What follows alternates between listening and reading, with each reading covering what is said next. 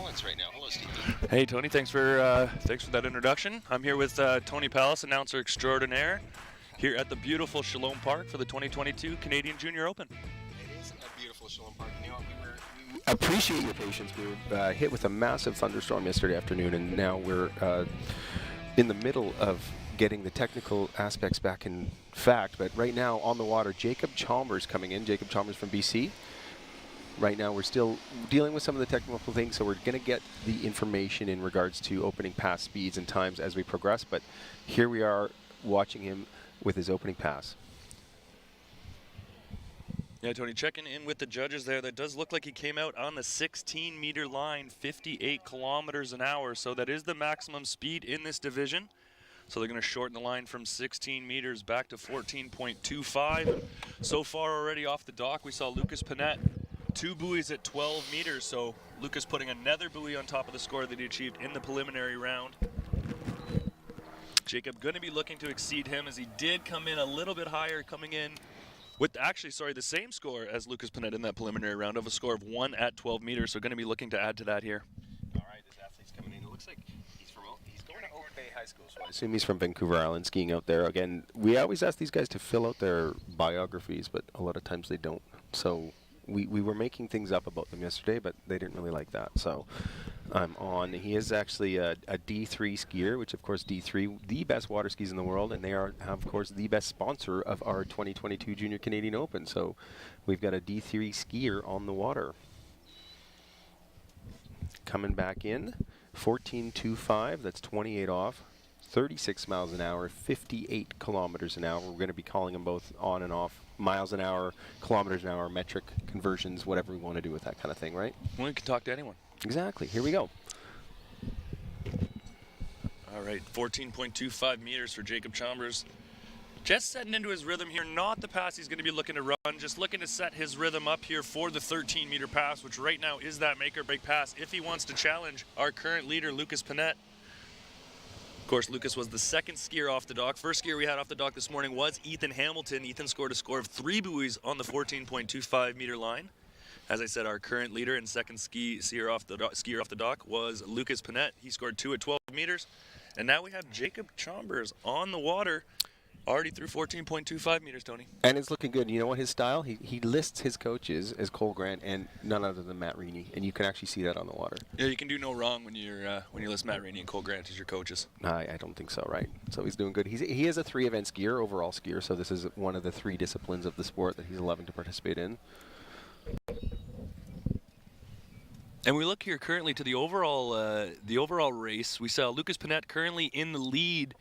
Gage Kapowitz, he is in second place currently, and Jacob in that third place slot. So he's going to be looking to push that slalom score down the lake as far as he can. Not only the challenge in the individual event of the slalom, but also to catch Gage in that overall race. So 13 meters here, going to be the make or break pass for him. Going to need all 6 if he wants to up that overall score and challenge our current leader, Lucas Panette. Seeing Jake coming in, nice big pull out, coming into the entrance gates.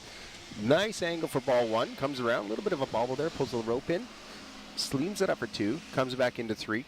Ooh, a bit of a bobble onto 4, but is he going to be able to pull it out? Looks like he's got some good angle coming into 5, rounds 5, and here we go, 6, can back through the exit gates, a little bit of a slack coming through, but man, he pulled it right out. Beautiful pass. Absolutely. You can see you got that little bit of trouble halfway through that pass and a little bit of a struggle through the exit gates, a little bit of slack line, but he was able to settle down and gets the 6 buoys, does what he needs to do, and we're going to shorten that rope up to 14.25 meters. Or sorry, to 12 meters. I was looking at that. I was wondering. I mean, you don't take the rope never doesn't normally get longer, Tony. No, this is. Well, that would be kind of a fun tournament. I mean, I would excel in a tournament like that, I feel. How many short line skiers do you think could actually legitimately ski 15 off pass? It's harder than you think. Oh, it's ridiculous. I don't like that pass. I'm not gonna lie. I like everything. A lot of things. I'm a pretty likable person, but I don't like that pass. A lot of rope. Yeah. So as we look to the replay here for Jacob, you can see that bobble at number 3, just dropping that inside shoulder, getting a little bit of a hitch through the turn, and you can see that just puts him down course here at 4, not starting his turn till he's almost at the buoy. A little separated here into 5, but this is obviously a pass he's run before, able to stay calm.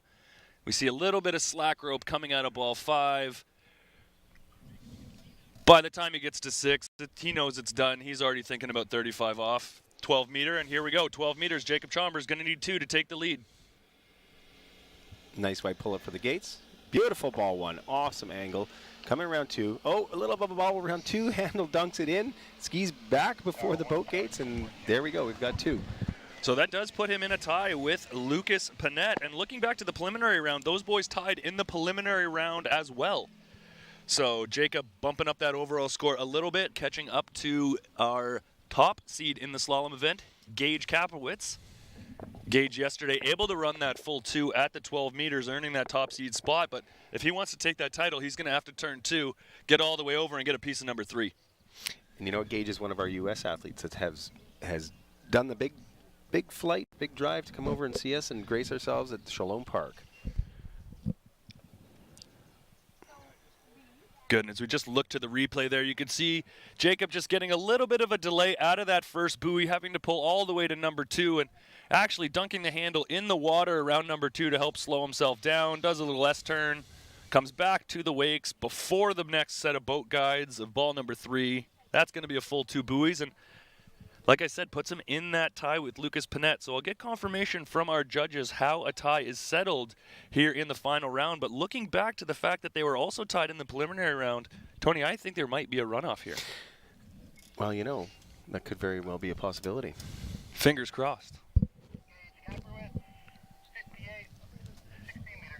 All right, Gage Kapowitz coming in, 58 kilometers an hour, 16-meter line, that's 36 miles an hour, 22 off. Says that he attends a school called the Fusion Academy. I think we'll have to look that up and find out where he is. And he is sponsored by the Loving Parents, which a lot of these young junior athletes are. Thanks, Mom and Dad, for that. Here he's coming in, 16-meter, 22 off. So this right here going to be his warm-up pass, 16 meters. Just going to be looking to establish his rhythm, feel the water. The wind is a little bit different today than it was yesterday, a little bit more up and down. So Gage just going to go out there, feel things out. 16 meter, 14.25, both the feel out passes for him. And then that third pass is going to be the one where we're looking to see him run through to challenge both Jacob and Lucas at 12 meter. And that's right. And Stevie mentioned the wind. The wind is a bit of a factor. The water looks calm, but there's definitely a prominent head and tailwind. The wind's coming in down the river valley where we're situated from the west. So if the skiers are coming off the starting dock, they'll be skiing into a bit of a prominent headwind coming down to the end of the lake. So their starting passes will always be a headwind pass, and then turning themselves around, coming back towards the starting dock, if you can see on camera, will be a bit of a tailwind. So again, it's calm, the water looks calm, but there is wind blowing down the river valley, so they get it kind of at their backs, at their chests, and then it's really a skier preference whether they like to go headwind or tailwind. Yeah, typically you'll have most skiers try and run their more difficult pass, or that third or fourth pass, into the headwind.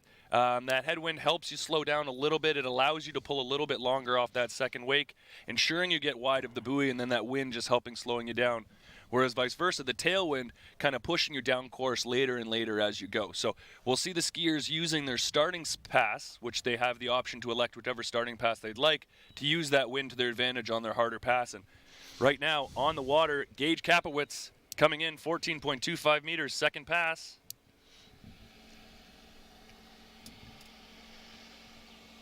See, really a smooth skier, getting a little bit of a delay out of ball 2, but then turns hard at ball 3, and you can see already back in good shape. Early at 4, early at 5, over to number 6. We knew this was just a warm-up pass for him, Tony. Exactly, and again, these passes, they have to be warm. I mean, this is an extremely physically demanding sport, and these athletes have to ensure that the third, fourth, fifth pass that they're looking to navigate through on the slalom course is going to be probably some of the most strenuous physical activity that they will ever do. So they need to go out there, and these passes are really only 16 seconds when the boat goes through the pass, so they have some physical strenuity to drive themselves through the pass. They want to get the first 2 or 3 under their belts. Muscles get warm, blood starts flowing, oxygen's flowing, they're all limber and everything else, so that when they really need to start extending themselves out, exerting themselves hard, they've already warmed up and trained for the next couple passes. Absolutely, and you'll kind of see that with that pacing, most skiers going to be looking for that third pass to be that make or break pass where they're looking to get 6 buoys and then challenge at their fourth pass, sort of looking to get 2, 3, or 4 at that fourth pass. And that just, again, that's all about energy levels and and just getting into a proper rhythm. Every skier has their own preference in terms of rhythm, and Gage here deciding that 13 meters is going to be his third pass. Slight tailwind off the dock here. So he's going to have that headwind here coming from the east into the west. 13 meters needs all 6 here. Ran it in the preliminary round. He is our top seed. So far, so good here at 13 meters. Right on it at ball 4. Gets a little bit separated into ball 5, but settles it down. And there you go, third skier of the day through 13 meter. Wow, and look at that pass. I mean, he came in, a bit of a bobble like we were saying, came back and was able to pull himself in, strategically navigate through the buoys. Again, I think it's that headwind that was his advantage. He's a strong slalom skier. We can see that he can navigate himself through the water quite well. And that headwind was definitely his friend on that pass. Well, you can see there at a ball 4 from our angle here up in the tower, you can see just getting a little bit separated from the handle, just meaning the handle a little bit far away from his hips and not having the leverage he would have liked going into ball 5, but with that little bit of headwind, able to pull that little bit longer coming up on the boat, that wind helping him slow down, keeping that line tight as he comes around, gets all 6, and now he's going to have a chance to challenge our leader, and he was able to get that 2 buoys in the preliminary round. Gonna need to turn that ball 2 today, get out to number 3 if he wants to take that title home. As you watch the replay, we can see that little bit of slack out of ball number 3. Gets a big turn at 4, and you can see here, Tony, that's where that separation, that handle's away from his hips as he comes off the second wake. Hangs on a little bit longer there. Round 5, round 6. 13 meters in the bag. Booyah, there we go. Coming back, he's actually coming, his past history of show skiing. And you can really see that because he's so comfortable on the water. You can see a very comfortable athlete as he comes in. 12 meters. So he's got a tight line off number 1. He's going to need a big turn at number 2. Can he get over to number 3? No, he cannot. We have a 3-way tie, Tony. All 3 of our top athletes here. 2 buoys at the 12-meter line. And I will have to confirm with our judges, Gage did come in with a slightly higher seed score of that 2 buoys at 12 meters. And he slides himself back into the dock. Again, this is one of those things where the powers that be that are much higher than us get to make the decision in regards to whether there's going to be a ski-off or what's going to happen with that. It is an absolutely beautiful day here at Shalom Park in Leduc, Alberta. Leduc, Alberta is just a beautiful little community that is south of Edmonton, kind of like right where the international airport is, the Edmonton International Airport. And Shalom Park is a world-class water ski site that we are sitting at. And when we say world-class, it has hosted world championships. It has hosted world records. It's a world record-capable tournament today that we are watching and seeing right now with these junior athletes that have all shown up here to potentially capture overall scores and even potentially some world records.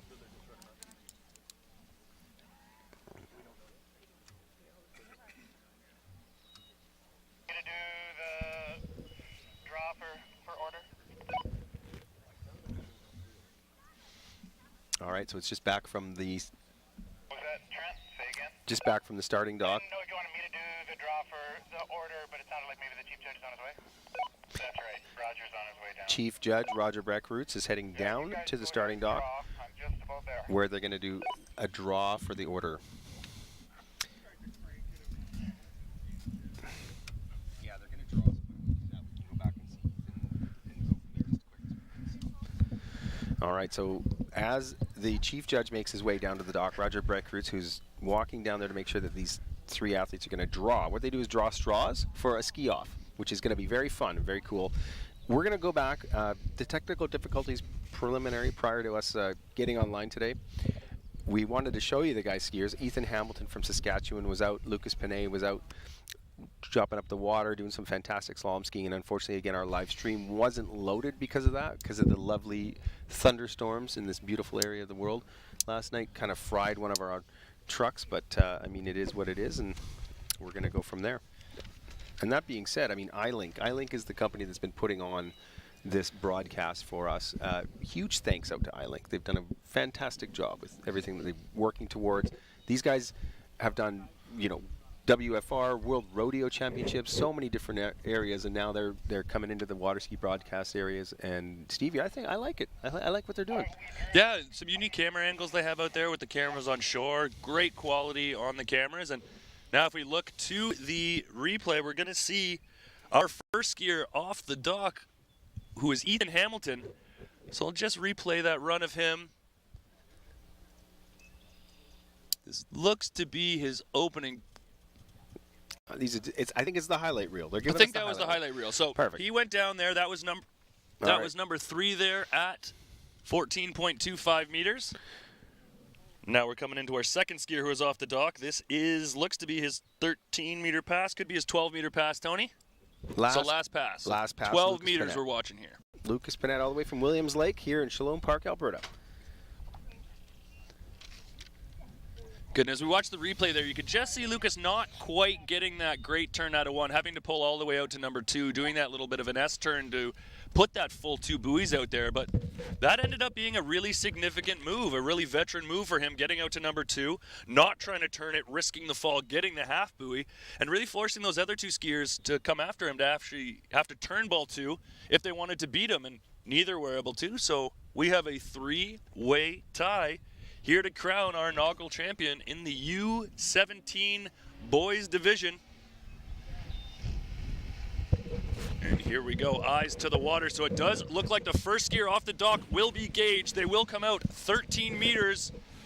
As the rules of a runoff, the skiers come out 1 line length shorter than where they tied. And going down there on buoy number 3. And Tony, that's the difficult thing about a runoff. We saw earlier when these skiers are in their normal rounds, they go off 16 meters, 14 meters. Third pass going to be 13 meters.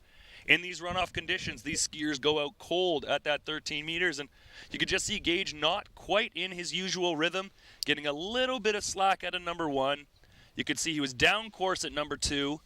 So we watch on the replay, just turning a little bit after number 2, and just tried to make up a little too much ground here, turning a little too hard at number 3, burying the tip. And so his score is going to be 2.5 at 13 meters for this runoff with 2 skiers left to go. We're still waiting on the judges on the order, but we will have Jacob Chalmers and Lucas Panett still to come. And that's right, Stevie. There's one huge aspect that we have to take into consideration is that these guys went out, they skied their opening pass, they skied a couple passes to get themselves warmed up. Like you said, get them into their rhythm. Then they can come back and really go into the deep short line. This is where they train for. This is what they train to go deeper short line. Some of the passes that they're not usually successfully navigating, they want to be able to navigate these passes in a tournament. So for them to do that, then get up, they're done. They're done skiing. Their mental frame is done. Everything's done. Yet, it's time for a ski off.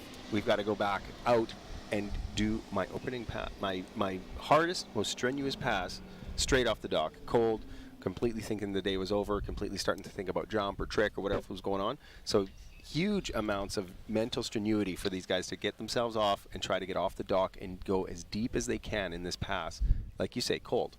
When we look at a skier like Lucas Panett, he was the first of these 3 guys to go out. So Lucas came off the water. He had 2 skiers to come after him. Like you said, he's competing in all 3 events today. Probably switched mentally over to the trick event. Knew he did what he needed to do in slalom. Mentally looks back, looks up at the water, probably thinking about his trick run. And now he's got to go back out, regroup, re-mentally focus on that slalom round. So really, really a difficult thing to do in skiing. And runoff's, Tony, one of my favorite things in all of water skiing. Oh, definitely, definitely. What it does is it just shows you the mental fortitude of these guys. Bring in Lucas Panett. So our next skier will be Lucas Panett. So as we said, Lucas was the first skier in this 3-way tie to score that 2 buoys on the 12-meter. So if he wants to take that second place right now, guarantee himself a second place, he has to turn around ball 3 and get back to the wakes here at 13 meters. But he's going to be looking to put the pressure on Jacob Chalmers coming out after. So Lucas, round number 1, gets not a great turn at a number 2, but he's over to number 3. There we go. That's at least second place. Can he run it? Not quite able to settle back in, getting a little twisted at a number 4 and going down. And you know what? That's the first E of the day. I think we're going to give him an E for effort on that one. Absolutely. E+. E+ indeed. I mean, you saw him come around, and I think the headwind again was his friend on this one. He was super strong pulling. You can see it with the replay here, opening up, coming in, absolutely textbook gates, entrance gates, nice, wide open, turns the ski around ball 1, little bit of wobble there, lets himself up, gives himself away to the boat, which again, there's zero forgiveness for that. Comes around 2, into 3, ooh, gonna rush it a little bit, comes back down, and it's the wake. Turns around 4 and bobbles at the waist and has to drop the handle. I mean, I think that was the best thing he possibly could have done was to let go with that handle. Yeah, and definitely not for lack of effort. I don't even think he really let go of that handle. I think it was more pulled right out from his hands. So great score from him. He's going to be at least second place, and he's now put the pressure on Jacob. Jacob needs to come around number 1, round 2 and 3, get around number 4, and back to the wakes with the handle if he wants to secure that title of 2022 Canadian Junior Open U17 Boys Slalom Champion. You can see as he comes out of the water there, Lucas Panetta a little bit disappointed, but still got a smile on his face. He's got 2 more events. He's our current overall leader. He's already just bagged himself at least a silver medal here in the slalom event. So far, so good for finals day here for Lucas Panetta. Absolutely. And you know what? This is Lucas Panetta. You got to think of they're under 17 boys coming out. He's from Williams Lake, BC. He's skiing against another skier that's from Saskatchewan. We've got guys up from the United States. So not only the actual stress that they have of competing with each other, the stress of actually getting the tournament levels. Now, these guys a lot of times ski these passes, and they ski all these passes when they train, but when it comes down to tournament time, it's a different time. There's stress involved, there's the pressure of tournaments, there's cameras, there's crowds, and these guys have come out and really, really given us a fantastic show here at Shalom Park. How fortunate are we to see this? Oh, just absolutely incredible skiing, and all of these athletes able to achieve at least what they did in that final round, in that preliminary round, in the finals. As you said, when the pressure's on, things are a little bit more intense in the finals, and we can really see how that pressure comes into play here in that runoff round. We saw all of these skiers run that 13-meter line in the preliminary round, in the final round, but here in the runoff coming off cold, not quite so easy, and you can see just neither one of our first 2 skiers, Gage or Lucas, able to settle in to run the full 13-meter line. But we got one skier left, and he's going to be looking to do just that. So eyes on the water, Jacob Chambers. Here comes Jake, straight out of rounds 2, looking pretty good. Coming into 3. Oh, bobble at the waist there. Goes around 4. Is he going to be able to make it to 4? And he's straight into ball 5. Well. So I do believe, we'll wait for the official word on our judges. I do believe that's going to be official 4 buoys. 13 meters. I do believe that will be enough. Jacob Chambers will be our slalom champion. So our podium sits Jacob Chambers, Lucas Panetta, followed by Gage Kapowitz. So congratulations to all 3 of those guys. We will get a chance to see them 2 more times today. All 3 skiing in the trick and jump event. Yeah, we'll just take a quick little replay of this Jacob Chambers coming back. Skiing out of BC from Oak Bay on Vancouver Island. Nice little ball 1, little hunched over, gets back into that power position, generating enough speed to come over at 2, and you're going to see that follow through. Again, 0 margin for error when you're at these sort of line lengths with the slalom course. He's coming back in, able to hold that out. He knew he needed to get around 4. He knew he had to be in a skiing position back to the wake, and there he goes. You know what? The 2022 Junior Canadian Open here at Shalom Park. These athletes have already, for the finals today, put on a fantastic show. Yesterday was awesome. We have probably upwards of a couple thousand viewers on YouTube for the online streaming. Thank you guys all for viewing, and we're going to cut to a quick commercial break. Thank you to our sponsors.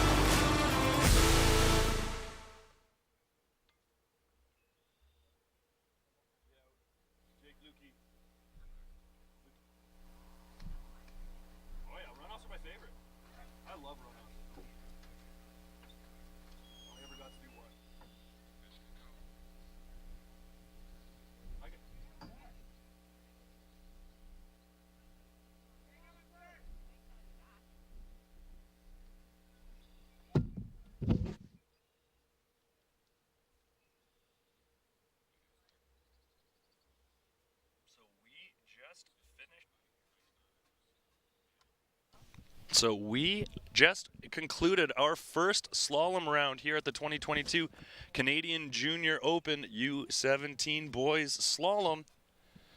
Jacob Chambers taking that inaugural title in a riveting runoff, 3-way runoff between Gage Kapowitz, Jacob Chambers, and Lucas Panetta, and Jacob coming out on top. Second place will be Lucas Panette, and our bronze medalist third place will be Gage Kapowitz. So congratulations to all three of these guys. And as we look to the replay, this is our winning run. You could just see here he was a little bit safe coming into number 3. He knew all he needed was to turn 3 and get his ski out to number 4, and almost not doing enough at a ball 3 there, but at the end of the day gets settled back in, pulls out around number 4, back to the wakes, made a little bit of an extra effort there to get around number 5. He's not fooling me, he's not fooling the judges, but 4 is all he needed, and that is our champion. So we've got 3 more slalom divisions left to go, and we will move directly from the U17 boys into the U17 girls division. Again, all of these ladies qualified for our final round yesterday in the prelims. Top 4 skiers will be in order. First off the dock should be Hannah Stopniki. Following her, we'll have Carly Bonham, Elizabeth Hall, and our top seed from the preliminary round was Megan Pelkey. So Megan Pelkey scoring equal to the score of the boys we just saw. 2 buoys at 12 meters. Elizabeth Hall, 1 buoy at 12 meters, and then both Carly Bonham and Hannah Stopniki were in a tie with 3 buoys at 13 meters to qualify for this final. So very interesting stuff. Our 2 top seeds just 1 buoy apart, and we just saw with the guys who were that close margin, all 3 ended up tying, and we had that really exciting runoff that just was concluded.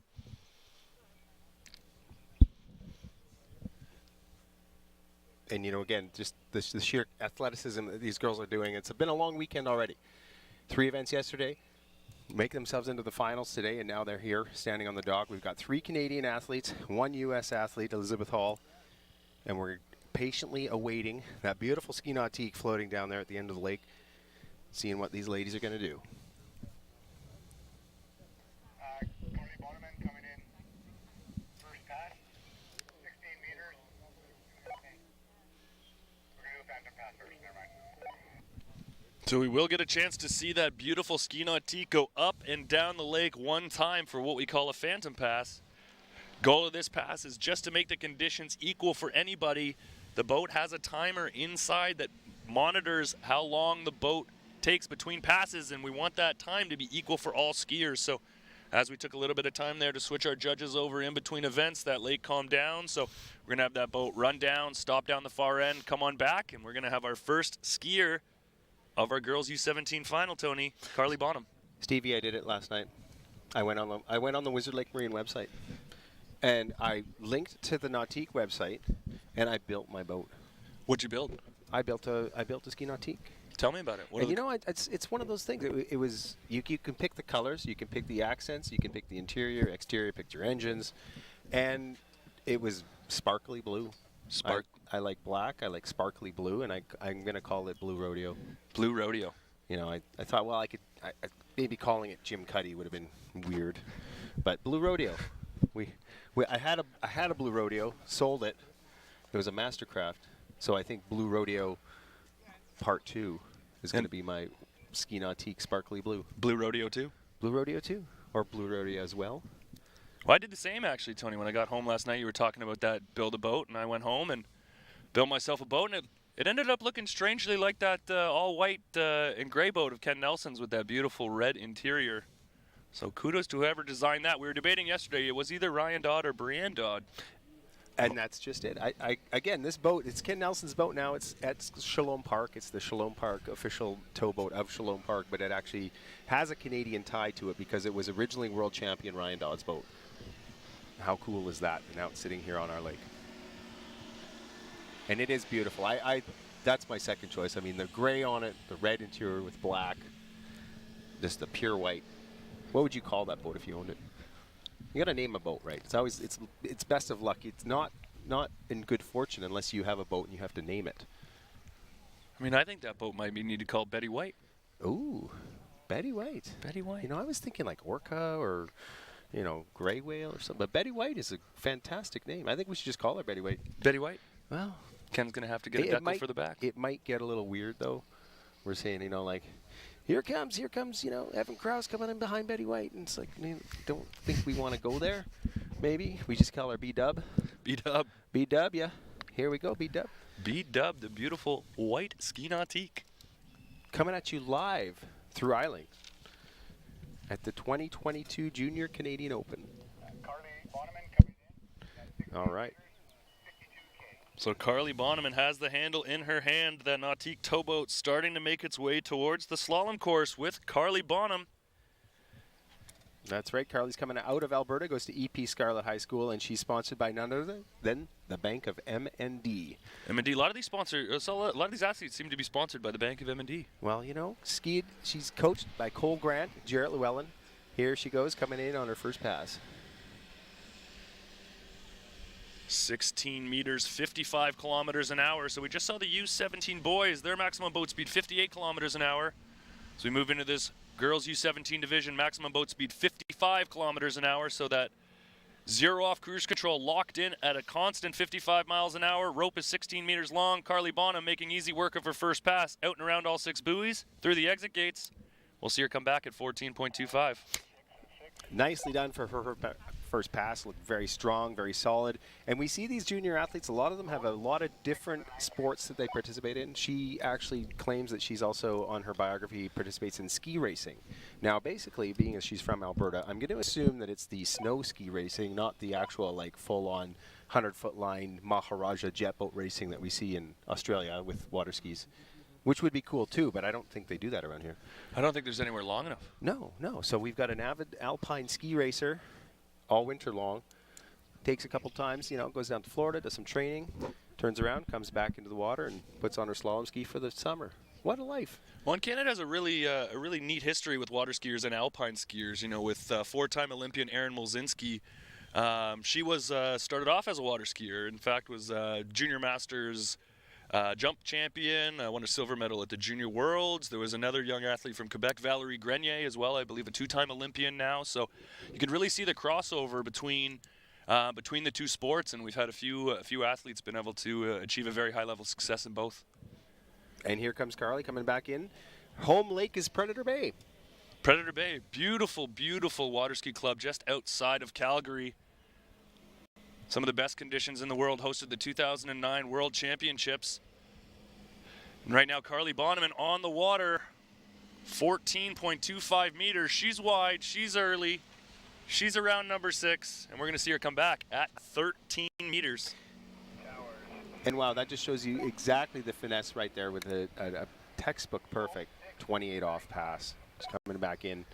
She's looking at the 32 with the headwind, but we know, looking based on the Hannah Stopniki coming in, Elizabeth Hall, Megan Pelkey, heading up the end of the seeds, that she's going to have to go deep into this next pass and probably into 35 to make sure that she wants to go through it. I mean, Elizabeth Hall was up here kind of hanging around the announcer's booth earlier on, telling us that she's going to ski into 35 today.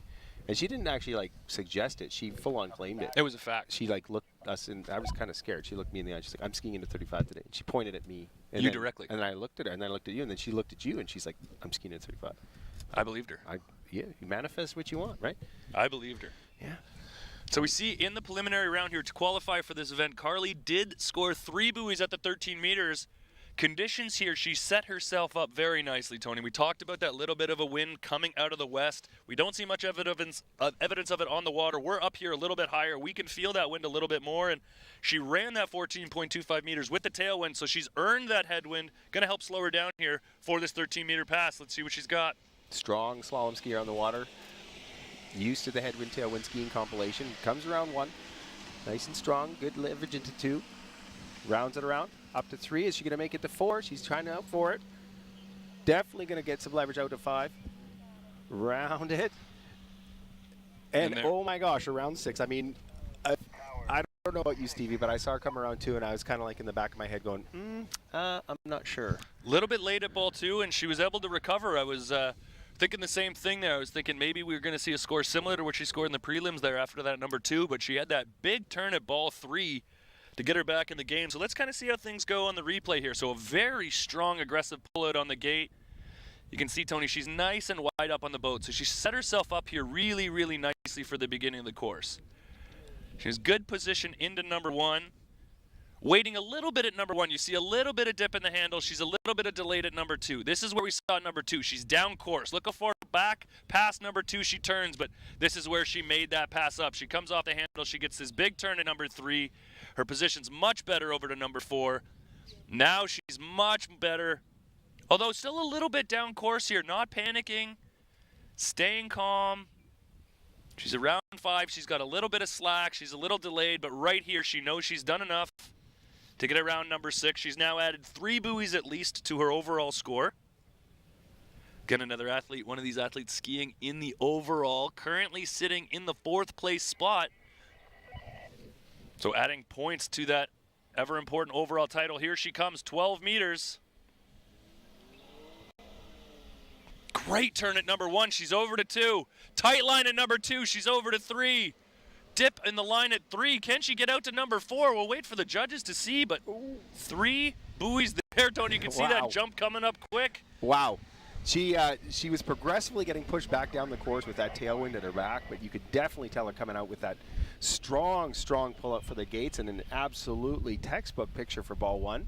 Came in and rode that horse all the way down the course as best she could.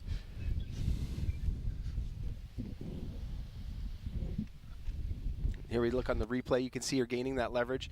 Nice wide hand grip on the handles. Coming around, digs herself into 2, reaches around. Little bit late, as you can see the wind slowly pushing her down the lake. Bit of an edge through the wake. Brings herself up. Opens up in the turn.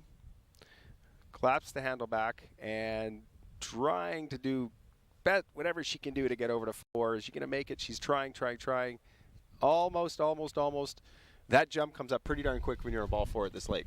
Absolutely, Tony. And yeah, you could just see a little bit far behind. And I was just receiving word from our judges. We had a little bit of a technical snafu on the graphic. Carly did come out at 52K 16 meters, so we're 1 pass behind. So that was in fact 13 meters, not 12 meters. So I apologize to you following along at home. We got a little prematurely excited there. Carly, in fact, tying her preliminary score. That was 13 meters, so she's going to have that 3 buoys, 13 meters. Once again, we apologize. All I can read is what's on my screen here, Tony. I was thinking, like, man, that's a nice 35 pass. She's really stepped up her game. Yeah, she looked like she could run that pass, which she knew she could. We knew that she needed to get all the way through that 13 meters in order to run it. And kind of coming out of ball 2, I thought she was going to be able to do it, but got a little too much out of ball 3. Not able to get to number 4, but still a great score for her. Great final round, able to achieve what she did in the preliminary round. That's right. Not a bad day. I think she'll be happy with that. Next skier coming up, Hannah Stopniki, no stranger to you. I think you were telling us yesterday you taught her how to jump. I did. Hannah and I went together over the jump for the first time. It was took a few attempts, but we got us up and over, and I was a little sad to hear Hannah's hung up the jump skis. Ooh, well, she's doing a heck of a job on the slalom ski, that's for sure. Hope it wasn't my fault. Oh, I think at the end of the day, everything will fall back on you, so you're going to have some strong shoulders for that. But Hannah, a very, very strong 2-event skier, skiing in both the slalom and the trick event. She is our top seed in the trick event, but right now, her mind is on a slalom course. And you can see down the lake a little bit from our perspective. There's just these little gusts coming up and down the lake. If you were sailing, you'd know exactly what I'm talking about. There's just little ripples here and there, off and on. It's a tough way to navigate through the water when the wind's blowing like this, but these girls are doing a great job. Right, as you said that, my coffee almost went for a flight there. So this is going to be very interesting to see how these athletes deal with this wind. It's one thing when the wind is strong and very consistent coming out of the one direction. You know, at every buoy in the headwind, you're going to have to pull that little longer. You know, in the tailwind, you're going to have that wind pushing you. You need to manage the line a little bit more. When you have these unpredictable gusts, the skier almost needs to be looking ahead where they're going and adjust from turn to turn because the wind is different right now at each buoy. As I look out, ball 1, glass calm. We have a big gust from the west sitting right now at ball 3. So the conditions at 1, different from the conditions at 3, different from the conditions at ball 5. So these athletes are really going to have to react here, buoy to buoy, and really keep an eye on these ever-changing conditions. And that's right. I mean, as much as they can train on these beautiful private lakes that are glass calm, it comes down to competition time and it comes down to the weather on the day. And that's really going to show the true prowess of how these athletes compete because, again, it's going to be different winds. It's going to be different scenarios. It's not always going to be a glass calm, beautiful condition. Although world-class Shalom Park, it doesn't get much better than this. I mean, we're just having something to talk about right now. We're kind of just blowing steam because it's beautiful out there. Well, and we're sitting up quite a bit high here at Shalom Park. Tony and I have the advantage. We're about 50 feet off the surface of the water, so we're feeling that the wind a little bit more than our athletes are. But here's Hannah Stopniki, should be 14.25 meters, 55K. So she came out on the 16-meter line at 55K. She's made her way around 5, handled that tailwind just fine, out to 6, around 6, and through the gates. So we are now coming back at 13 meters, where we saw our first skier, Carly Bonham, tie what she did in the preliminary round with Hannah Stopniki at 3, but knowing Hannah the way I do, she's not going to be looking to stop at 3. She can run this pass and challenge our leaders, put a score up at 12 meter.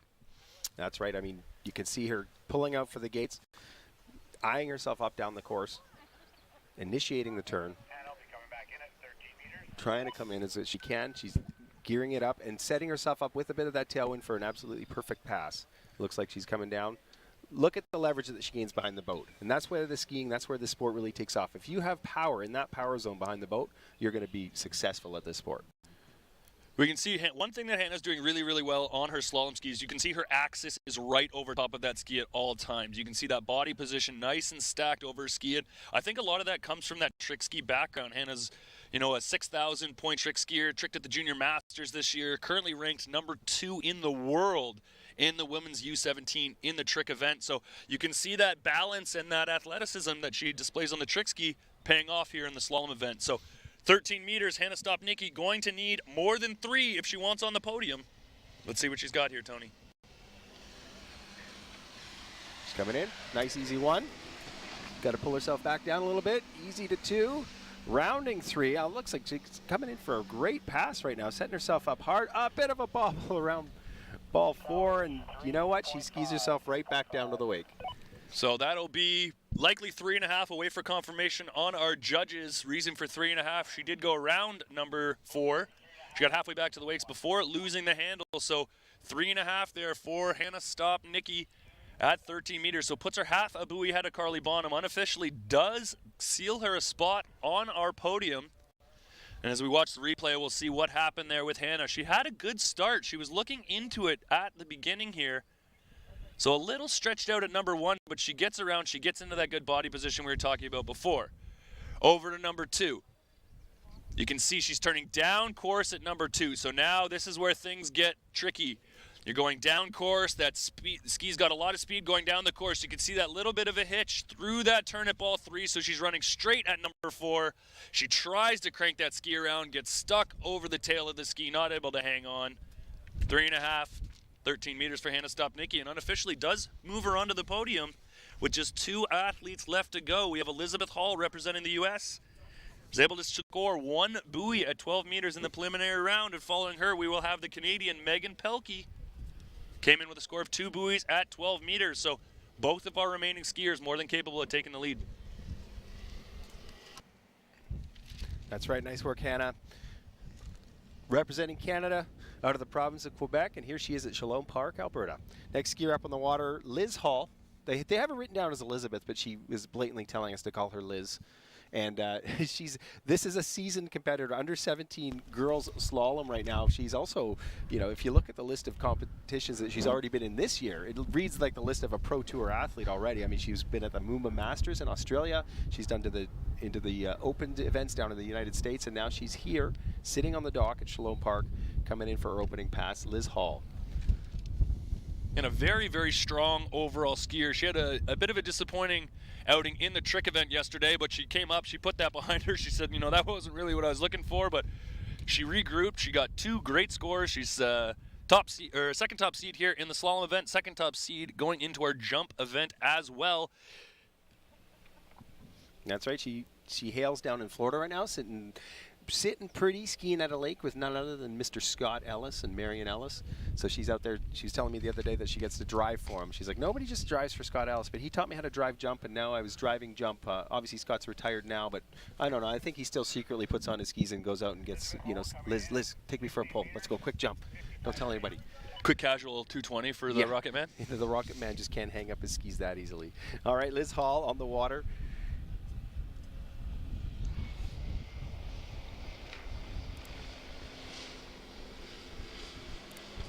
Waiting here, her opening pass. Looks like a nice, strong, solid ball 1. again, these skiers are going to try to get, they want a couple good easy passes to start off with. And when I say easy, it's easy for them because they train these things and they want to do these opening passes, the types of ones they want to do with their eyes closed so that they can start going the deep short line once their muscles are warm, once they're a little more conditioned from the, sitting in the water. It is Shalom Park. We're at about 24 degrees right now. The wind's coming in from the west. It's a little cool. So, they're on the dock doing yoga, doing push-ups, trying to keep themselves warmed up. But once you get in that water, the muscles tighten. You get a little bit tense. The stress of competition sets in. So they want to get a couple opening passes done under their belt before they can really start focusing on their deep short line passes.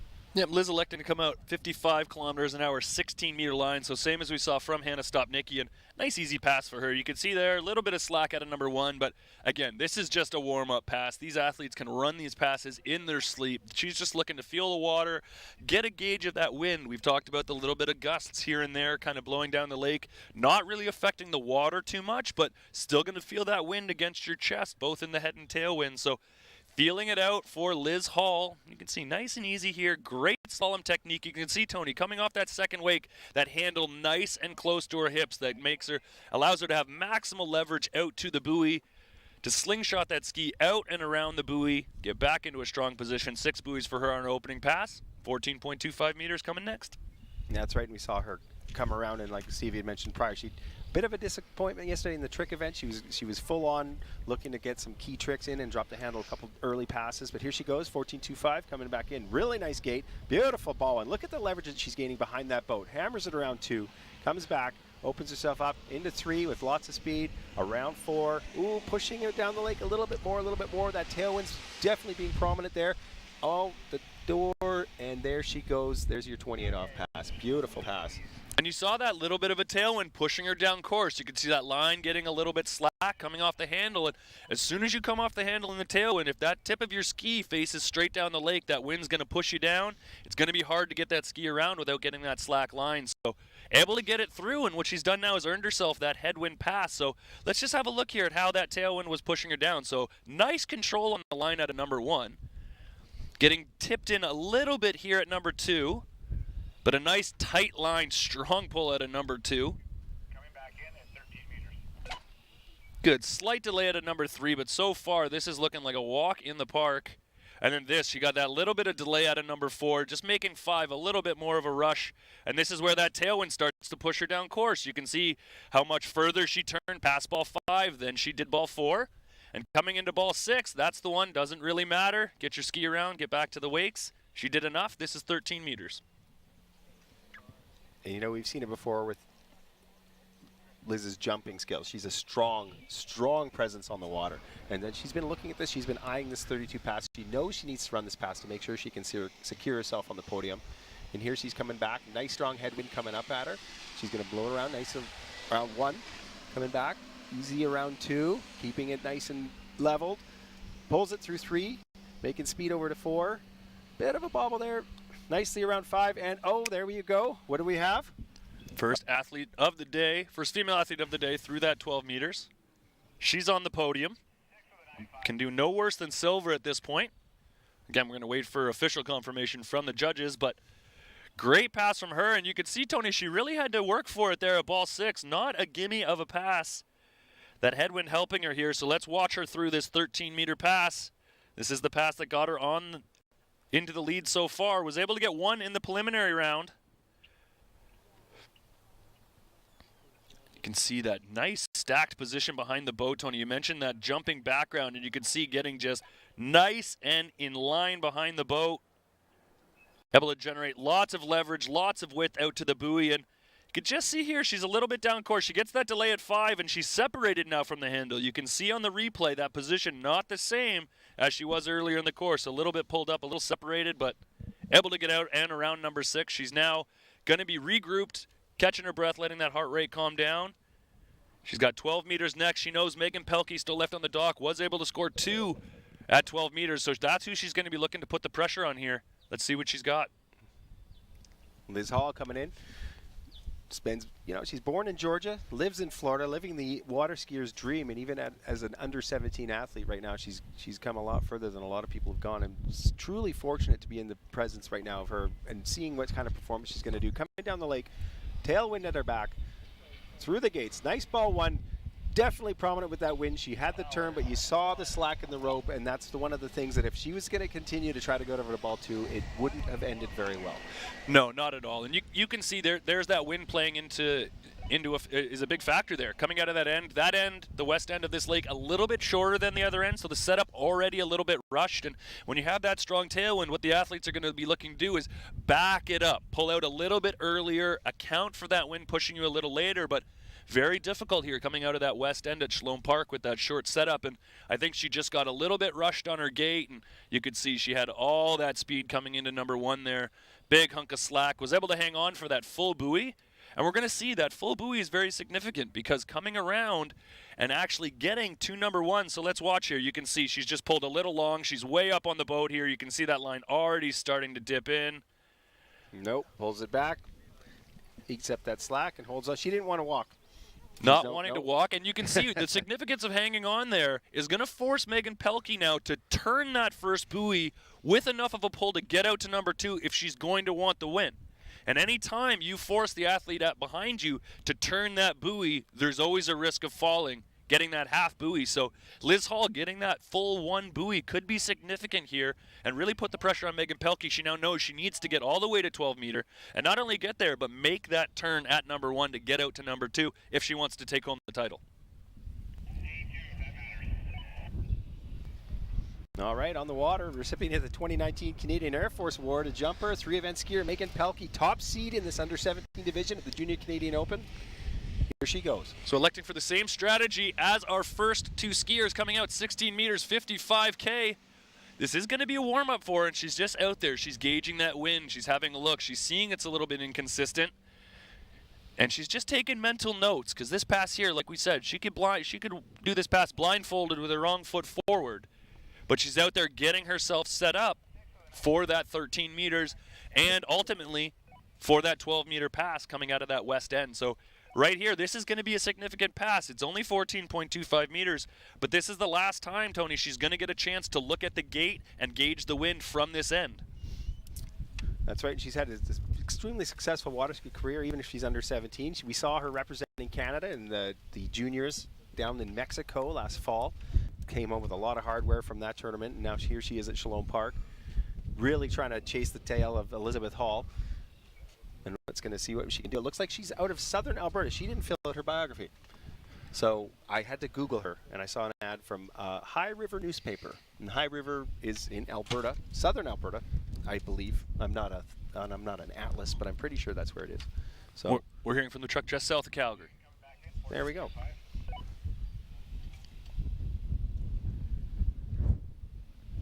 They should just talk into our ear and tell us stuff all the time. Wouldn't that be wonderful? Professional fact checkers? Yes, exactly. And then just, really, all we do is, then we can't even get blamed for anything because they're just, well, the truck told me to say it. Truck said to say it. iLink told us to say that. Of course. Here we go, coming back in, 28 off. So you can see she had a great turn at number one with tight line, but that tailwind pushing her, getting that little bit of slack at ball two. And it's very deceptive if you're watching on the webcast. There's not much movement on the water with that wind, but still you can see it blowing, Tony, at the skier's back here on the tailwind, getting that little bit of slack line around number two. Able to make easy work of the pass, but you know that she's just made a mental note of, hey, that tailwind's pretty strong coming out that west end. She's going to need to run that 12 or the 13 meter into the headwind, but ultimately she knows it's really all about that turn at ball one at 12 meters to take the title. That's exactly it. And I mean, Ken Nelson built a world-class site here at Shalom Park, and my ADD kicked in and I looked straight up because there's a windsock right above us. I mean, we've been looking at the flags across and seeing the flags blow. The Canadian flag's kind of stuck on the flagpole right now. The American's blowing nice and strong, but he has a windsock set up right at the top of this tournament event center, which is about 3 stories high, 3.5 stories high, way up there. So again, it looks like it's calm water, but the skiers are going to look at us because they watch the announcers all the time. Oh no, they're going to look at us. They've been looking at the flag the whole time. They've been looking at the windsock the whole time. Here, I thought they were looking at us. I thought they were looking at us too. I thought they were looking at us for like approval, being like, yeah, Stevie says you're good, go with it. But no, there's a windsock above, and that's what they look at to really see what the wind's doing 10, 12 feet above the water, and that's going to be very prominent when the jump event occurs later on today. And there we have that great shot. You can see the tents flapping that windsock nice and taut there. So there is a significant wind out there, and that really is a testament to how amazing this lake is with how little ripple there really is on the water. But here we go. Make or break pass here, 13 meters for our top seed, Megan Pelkey. Nice and early out of number 1 and 2. Big turn, tight line, right on the backside of 3. Getting slack line out of 4. Big drama here. She's going to need a big turn at 5. Oh, yeah, she recovered. She got it done.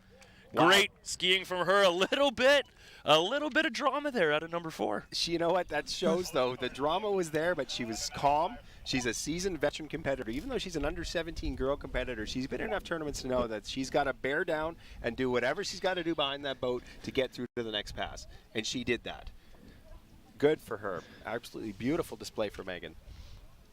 Yeah, really a gutsy pass. You could see everything was going easy. She was nice and early here. You can see right on the backside of...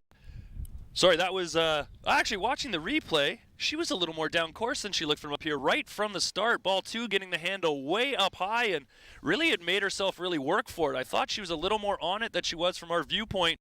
And you can see here this big delay out of number 4. So impressive for her to get back into position here.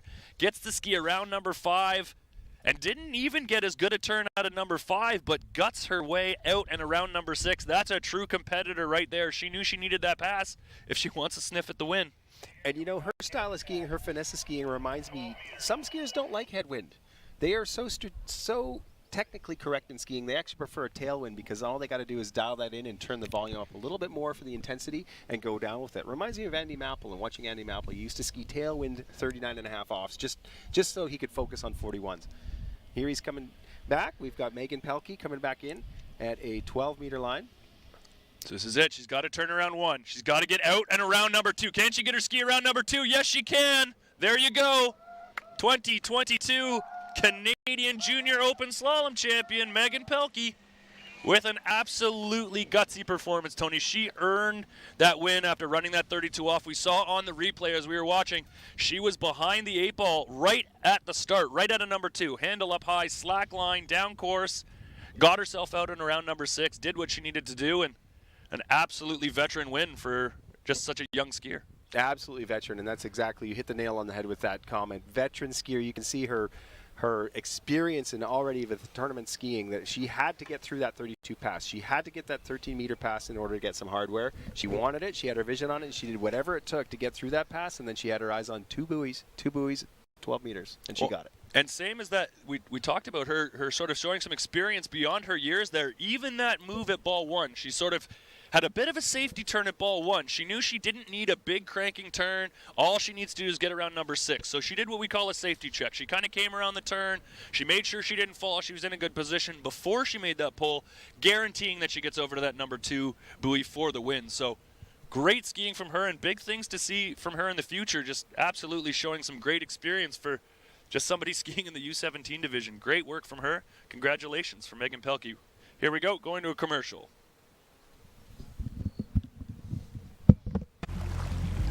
Nice.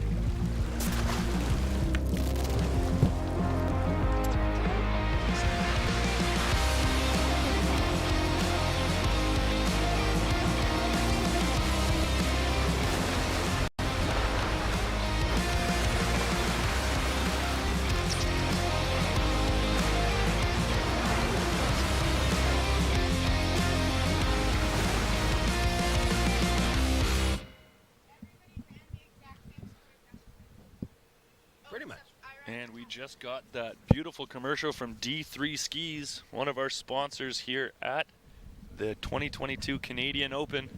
D3 Skis hold world records, Tony, in all 3 events. That's right. They are self-proclaimed and actually legitimately relevant, the best water skis in the world. They say that because they held world records in all 3 disciplines, like you say. And no easy feat, right? We've talked about the difference in the 3 events. None of those skis really relate to the other, and a company like D3 still committing so much time, so much energy into that 3-event aspect of the sport. Really love seeing it. Absolutely. And Ken sells D3 skis. Matrix Marine, which is a marine dealership Ken runs out of Shalom Park. If you're ever looking for, you want to buy some D3 skis, you can buy them off Ken Nelson at Matrix Marine. And as well, what you can do is go on the Shoe Schwab ski and board. It's kind of funny because Shuswap is a lovely little lake, a houseboating lake in the interior of BC, yet you see Shuswap Ski and Board constantly sponsoring all of these Canadian athletes around the world. You look at these world tournaments, and it's all Shuswap Ski and Board. I mean, Mike Gaisley has built an absolutely fantastic store with a huge online presence. If you are looking for some water ski equipment and you just can't find it anywhere, you got to go to Shuswap Ski and Board, Google it, look it up, and see what you can do with it. So we're looking at these finals now. I'm looking at the preliminary rounds. Went really well. We saw Sean and Evan Krause at the top. They were very close skiing together, and now what we've got 4 of some of the best junior water skiers in the world coming up in the next little while, and this is exciting. I see Lucas Carter from Canada. It's a full Canadian roster here. Sean Gibbons, Sean Krause, Evan Krause, all 4 of the top skiers under 21 men's coming in for the next little bit here. Are we going to predict anything? What do you think? Well, looking back at the competition yesterday, we really saw Sean and Evan Krause really in a bit of a league of their own there with scores of 2 at 11.25, and Evan Krause just blowing the doors off the slalom competition yesterday, getting all the way down 1.5 buoys at 10.75. And looking back to that, Tony, he turned that ball 1 in that 10.75, not like he was looking to get 1.5, but like he was looking for all 6. Well, so I know both of these brothers looking to get deep down that 10.75 meter line today. And that's exactly it. And Grandpa Ken Nelson, this is their home lake. They live here. They've grown up here. Their grandpa owns the lake. Their mom and dad ski on the lake as well. I mean, Christy is a veteran competitor out here. And Ken was telling me they ski deep into 39.5 off all the time, and they won't be happy unless they do that. Absolutely. And you these can guys see are out. Sean in second seed, but he was a little bit disappointed yesterday. He knows he can get more. He can get deeper down that 11.25 meter line, and he's now swapped the order. He was the top seed yesterday in the preliminary round. Now Evan's got to go out last, so it's big brother Sean going to get to go out before little brother and really put the pressure on. But we do have 4 athletes in this event: Carter Lucas, Bradley Gibbons, Sean, and Evan Krause. So Carter Lucas will be our first skier. He came in with a seed score of 3 buoys at the 12-meter line. That's right. And a reminder, too, I mean, these guys are skiing at Shalom Park every day. If you're watching online or you feel like a need to fly to Edmonton and go for a ski, Shalom Park is an open site. It's just no different than, looking at your Mind Body app and booking a yoga class, booking a CrossFit class or a gym class, whatever you want to do. Ken's got it set up on Mind Body, and essentially you could just book a set. You go out there. I mean, a Waterski Canada membership, an Alberta Waterski membership happens. You can come out here and you can ski on the dock. It's all about advancement of the sport, and that's what Waterski Canada is so good at doing, and they work collaboratively with Waterski Alberta. Things like a world-class site like Shalom Park that is accessible to anybody. If you're in Edmonton for a business meeting, or if you decide to throw a conference somewhere, throw it in Edmonton. You can come out here. There's a conference center at Shalom Park. It's a world-class site that you can just come out here and ski at anytime. You just book your time and come out. World-class site, world-class instruction. Like, you come out here, we're going to see the likes of Sean and Evan Krause coming out later. You could come out here and ski a set with both Sean and Evan. I'm going to book a set right now. I don't blame you. What time you. are we done at? I'm booking it. What do you think? Tomorrow morning, maybe? No, I'm going to change my flight and I'm staying.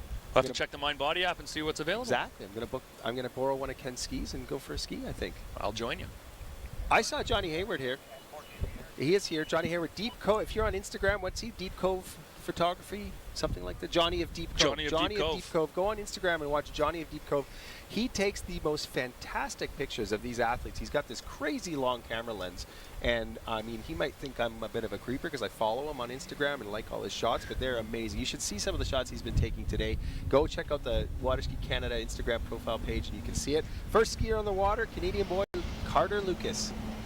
And Carter is our current leader in the overall race. So he's the first slalomer off the dock, but right now he is dominating that overall championship. He's got almost a 300-point lead coming into the slalom event in overall.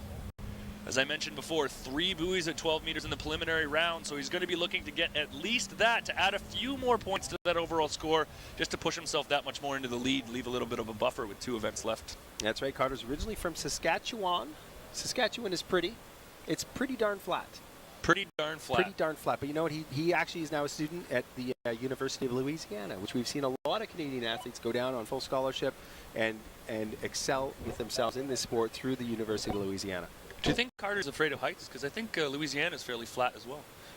That might be a reason why he goes there. Yeah. It's a flat, kind of swampy area. He's coached by Cole Grant and Jarrett Llewellyn, and you can kind of see that slalom style is the first time he opened up through this opening pass. You can see the way how some of these coaches really kind of wear off on these guys. Yeah, you can see each coach has their own little flair, and their athletes have their own little style. You can almost tell who an athlete skis with by watching them ski. And Carter's spending a lot of time now down at school at ULM, Warhawks there. Believe he's captain of the Warhawks team, so really just an awesome energy around the lake, really positive, and love seeing him out there and having a good time out here on the slalom ski here at beautiful Shalom Park. Came out 58K, 14.25 meters, so we're going to be right into it here, 13 meters on to pass number 2. That's right. This is an under 21 world's finalist that we've seen from the last year of competition coming in. He said his dad's taught me everything he knows. He likes to ski before 9 a.m. Well, it's 9 a.m. somewhere, and he's out there skiing, so he's coming back. Shouldn't have any troubles here at 32. So far, not having any at all. No evidence of that tailwind affecting him at all. Tony getting a little tipped over at 4. Getting me a little bit excited there around number 4. You saw that inside shoulder drop. You saw that inside shoulder drop. I think he just kind of was getting pushed again. That tailwind comes into play a little bit of a bobble around 4, but true testament to the athleticism that this skier has. He was able to pull himself out even at this short a line where there's zero margin for error. Came into 5, and you can go from there. Here we go looking at the replay. It's coming through entrance gates. Strong, easy ball 1, waiting for it. Leaning himself back. Look at the leverage that he can gain behind that boat. Just a strong, solid pull. Lets up a little bit under the second wake, but it's enough to bring him back over to 2. Rounds himself back. Makes up for that time on that syndicate. Coming around 3. Here we go. And then we're going to see this here. He comes into 4 at about mock chicken. Breaks at the waist. And you know what? Sometimes for most people this would be over, but absolutely not. Look at that strength. He was able to pull himself out, gain that leverage back, and we've really talked about how slalom skiing is a pendulum activity. It's literally the ticking and talking of a clock, and that's what you did there. That's what we saw. He locked himself back into that strong, solid position, ran the pass. We could see that really just, it shows how strong Carter truly is. Bent completely over, and essentially, if you've ever been in the gym having to do a deadlift with a few 100 pounds coming out of that buoy in order to get himself back up and ready for the pull of that nautique boat. So good recovery from him. He's now got his way to 12 meters. 3 buoys in the preliminary round here at 12 meters, but he's going to be looking to run all 6, put the pressure on our top seated skiers. He's got a nice tight line out of 1. Better start at 1 than he did yesterday. He's looking good out of 2, but he's late at number 3. Big turn at 3. He's got to pull all the way to number 4 and not able to get out to number 4. You saw how down course he was at number 3. So it looks like 3 buoys for him, tying that preliminary score. Yeah, you know, I think that he might have fallen victim to the thinking about the next pass kind of thing. Like, he liked to have his 32, he liked his 12-meter line with that, or 13-meter line. Strong skier like we saw. He's happy to pull straight to that buoy in a strong prominent headwind, just to try to get through that pass. And on an unfortunate bobble, wouldn't allow him to proceed. You can see really he had a great ball 1 here. He was a little bit on the back foot coming out, but he still got down into a good position. And hard to see from our vantage point here, so let's see what happened at 2. So he got broken at the waist at 2, and now look how separated he is coming into 3. So when that happens, Tony, when you come off the second wake, he's now going way too much speed down course. He's not got enough outward direction, which helps you slow down, and you're just not able to get that ski to turn when you're going that quick down the course. No, and that's right. The margin for error is absolutely 0, and the mistake that you make on 1 pass, if it shows up in the pass, it's a shorter line length, it's going to be that much more prominent. And you could just see there Carter throwing his head back there. Little bit disappointed. He knew with that start, with that tight line coming off 1, he'd set himself up to put that score a little bit further down there, but we just saw coming out of ball 2, that little bit of a bobble getting separated and not able to recover. And 12 meters, very short rope. Like you said, very, very small margin for error there, but able to tie his preliminary score.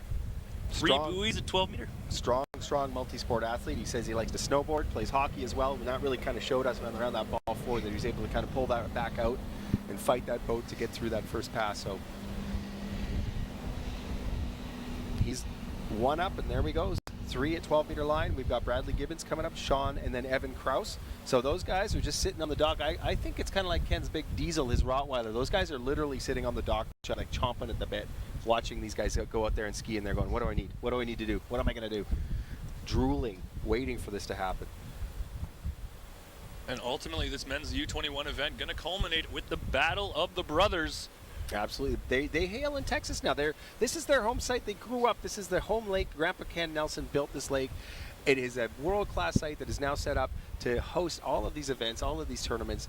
And thankfully in Leduc, Alberta, of all places, the city of Leduc, which is a beautiful little suburb city just south of Edmonton, right by the Edmonton International Airport. And now here we are sitting there, Sean and Evan Krause, come back from Texas. They live down there all winter long. They come back for the summer, and they train on this lake. Home lake advantage, I think, is definitely going to be key in this round. Yeah, these guys, they've spent thousands of hours out here on the waters of Shalom Park. No stranger. They know every blade of grass. They know all the tricks and the holes and where to gain time here at Shalom Park. So everything going on. Did they know the name of the deer that I almost hit on the way down? He was there again today. Yesterday I was driving down here and he's like jumps out in front of me. I'm like, oh my God, a deer. Trying to make sure you're awake? Yeah, no, I didn't. I don't know if my BC insurance will cover me in Alberta if I hit a deer, but I'll have to double check that. Here we go. Bradley Givens coming up.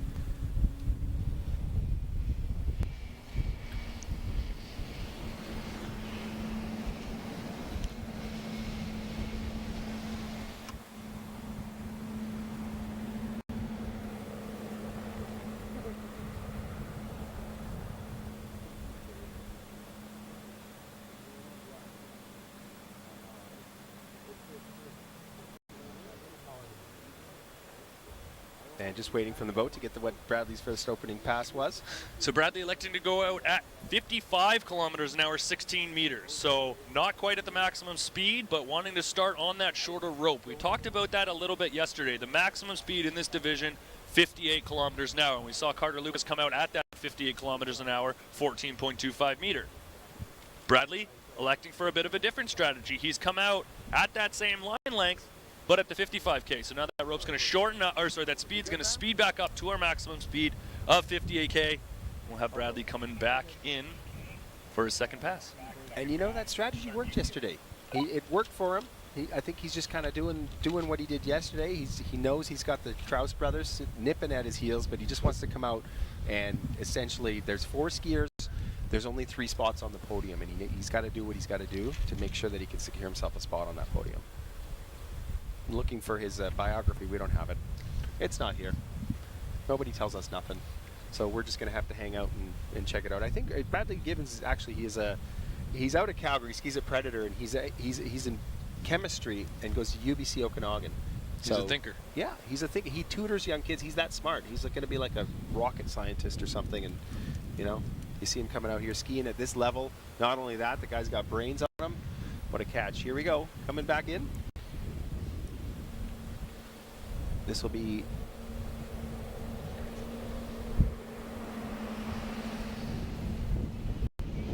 this should be 58K, 14.25 meters. The graphic here showing me that it's 13 meters, 58K.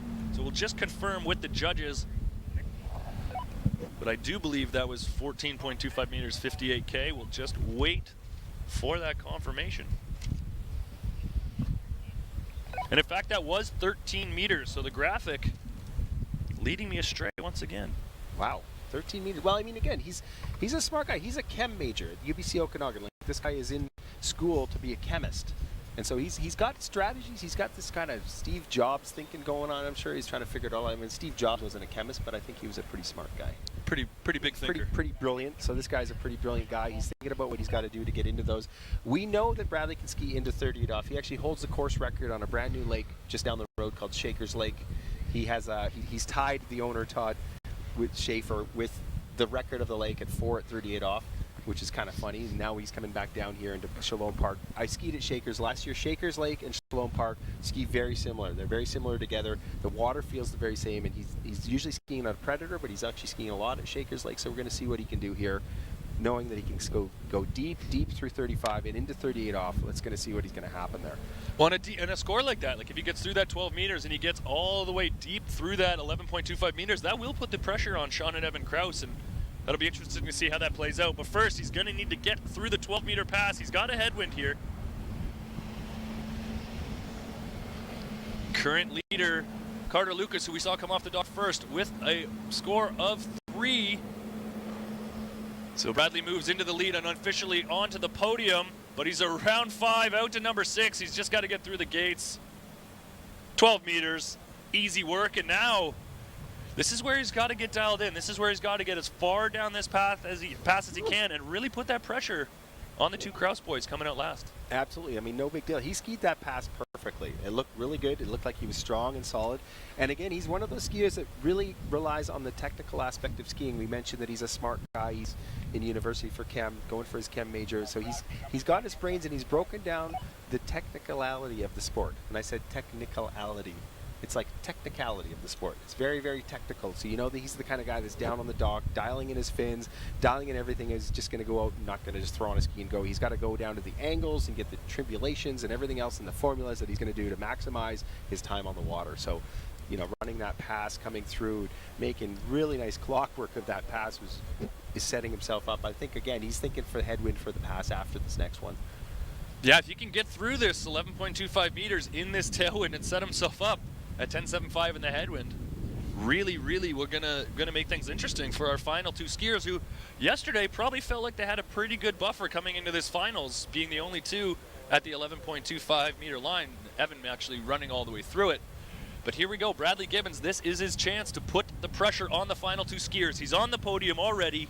He's got a little bit of a tailwind at his back. We can see that gust at ball one right here. Let's see how he plays it. And he you could just see there, he got that ski all the way around. He cranked it, but just not able to hang on. No, I mean, you're fighting a tailwind, you're fighting a $450 horsepower boat, and you butt check it into the water. I think he just couldn't hold on to that. It was a nice, solid, strong turn, but I mean, it doesn't matter if you're Arnold Schwarzenegger, you're not going to be able to hold on to that. Here he comes in, nice gate, strong through the fake, nice ball one, lets the ski come around. And you can just see that pulling out. It's like, holy cow, not only do I have a wind at my back, I've got this boat, which is just a beast bearing down on me. Throws the hand up, the wave is okay, and he's on the walk of shame. But he shouldn't be shameful. He should be extremely happy with that performance. No, he gained from his preliminary round, right? Preliminary round going down at 5 ball there at 35, or the 12-meter line, able to run all the way through it today. And that tailwind, Tony, we can feel it up here, and you can see our papers rustling around, and we got the shot of that windsock earlier. That wind is starting to pick up out of the west, and it's that inconsistency in the wind that we talked about. And we could see, just as Bradley went to turn in on his gate there from up here on the tower, there was that gust right there at ball one. And I don't know if he would have even been able to see that gust coming at one to even be able to adjust. And you could just see he got that ski around a little too much, wasn't able to hang on to the load, and it'll be half a buoy. It's an inconsistent wind, and that's what's really going to show with these athletes now in their prowess in regards to their experience in competition scenarios. Because a lot of times if it was going to be windy like this, you're going to go, you know what, I think I'm going to go to the mall or go hang out at Starbucks. I don't think I'm going to train, or I'll go tricking, because I'm not going to slalom this kind of thing. But these guys know that it doesn't matter on the day, on the tournament day, you got to ski. You got to get off the dock and you got to ski. So we've got two veteran seasoned competitors, even at under 21. The list of their accomplishments reads like a professional athlete that they pretty much are. On the water now, Evan Krause coming in. Let's see what he's elected for his line length. 13 meters, 58K. So he is the first athlete of the day to start on such a short line, and I'm sure the wind playing with that. He's going to want that 11.25 meter with that headwind pass. He ran it in the preliminary round, but he now has, in prelims, no pressure really on Evan. He went out there before his brother. You know, the top score when he went out was 4.5 at 35. He got that done on his second pass and just said, you know, no pressure here, just time to put the score out there and make big brother chase me. He did it. He put that score 1.5 at 39, and one of the best performances of the day, Tony. He turned that ball one like a veteran skier runs 39, you know, every day. So and Evan they're skiing in the 39 off, and that's the coolest thing. Look at him turn that D3 ski coming around, gaining that leverage in the angle. He skis a lot like his grandpa. I remember watching Ken Nelson ski years ago, and you know, you say water skiing is in the blood. It's definitely in the blood with these athletes. Like, look at him coming around with that sheer strength and determination to get around those buoys. This is an opening pass, and you're going to see him take that textbook style of slalom skiing and simply add a little bit more and a little bit more and a little bit more as the lines get shorter and shorter and shorter. It's really just a magnification aspect of the body scenario, of the types, and it's about doing exactly what he's doing on the ski, just doing a little bit more, doing a little bit less what he needs to do for each line length. Absolutely, and I've just been watching this replay, Tony, as you go, and for any of you watching along at home, if you're looking for an example of how to set your opening pass, how to run 13 meters at 58K, Evan just putting on a clinic. You can just see the control he has off that second wake. His body position just moving over the center of the ski at all times. Incredibly talented technical skier. And here he goes. He's at 12 meters. So if he wants a shot of the podium, he needs to run at least 3 But he's not looking to get on the podium. He's looking to top the podium. Oh, you know, look at that. He reared up a little around 2, but he caught himself, brings it back down with a prominent tailwind, gains that leverage around 4, into 5, and oh my goodness, look at that pass. Oh no! And that, Tony, is how quick things can happen in the slalom event. I was just about to praise Evan. I think the wind is probably as strong as it's been all day long. You can see him gutting it out there at 35. He got a little bobble around 2. Yeah. He got a little bobble around 5, but really no issues out to number 6. And, you know, maybe he started to think, hey, with this beautiful headwind here, 38 is going to be in the bag, 11.25, and I'm going to really be able to put the pressure on Big Bro. Exactly. You see this replay again, like Stevie had said, this is textbook. This is, if you want to run a 35 off pass, you watch this thing. You put it in your head, and you can really try to run it.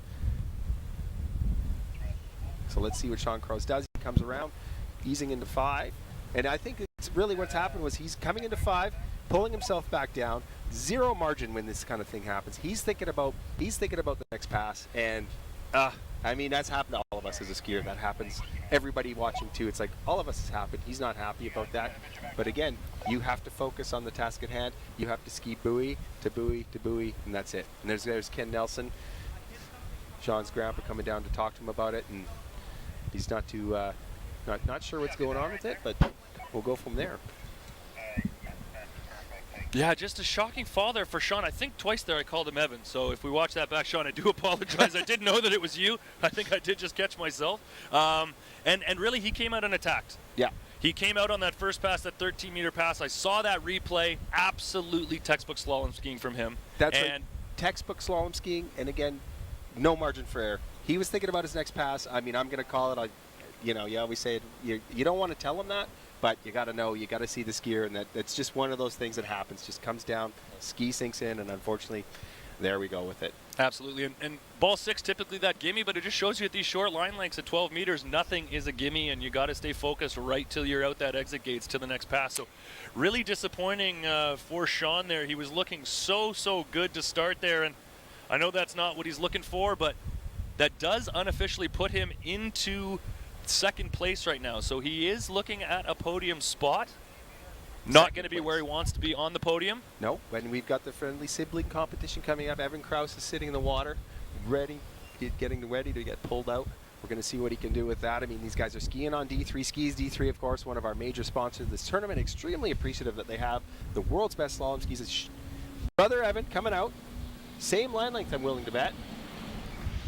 Let's see where he's at.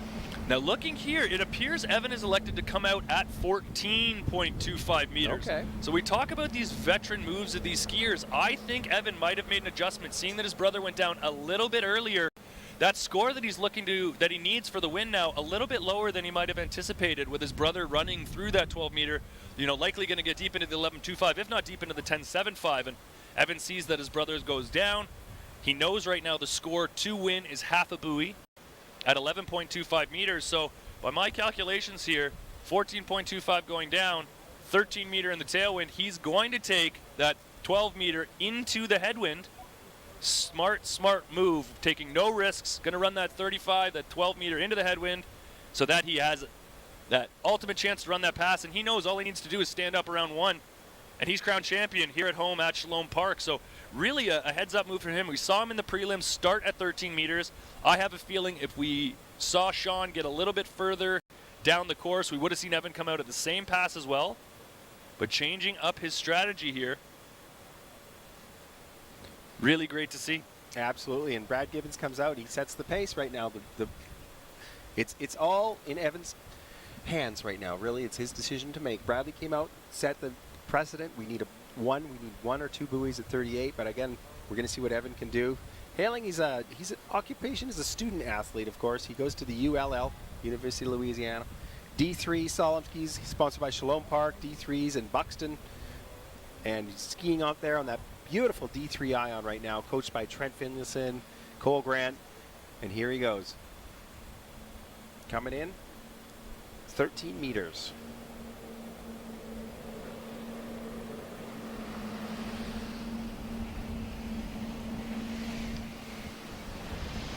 And again, these boys, both of them, I'm not going to call them boys. They're men now. I'm used to calling them boys because they're, they've grown up around here. But just the slalom skiing that you could see, the amount of work and effort to put in to have the technical aspect of it exactly the way that you're supposed to do it. Well, and these guys have spent a long time skiing down in Texas with a Canadian legend in slalom skiing, Trent Finlayson. And, you know, Trent having one of the Canadian skiers, I think he skied 4 buoys at 41 off, 10.25 meters, had co-holding the Canadian record for a very, very long time, and just a legend in the world of Canadian slalom skiing. And, you know, you can see that little bit of Trent style in these two boys, and two different brothers, slightly different styles out there. You can see Evan a little bit more smooth, a little more relaxed, and you see from Sean, you see that aggressive style turning right on the backside of the buoys. But two different ways to get it done, but get it done they do. And get it done they do indeed. Now we saw Sean Krause come back. We saw him pull off pretty much a textbook 35 off pass until ball 6. So we need to make sure that Evan is dialed in, making sure that he's going in. He's got to run this pass. Now, of course, Sean ran it with the tailwind because he was looking for his 38. He was looking for the speedy 39.5 pass. Evan's coming back in, running the same pass as his brother with a headwind. The same thing that we saw Brad Gibbons do, come out and run this pass very, very nicely. So here we coming back, Evan Krause. Nice approach. And here we go. Great start on the gate. So wide up on the boat. He's really set himself up here for a nice, easy 35 here. He ran into the prelims in the tailwind, but again, making that change up when he saw his brother go down, maybe seeing the wind is stronger, but here he goes, around 6, out the exit gates, 12 meters. He did exactly what he needs to do, and now he's going to sit into the water knowing, I just have to get around 1 and back to the wakes, and he's earned himself that slalom title. And, you know, if I know this guy any well, he knows he wants to get around round 1. He's not thinking about winning right now. He's thinking about how deep he can ski in this pass. Well, and funny enough, looking at the overall competition, when we're looking at that overall competition, Evan currently sitting in 4th place, but only by a few overall points. And the lowest score of his overall was his jump, and unfortunately didn't make it to the jump finals yesterday, so he won't get to push that score up any higher. But if he's able to get through this pass and push that slalom score down the lake a little further, get it a little further down that 10.75 meter line, he could find himself on the overall podium here, Tony. Absolutely. And that's why he put on the jump skis yesterday. We were wondering about that. We thought he stopped jumping, but the reality was he went out and did a couple single wakes, got his name on the board, and there we go. Well, with that massive slalom score being almost a pass ahead of anyone else, and in fact almost 2 passes ahead of any of the other overall skiers, I think Evan was doing some quick calculations going, hey, I don't really need to jump all that far here to really put these pressure on these boys, and I might find myself on an overall podium. So really cool to see Evan back in the overall race, and he's got now 11.25 meters. Around 1 back to the gates, he's the winner, but we saw him run this in the prelim. This is his home lake. He's run it here hundreds of times before, and he's going to be looking to put on a show for us. I know Evan's the kind of kid, he likes skiing. He knows the cameras are on. He knows all of you are watching at home on the webcast. So Evan Krause, 11.25 meters. Absolutely coming in. Nice solid gates. Opens up to 1. Beautiful angle over to 2. Look at him coming back. Jen leverage to 3. And, just gets himself back to the... And you can see, even with the wind, you can see him a little frustrated there. He wanted to run that pass. You know, he had the capabilities to run it. I mean, we're talking under 21 athlete that comes out and puts on a fantastic show for us. Nicely done, Evan. He's going to be happy. I think he's going to be happy with that. Regardless of what he usually skis, this day, on this time and date, he's good. I've got some crazy news for you.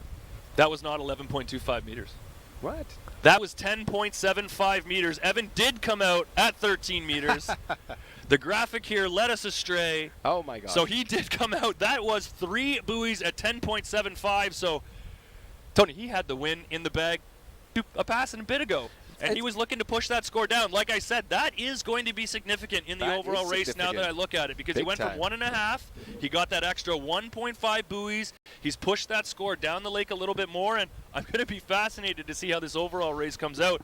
Did Evan Krause just slalom his way onto an overall podium? Wow. And you know what? Our apologies to the folks at home. We try our best. We're only done what we only do what we're told. So the information we were given with his starting pass was what it was, and we're just trying to walk away with it. So good job, Evan Krause, though. Absolutely beautiful display of slalom skiing. And that's the deepest skiing we've seen all season. Like in the last 2 days, that's the deepest buoys we've seen. Well, and one thing I did just want to mention that I think is really a testament to Evan's skiing is he's that good. He was making those shorter lines. Like he's that good. Absolutely. Unbelievable skiing for him, and yeah, great things to see. Congratulations to Evan, our 2022 Canadian Junior Open Slalom champion. So our podium will sit on the top. Evan Krause, Bradley Gibbons in the second place spot, and Evan Krause going to be our third place skier. And now we're going to take a bit of a break and hear from our sponsors.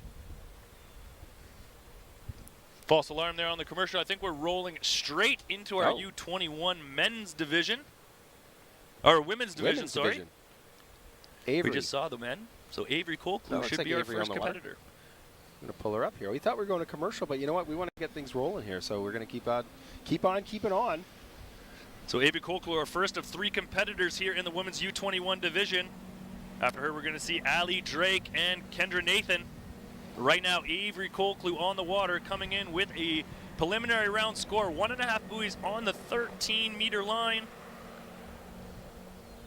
That's right, and Avery, originally from Alberta. She's going to Florida Southern College, sponsored by her mom and dad. Thanks, mom and dad. It's always nice to see. And she's out there skiing on none other than a radar. And her skiing on a radar, who do you think her coach is? Maybe might be a Matt Reaney in there, yes, maybe a Cole Grant. Go figure on there. That bio. Exactly, yeah. So you can see her going out, making nice work of that opening pass. Downhill water skier as well. And she, one of her greatest accomplishments, she notes, is skiing for Canada. First pass there, 52K, 18.25 meters. So maximum boat speed in this U21 women's division is 55K. So boat speed will go from 52 to 55K. Line will stay at 18.25 meters. And Avery Colclew will come back in pass number 2.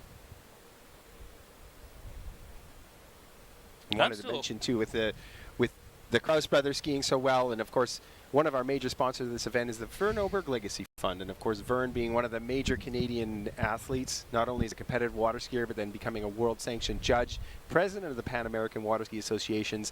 His spirit lives on through tournaments like this. The Vern Oberg Legacy Fund can help continue with, and also his spirit lives on by supporting a lot of the younger athletes in Canada with a lot of bursaries and scholarships that Vern. His passion for the sport is unsurpassed, and it's really cool to have him here with his name on the board. Absolutely. You still see the Vern Oberg name hanging around, and like you said, him supporting all of those junior athletes, just such an amazing thing. Vern was such a presence at the lake, such a personality. He's always going to be missed, and it always brings a smile to my face whenever I see the name Verno on any of these. So looking out on the water there, that tailwind just wreaking havoc on Avery Colclew. You could see all the way through the course there, Tony, just getting pushed down course a little bit later at 1 or at 2 than she was at 1. A little bit later at 3, and then by the time she got to ball 4, that wind had just pushed her all the way down and just trying to gut it out. You could see her there just trying to battle the wind, but just getting stuck there with that wind out of the west. No, it's just one of those aspects as a skier. You can't play the catch-up game, especially these line lengths. I mean, it's just one of those where you're coming in, you got to play with the wind. We've had a heck of a week of weather here in Alberta. I mean, I think everybody around the globe, though I'm not going to say global warming, even though I just said it, but sometimes the weather's getting a little bit botchy here. I mean, I'm coming from BC, and our summer has not been what a normal summer has, and neither is Alberta. We saw massive thunderstorms, even one of the thunderstorms we saw last week kicking us out. And last night we had one that actually fried our truck, the INET truck, that got one of their replay motors fried. And so now what we see is a west wind coming in. It's blowing in all the good weather. We see like high 30s all week in Alberta with zero wind, but it's got to, that weather's got to get here, and it's blowing in from the west right now, and that's what we're seeing. And there we go. It's Avery Colclew, obviously not happy with her performance. Went out, did what she had to do, but once again we've got Alyssa Drake on the water, one of the U.S. athletes competing for us, and we're going to see what she can do. She was sitting there watching what Alyssa was going to do, and now we're going to see what she's coming for.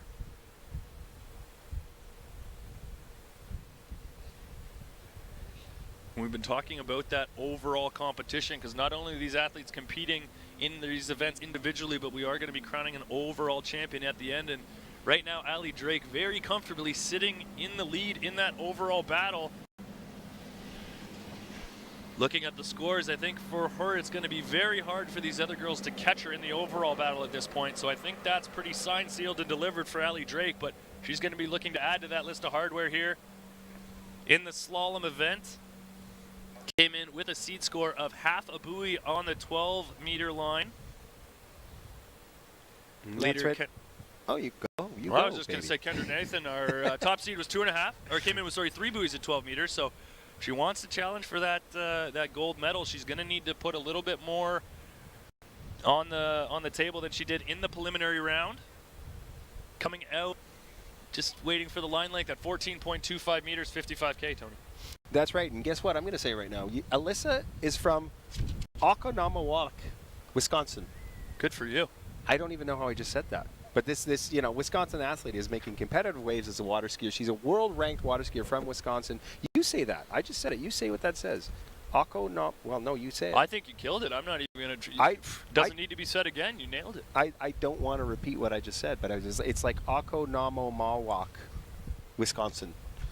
So I don't know how to spell Wisconsin, but I don't even know how to pronounce where she's from. But she's from Wisconsin, and the way she's skiing, she's clearly from Wisconsin, but has to be living in Florida right now. I'm thinking that much.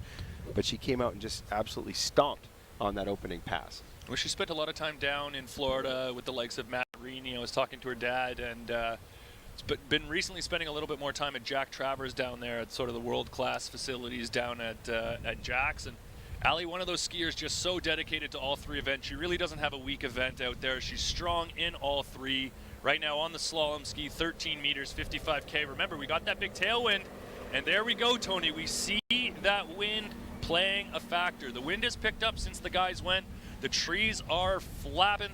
The windsock is completely taunt coming out of the west, and you can just see it messing a little bit with Allie there at number 2, getting a little bit too much down into the drink. So it'll be 1.5 for her on the 13-meter line. 1.5, and let's take a look at this replay there. We're coming in. She's got it dialed in. She's got a beautiful opening gate, beautiful entrance gates coming in nice and early to ball 1.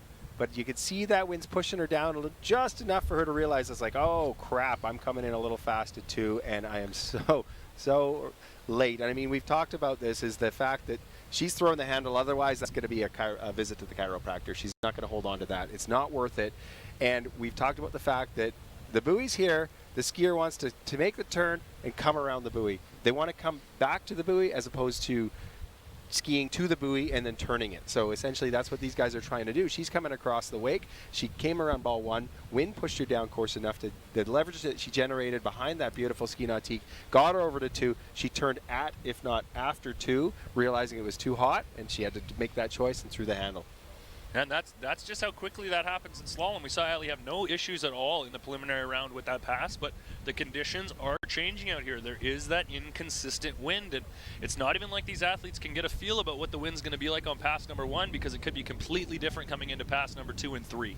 So really having to make those heads-up decisions and really make those changes on the fly. And you almost, as a skier, as you come off the wake and you're making your reach, you almost need to look ahead at the water to see where those gusts are coming in conditions like this. And, you know, these athletes are only under, you know, we're skiing in only the U21 division, but you can see that ability that they have to adjust moment to moment with that wind. So getting a good shot there of the webcast of that wind blowing out of the west.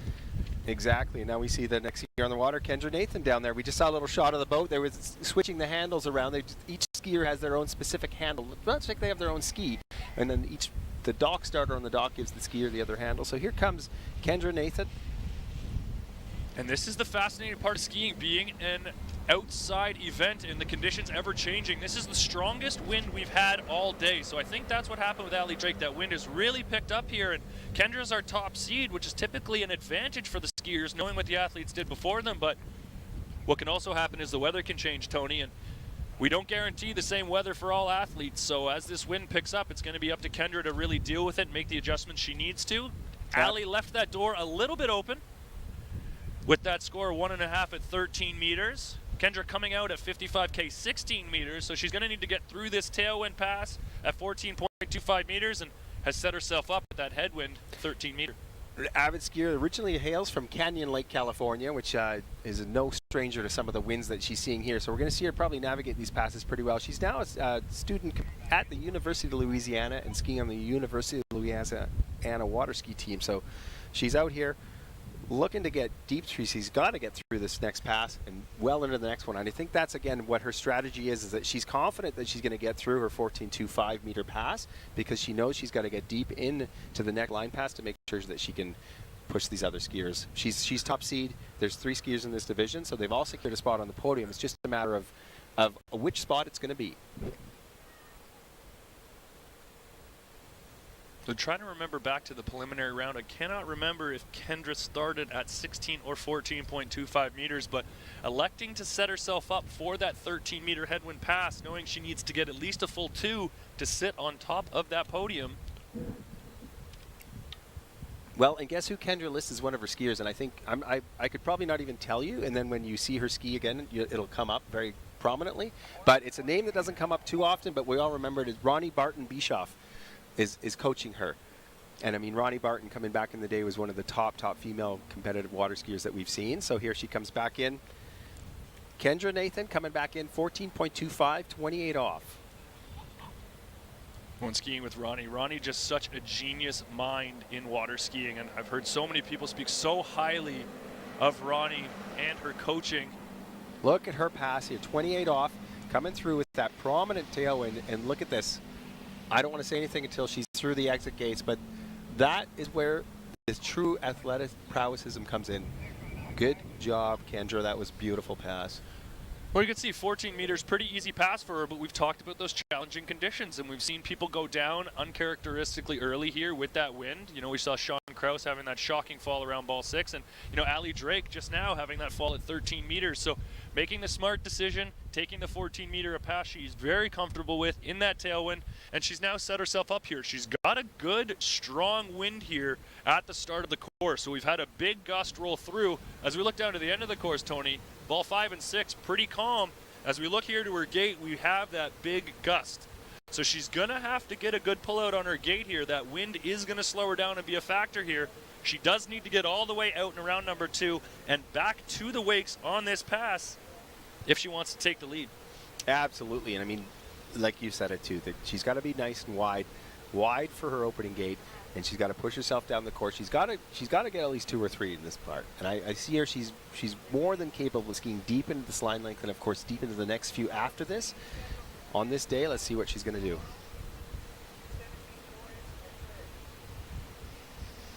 All right, so she's going to need that wide pullout. That gust of wind still here at the gate. So she's going to need to be aggressive here. She's got a good turn at 1. She's over to 2. And there we go. That is our 2022 Canadian champion. She's still going, though. 3 buoys. Kendra Nathan, congratulations to her unofficially. 2022 Canadian Junior Open Slalom champ. We can see, Tony, that wind playing a factor. All 3 of these skiers scoring lower than they did in the preliminary round. It is a true facet here right now, so we can see that it's coming up. The nice thing is, that wraps up our slalom. We don't have to talk about headwind and tailwinds anymore. Moving right into the trick event. Moving right into the trick event. I'm gonna run a quick preliminary list for you guys. Under 21 tricks, starting with the under 21 men's trick finals. We've got Lucas Carter, Brad Gibbons, Evan and Sean Krause. Following that, we go into the women's trick finals, under 21, and then under 17 boys trick finals, under 17 girls trick finals, and then after that, by that time of the day, wind will die down a bit because then we're going right into the jump, the event that everyone loves, the jump. So tricks are coming up. Let's stand by for you guys. We appreciate you all watching at home. We appreciate iLink for the fantastic job that they've been doing putting this all together for this 2022 Junior Canadian Open Water Ski Championships, and it's been quite the display of athleticism by these guys. I'm very proud of these athletes. Proud to be Canadian right now. Absolutely. And we'll just toss over to a quick commercial.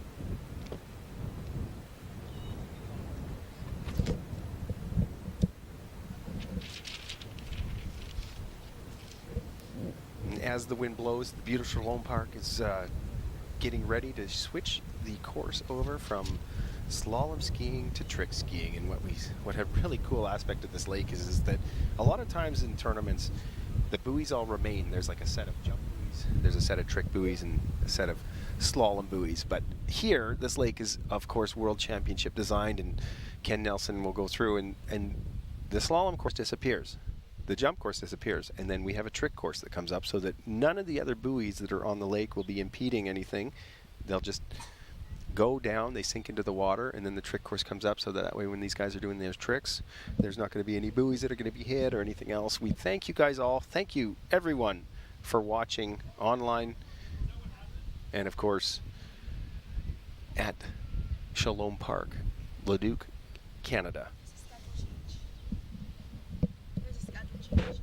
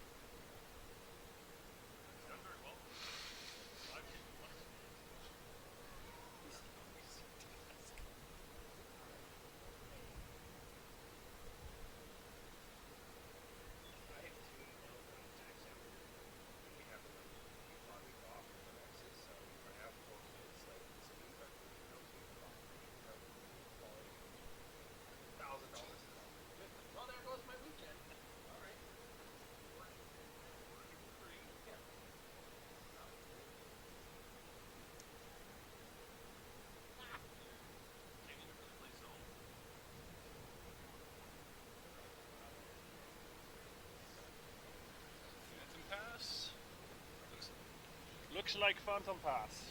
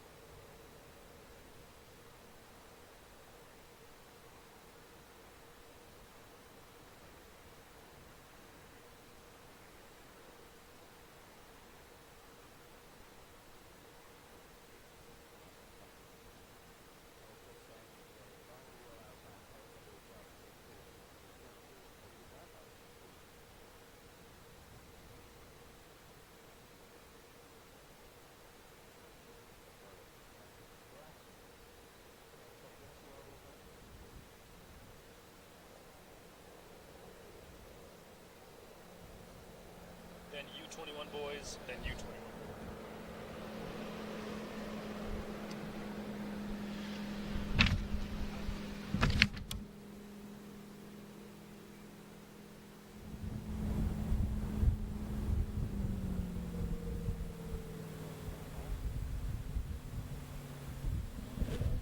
All right, Tony, so we are moving along through our finals day. 4 rounds of slalom already in the bag. We have already crowned 4 champions so far here at the 2022 Canadian Junior Open.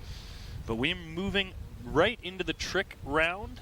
Want to walk us through what we got coming up? Yeah, absolutely. We had an absolutely beautiful display from the slalom skiers this morning. The wind blew up just in time for the tricks to start. We're going to be running through under 17 boys tricks. 4 athletes in there, 3 Canadians, 1 U.S. Over to under 17 girls tricks, which is going to be, once again, 4 Canadian girls skiing in that. Then going up to the under 21 boys tricks, and then leading up, final trick events of the day will be the under 21 girls.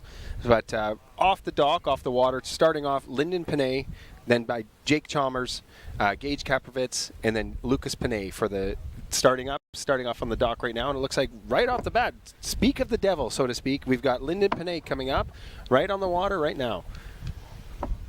Lyndon, one of the 2 brothers competing in this event. His older brother Lucas is our top seed. Starting off with his 2 of 20-second passes, the handle pass. Here we go. He's into his back-to-backs. A wake front 180 in the air, needing to land all the way in the back position. Now he's going to the wake back-to-backs, starting in the back, in the air, all the way to the reverse back, into a series of surface O's, side slide reverse at the end. First stand-up pass for Lyndon Panay. And we were just talking about the Panettes. Like, these guys are, oh, look at that. Right out of the end, he just goes for a little flip. Why not? Here we go. He's going to claim that one. Why not?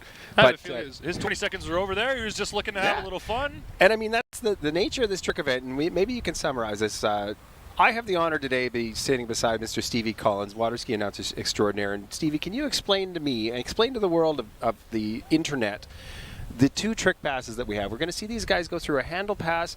At the end of the lake, they stop. They do a switch.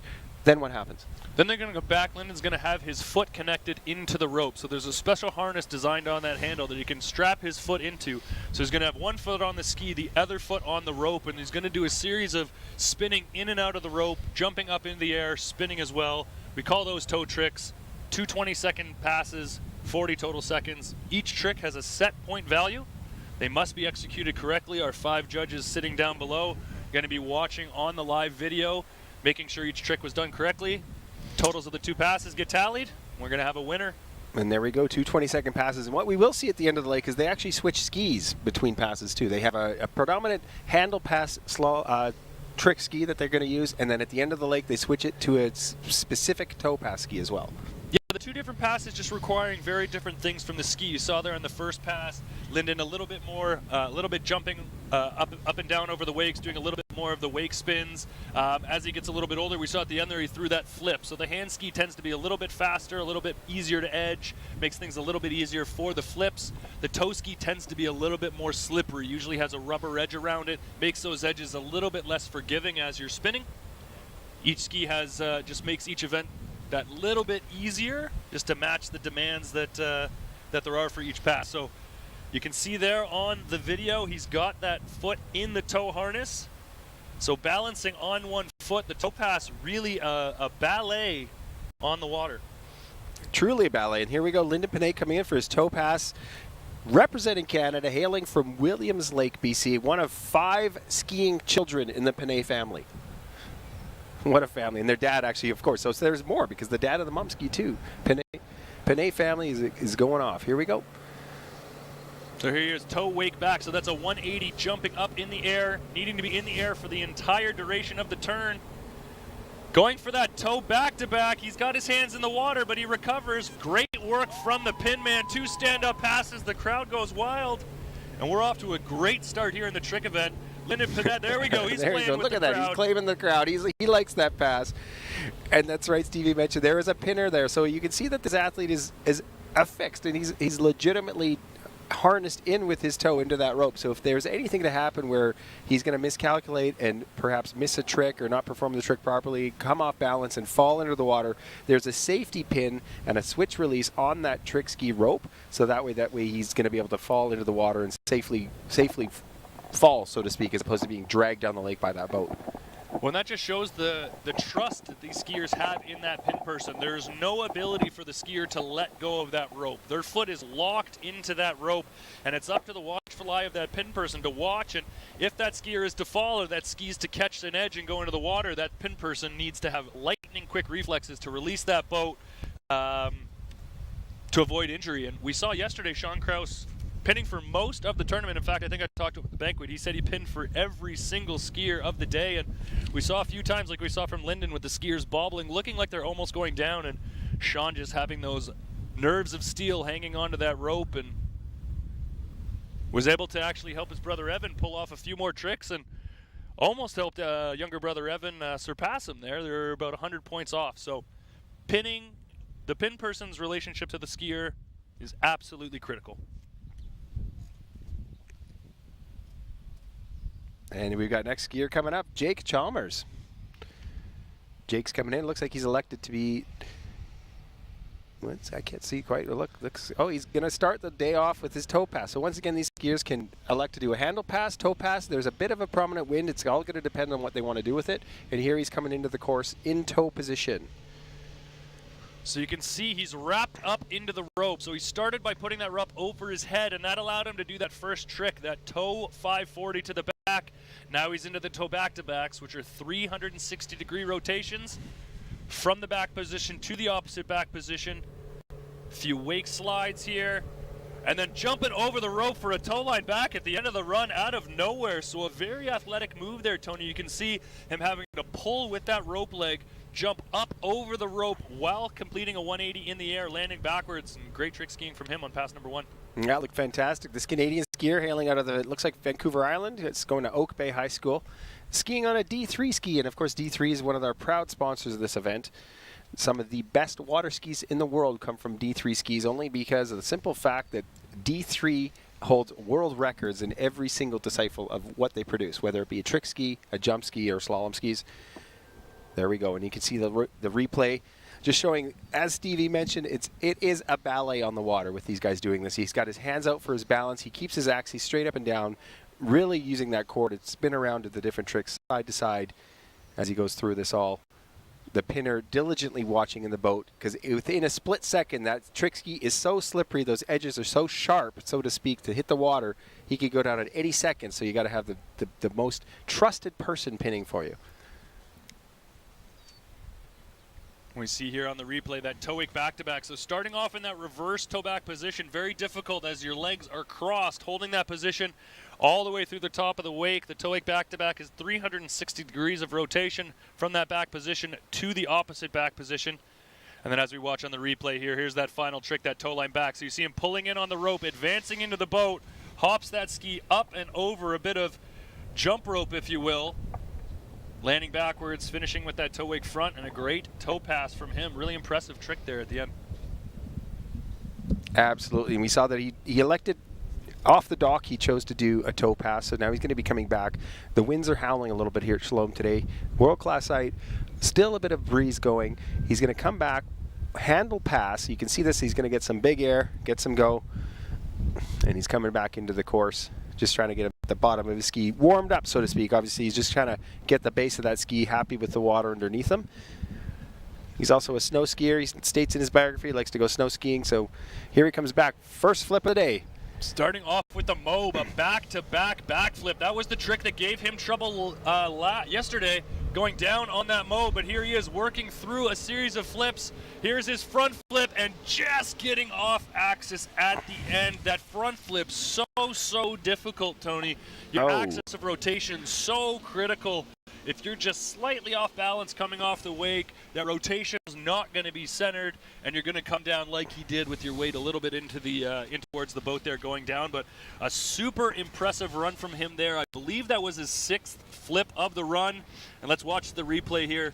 Starting off with that very impressive mob back-to-back. So this is a backflip with a 360, starting and landing in the back position. So moving from there, starting in the back position, he's going to do a half cab. So this is a back flip, starting in the back, finishing in the front position. So a flip plus a 180-degree rotation. Into flip number 3 here, we see is the back flip back landing. So another back flip of 180, starting in the front, finishing in the back. As we keep moving through, we have a back flip, no rotation there. Moving into this front flip here, and you can just see here, Tony, as he lands those shoulders a little bit too tipped into the wake, falling over into the drink, but great, absolute impressive display. Well, and you see that. I mean, he's going through, that's what, his 5th or 6th flip of the day? And he's doing that in succession within 20 seconds. So the stamina that's involved to do that, to hold that conditioning, to make sure that he goes with it. Understandably, he's going to be a little bit fatigued. He was out on the water slalom skiing earlier. He's going to come in. Overall, I think he's going to be happy with that. Like 2 good stand-up passes. That was his money trick. Really probably one of the last tricks in his wish list for the day. So he's went out there. He executed 5 out of 6 of them, and he's going to be probably pretty good where he stands with that. Well, absolutely, and he went down early in the preliminary round, so it came in with a score of 4,950 points. So I think he got a little bit further through both of his runs there, but we'll wait for that tally from the judges. But really a great opening sequence from him. And next up, from the United States, Gage Kapowitz.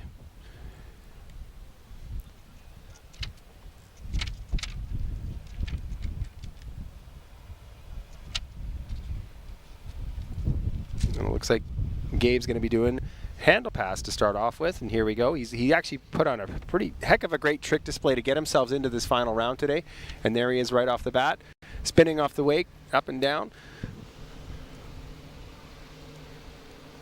As he moves through his hand, and he's into his flip. So started off with a series of spin tricks. Now he's into the flips, getting a little squirrely off the wake on that back flip, able to recover with a bit of a butt check.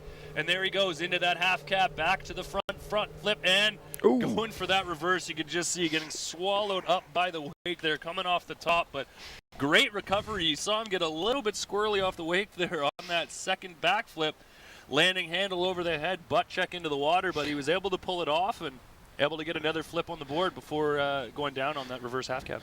Back flip, reverse half cab to body slam. And there he goes. And now explain to us exactly, there's probably a succession of upwards of 10 to 15 different styles of inverts and flips that these skiers can elect to choose from. However, in the pass themselves, they're limited to a maximum of 6 flips. Is that correct? Yeah, so over the 2 passes, the skiers can do a maximum number of 6 flips. They have an unlimited amount of the other tricks at their disposal, but the skiers are going to have to narrow it down to 6 flips. So as we move through into our higher seeded skiers, you'll see those skiers starting to select those flips of a slightly higher difficulty here. So you can see there landing with that handle up over his head, butt down in the water. Hope he's got a wetsuit on.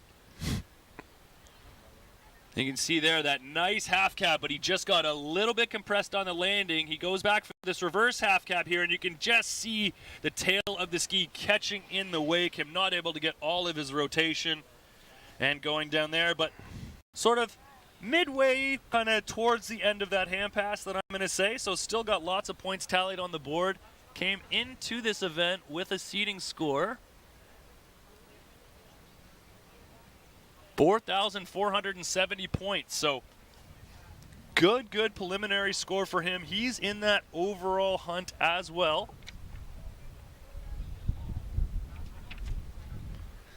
So if you look to the U17 boys trick event right now, Gage sitting in that second place spot. Lucas Panette is our leader, and Jacob Chambers sitting in third, but we just saw Jacob Chambers go out there. Earlier today, he added another buoy to his slalom pass, and I believe we would have seen him just add a little bit more to that trick score he had in the preliminary round. He went down super early in that preliminary round, ended up with a score of 2,590 points. So definitely going to be higher there. That's going to push him up closer towards Gage. So it'll be fascinating to see as the day progresses, Tony, how that overall hunt here in the U17 boys plays out. Exactly. These boys are coming out and they know what they want to do. They know some of the points that they have to do, and they're going to be electing their trick runs to try to get themselves a spot on that podium. I mean, there's 4 guys in this category, 4 guys in the under-17 finals, 3 spots on the podium. Gold, silver, bronze, nothing for the 4th place. Now, Gage Kapowitz, coming back for a second, said he notes to himself that on his biography that he is actually trained in tricking by Jimmy Seamers. And for anyone who's ever seen Jimmy Seamers on a trick ski, one of the most talented guys to ever put one of those skis on, and in my opinion, one of the most talented overall skiers we've ever seen. So let's see what this young man's learned from Jimmy. Starting off with a toe wake back-to-back, a little bit of a unique trick starting off the run here. Now he's going to go into these side slides. So for those toe slides, that ski needs to be perfectly 90 degrees. And now he's into his toe back-to-backs.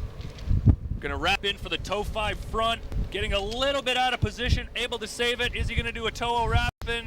Yes, he is. Grabbing the rope, just catching that edge as it came forward. So close there. And you could see that pin person hanging on right to the bitter end there. Absolutely. I mean, I don't know. I can't see in the boat who's pinning for them, but I mean, they gave them the faith. They gave him definitely a lot of faith on that first one because I thought he was going to go down. I thought he was going to be pinned, but the reality is they know these athletes. They know what's going to happen. They saw that he could recover from that first little bobble, but the reality was coming in second time around, no, they got to, for safety's sake, I'm sorry, I got to pull that pin.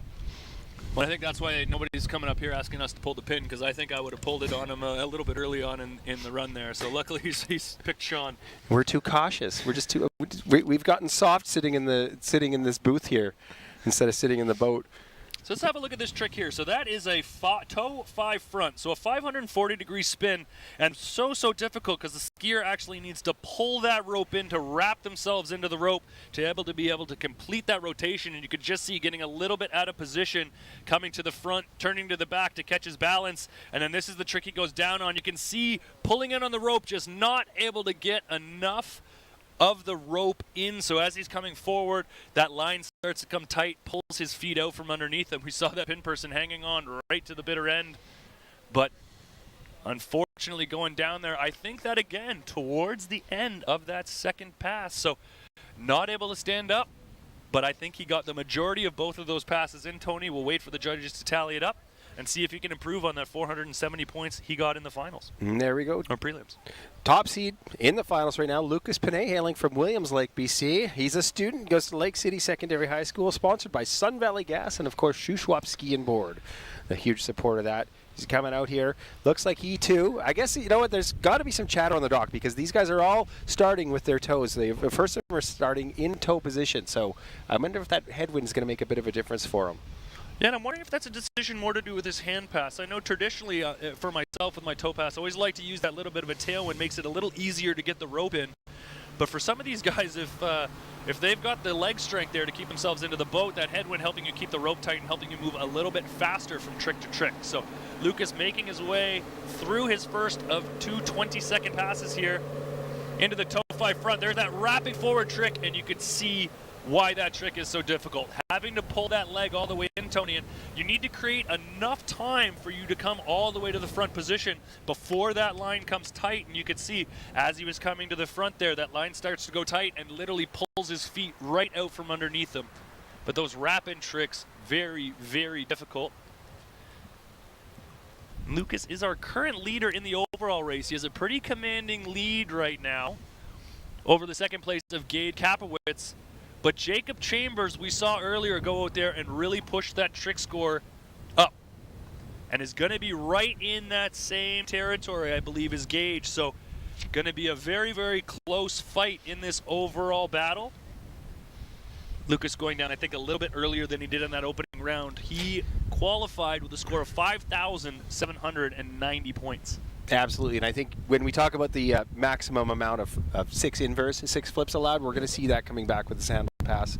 This Williams Lake skier notes himself that he's skied, coached by his dad, of course, Parnell, one of the avid competitive water skiers. He's got this water skiing family that's embedded in his roots, embedded in their blood. He's coached as well by Matt Reaney, so they obviously go down south and have some family time in the Florida for the winter seasons as they go. And we talked a little bit about that. Look at that beautiful ski nautique right down there. Now this boat is the same boat that pulled the slalom skiing. It's the same boat that pulled the jump. And Ski Nautique has done an unbelievable job of fine-tuning these boats to the point that there's even settings in the boat that these skiers can elect for various different ballasts. Yeah, there's once the skier can elect, they elect their speed. They elect what's called their letter, which just determines how the boat reacts to their pull on it. And then with this brand new Ski Nautique, they're now able to select a ballast. So the very, very quick pumps in that boat are able to fill up the ballasts very, very quickly, empty them very, very quickly. And the skiers do have that option to select how much ballast they want to have in the boat. So for those flips and those hand tricks, you're going to want to pump that ballast up. You're going to want to get that weight in the boat, sink the butt of the boat down a little bit more, get that nice big wake, making it nice and easy for the flips. And then for the toe pass, where you don't necessarily want those big peaky wakes, you can lower that ballast right back down and end up with a nice sort of table for those toe tricks. So just such a versatile boat, perfect in all three events. And that shows you where Ski Nautique really, really focuses on the engineering of an unsurpassed product. The detail, the sheer amount of research and development that goes into these boats. And then once you see the finished product, I mean, hours and hours, days and years go into the research on these things. So when we see this finished product coming down the lake, that is the benchmark of water ski boats coming down towing our athletes here at the 2022 Junior Canadian Open.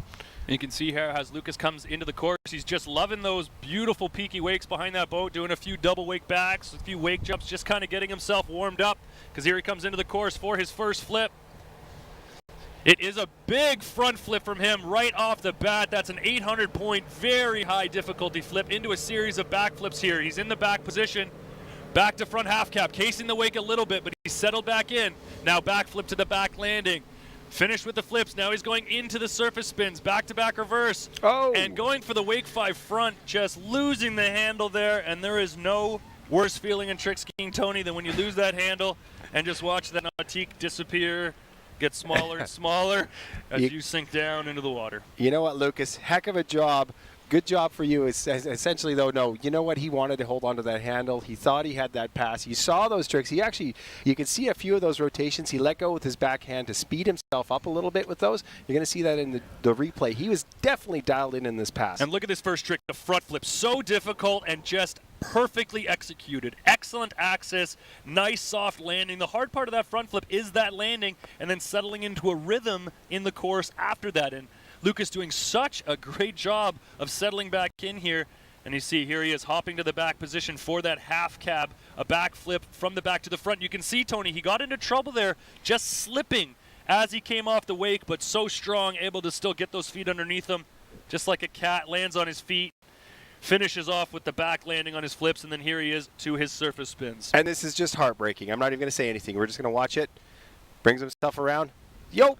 Nope. And so close there, you can see his fingertips on the handle and just sinking down. And you know, if you're sitting there, you think about that, darn, he missed his handle, but if you're really, really trying to do this, just think about trying to take that handle, even if you're just standing there, get up from your couch, stick your hand behind your back, put your other hand behind your back. It feels like you're getting handcuffed, for crying out loud. Not that I know what that feels like, Stevie, no mention to you, but regardless, I mean, the aspects of the ingredient that he has to have to make that happen. It looks like now we're up to under 17 girls trick final, starting off Kate Pinsonneau. Kate Pinsonneau on the water. She came in 1900 trick round to get her to qualify for these, so we're going to see a couple of passes. She's elected initially to be coming in wrapped for a hand pass for the first start, and I'm going to pull up some of her info on her biography. So a little bit different than the guys here, electing to start on the hand pass, making her way through a series of wake back, wake fronts, into the reverse position. So remember, these athletes can only do each trick one time. A trick cannot be repeated. So there is a trick that is of one direction, and then what we call the reverse is that same trick in the opposite direction. They can only do each of those tricks one time in order to score points. If you do repeat a trick, unfortunately, you're not scored for it. So that's usually why we see these two passes, because the skiers aren't able to repeat any tricks. Hand pass, toe pass offers a little bit more variety. And then we go Kate's representing Canada, hailing from the interior of British Columbia. She says here that she goes to the Penticton High School. I mean, we've unfortunately been graced with the lack of weather. Most of the country's been graced with, so her training in the Penticton area probably hasn't been quite as strenuous as she thought it would be. And Penticton today actually hosting the Grand Fondo, one of the beautiful bicycle rides that happens in the interior of BC every year. I think we had about 3,000 riders in Penticton today riding upwards of 50 to 150 kilometer rides. So now she's here though. She's not riding her bike, she's riding her trick ski behind that beautiful ski nautique. Yeah, so we'll pick her up. She'll get that foot connected to the tow rope, and we'll see her second of 2 20-second passes.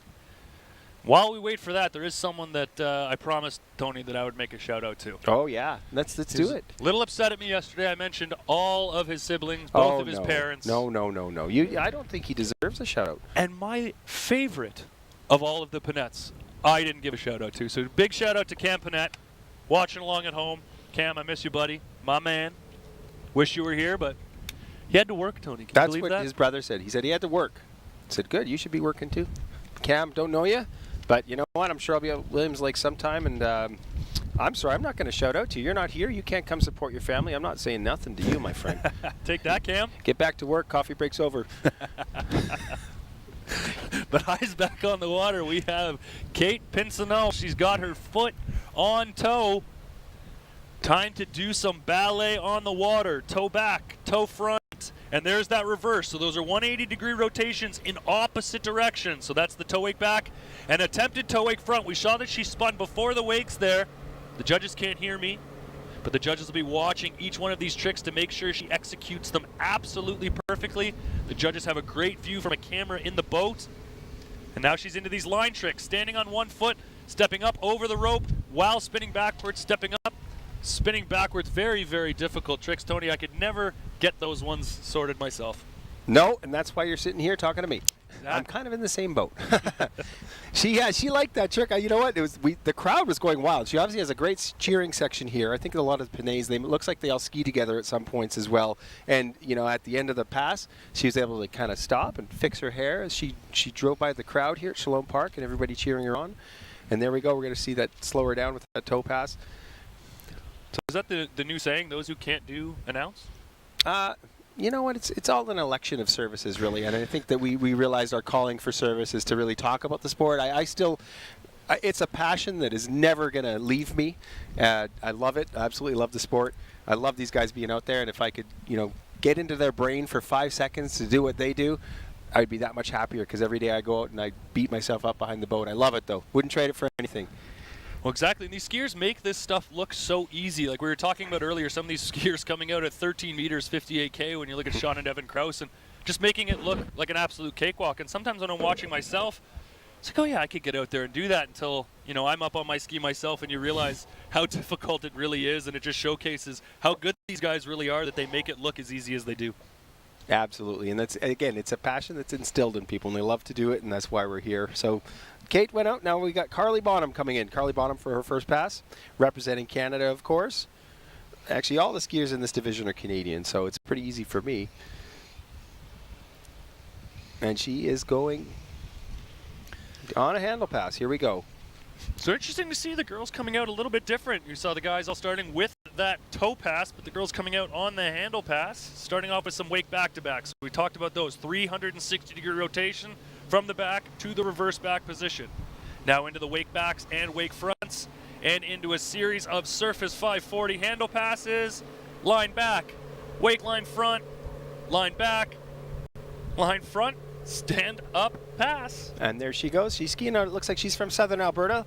You're probably skiing out of Predator Bay. She lists her coaches as none other than, of course, Jarrett Llewellyn himself and a few other guys. And she also lists Russ Dixon as one of her coaches. Of course, Russ Dixon being a huge icon in the Alberta world of water skiing. He's just dedicated so much of his time and energy to a lot of the younger athletes here. And Russ is on site somewhere doing something. A lot of times he drives, or he times, or sometimes he just kind of wanders around and annoys people. But that's Russ Dixon. No, as a joke. Russ, huge thank you to you for all the work that you do around the water ski sites and for all of our Alberta athletes. Yeah, so I was trying to look here and see, actually, because I think Russ might be driving the boat for this event, but we'll see if we can get a shot of him later. But let's look at this replay here. And so you see these wake backs. So she needs to be in the air for the entire duration of those spins. So very clean tricking here into those surface 540s to the back. And then here we go, the line trick. So stepping over the rope, and then here she edges to the wake. So 180 in the air while stepping over the rope, and then back to the line back. So that trick will be a repeat, but this one will not, that line front. Great run from her. Absolutely great run. And you can see that in the slow motion, it really shows the line over tricks. You're going to see the progression with these under 17 girls as they're running their tricks. Keep an eye on that as it goes to the under 21 girls, because the under 21 women, they're just going to be that much higher. The trick's going to be that much cleaner, and you're going to see the progression that these athletes are really working towards. So here we go. Carly Bonham coming back, second pass. She's very familiar with Shalom Park as an Alberta skier. She's logged a lot of time and a lot of hours on this lake. It's a fantastic trick lake. The water's soft, it's clean, but it holds you and it gives you a lot of commitment. So here she comes, wrapped in her toe. And just watch the focus, watch the hand, watch the balance. Ballet on the water. You can see the skiers keep those hands out nice and wide, trying to keep that center of mass down as low as possible. Working her way through her toe pass, toe wake back, toe wake front, into the toe slide. So that ski needs to go 90 degrees, and when it's 90, is it ever slippery? And a great toe wrap in, little fist throw, 2 stand-up passes. Doesn't get any better than that. Carly Bonham. Absolutely, we hear the cheers on the shore. Everybody's proud. And of course in Calgary, the Shuswap Ski and Board, they've got a beautiful store in Calgary, and really the stores are the only thing. They've got a huge online presence. So if you're watching at home, get on your computer, Google Shuswap Ski and Board, and if you've been looking for that specific water ski piece of equipment that you absolutely have to have, I guarantee you they're probably going to have 3 or 4 of them when most stores are sold out of those parts, especially this day and age. There's supply chain shortages, there's issues. Somehow Mike and his crew at Shuswap Ski and Board, they get all the new stuff in. They got the greatest equipment and very, very cost-effective prices. They're not going to gouge you just because they have everything there. So it's a great store, great support. If you're ever in Calgary, make sure you put it on your list to stop by Shuswap Ski and Board. And again, we thank Shuswap Ski and Board for being a major supporter and sponsor of the 2022 Junior Canadian Open. And not only just the Canadian Open, which is we really appreciate the support, but also for Shuswap's support of athletes. You know, we see a lot of athletes listing Shuswap, you know, as a sponsor, and Mike really helping the junior skiers. And you know, as we've talked about, that sponsor of mom and dad, and Mike really chipping in there to help some of these young guys and making their ability to do this really a reality. So just a huge thank you to those guys who really are the foundation of our sport. We really couldn't do this stuff without the guys like Mike at Shuswap. Absolutely, and Mike is one of them. You know, we said the Vern Oberg Legacy Fund, and I mean, Mike's up there with their Ken Nelson, absolutely, Brian Walker, the names that come in and resonate with what's really started this sport and kept it going nationally and growing it to the level it is. Of course, Bruce Dodd, he's part of it too, and a world champion Bruce Dodd, part of those games. The Llewellyn's family that comes through, the full legacy that they eject on this. And next skier on the water, Megan Pelkey. So Megan is our current leader in the overall race. She did get the top score in the slalom and the trick event in the preliminary round. Or sorry, second top score in the preliminary round next to Hannah Stopniki, but is the top overall score in the preliminary round. And here we go into the flip sequence of her hand pass. Flip number 1, going in for the reverse. Back flip number 2, side slide, reverse. Megan Pelkey, stand up, first pass. Came in with that seed score, 5,730 points. She already has that coveted 1,000 overall points by winning the event. Just to explain, we've been talking about that overall event, but for you watching along at home, each winner of the event is scored 1,000 points in overall. The subsequent skiers after them are given a percentage of that score. So if we look here, we had our top seed in the overall, Megan Pelkey, with that score of 5,730. Behind her, we had Carly Bonham of 3,550. So for you following along at home, that meant Megan Pelkey received 1,000 points in the trick event for her overall score. Carly Bonham, 619 overall points. So you can see the contrast there in that higher score and how it's a percentage of that score. So those 3 events get tallied. The person with the highest score out of 3,000 is your overall winner. So Megan Pelkey putting in a strong overall performance in the prelims, is sitting pretty with a lead of about 500 overall points, which is a big lead. But right now, she's focused on the individual aspect of this trick event. And that's right, Megan. Canadian skier hailing from southern Alberta. That's the last time they were talking. The trailer told me High River is in southern Alberta, which makes sense. There's a lot of rivers down there, High River being one of them. So I'm assuming she must ski a lot at Predator, which of course Predator is hosting a couple big tournaments this year. They always do. And that's what's always cool. You see, the season that we have in Canada is short, but we have world-class sites. Shalom Park, Predator, Shakers Lake, places like that are constantly setting the parameters and setting the precedent to set up for sites around the world. So it's really cool to see all these skiers coming into Canada, coming into Alberta, coming into Leduc, Alberta, to Shalom Park to ski on these lakes.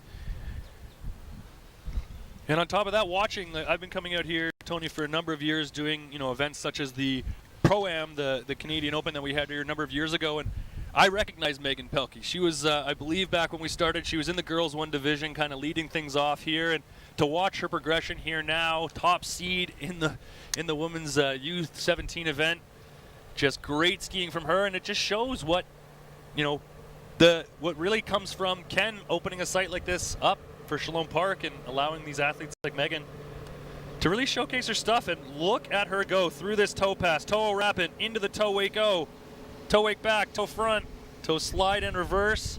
Doesn't get any better than that. Throws the fist, 2 stand-up passes. Unbelievable skiing, Megan Pelkey. And it's always so rewarding to see these athletes actually claim their runs. They throw their hand up, they're happy, she fist pumps it. It's like, if they're happy, we're happy. They put out their maximum effort in regards to what they wanted to do, what they wanted to achieve in the day, and there she goes.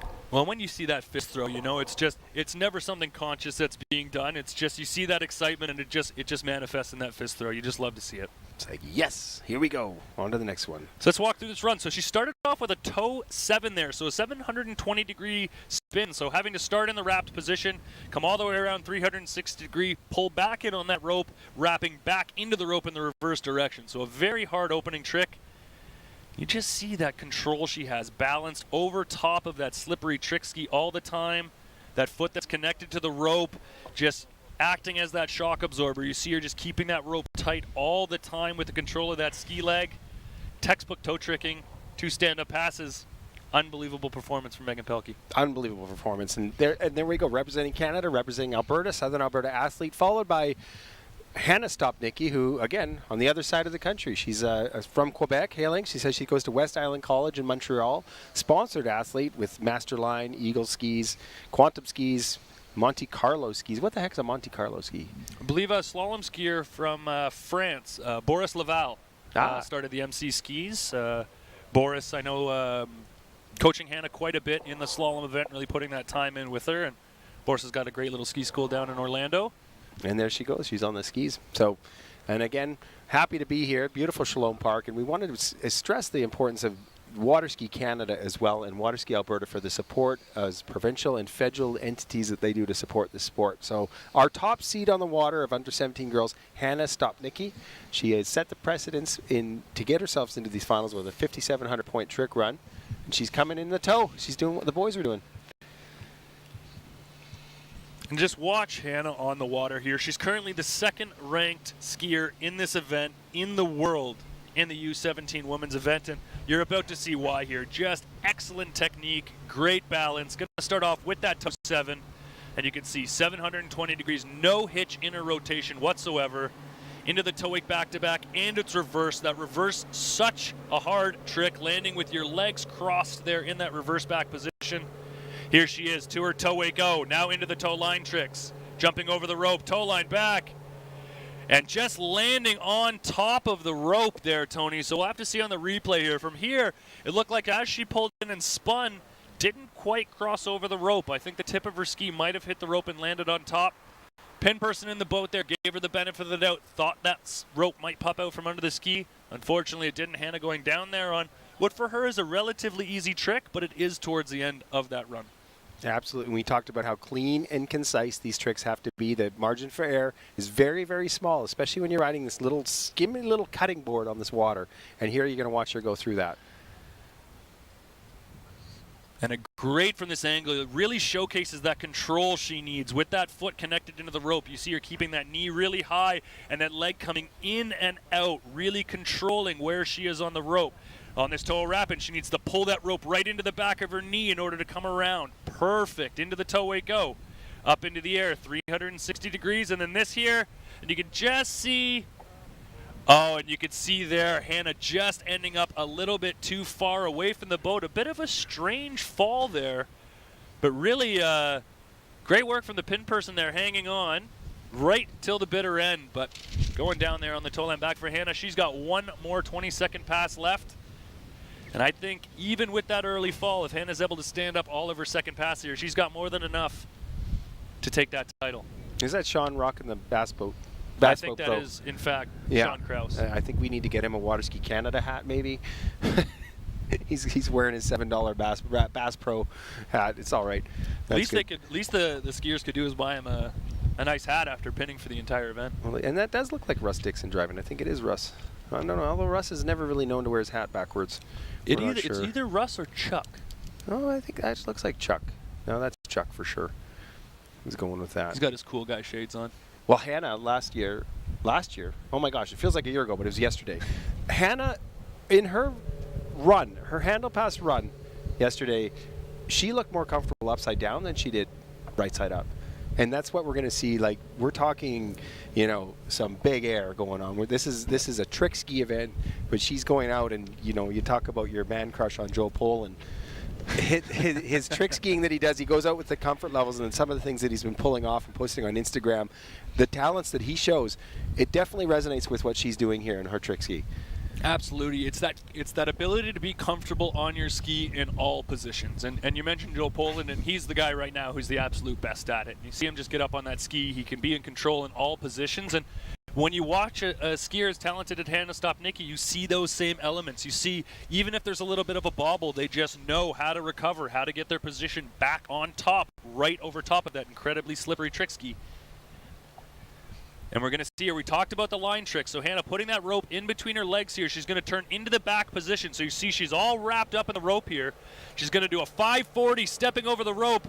Wake line 5. Oh, no. No. And you could just see Hannah getting a little out of shape on that wake line 5 and just trying to rush right into that wake line back. She got a bit of a bobble. Trick skiing is a timed event, so there is an element of rush. There is an element of urgency. And you could see after she had that bobble, she tried to turn on the jets, get the turbo going, and unfortunately just going a little too fast, and very uncharacteristic early fall for Hannah Stopniki. Absolutely.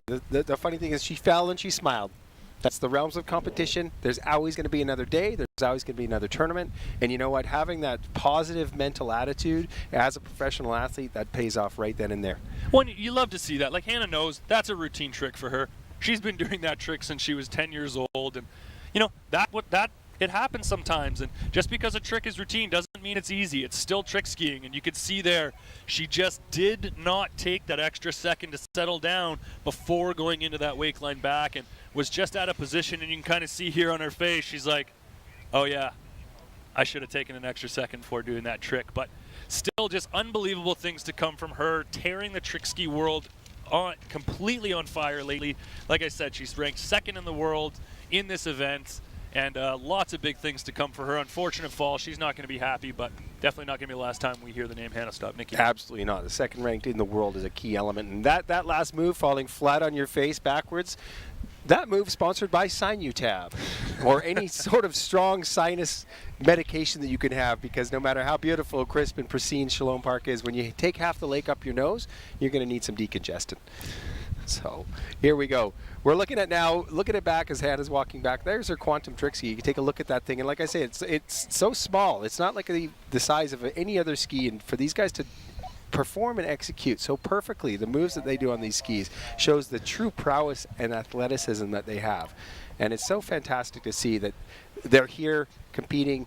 They've been around the world already. A lot of these guys have been competing in Australia. They've been down at the U.S. Masters in Georgia. They've been in Florida a lot of times. And now they're here in Leduc, Alberta at Shalom Park.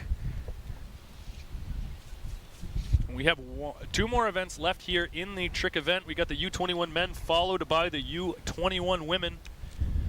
U21 men coming out next. We're going to have Carter Lucas followed by Bradley Gibbons, Evan Krause, and then our top seed, Sean Krause. Sean at personal best, upwards of 8,000 points here in the trick event. He is the favorite going into this event. And just before we start this trick event, we're going to cut just to a quick commercial break. We'll be right back.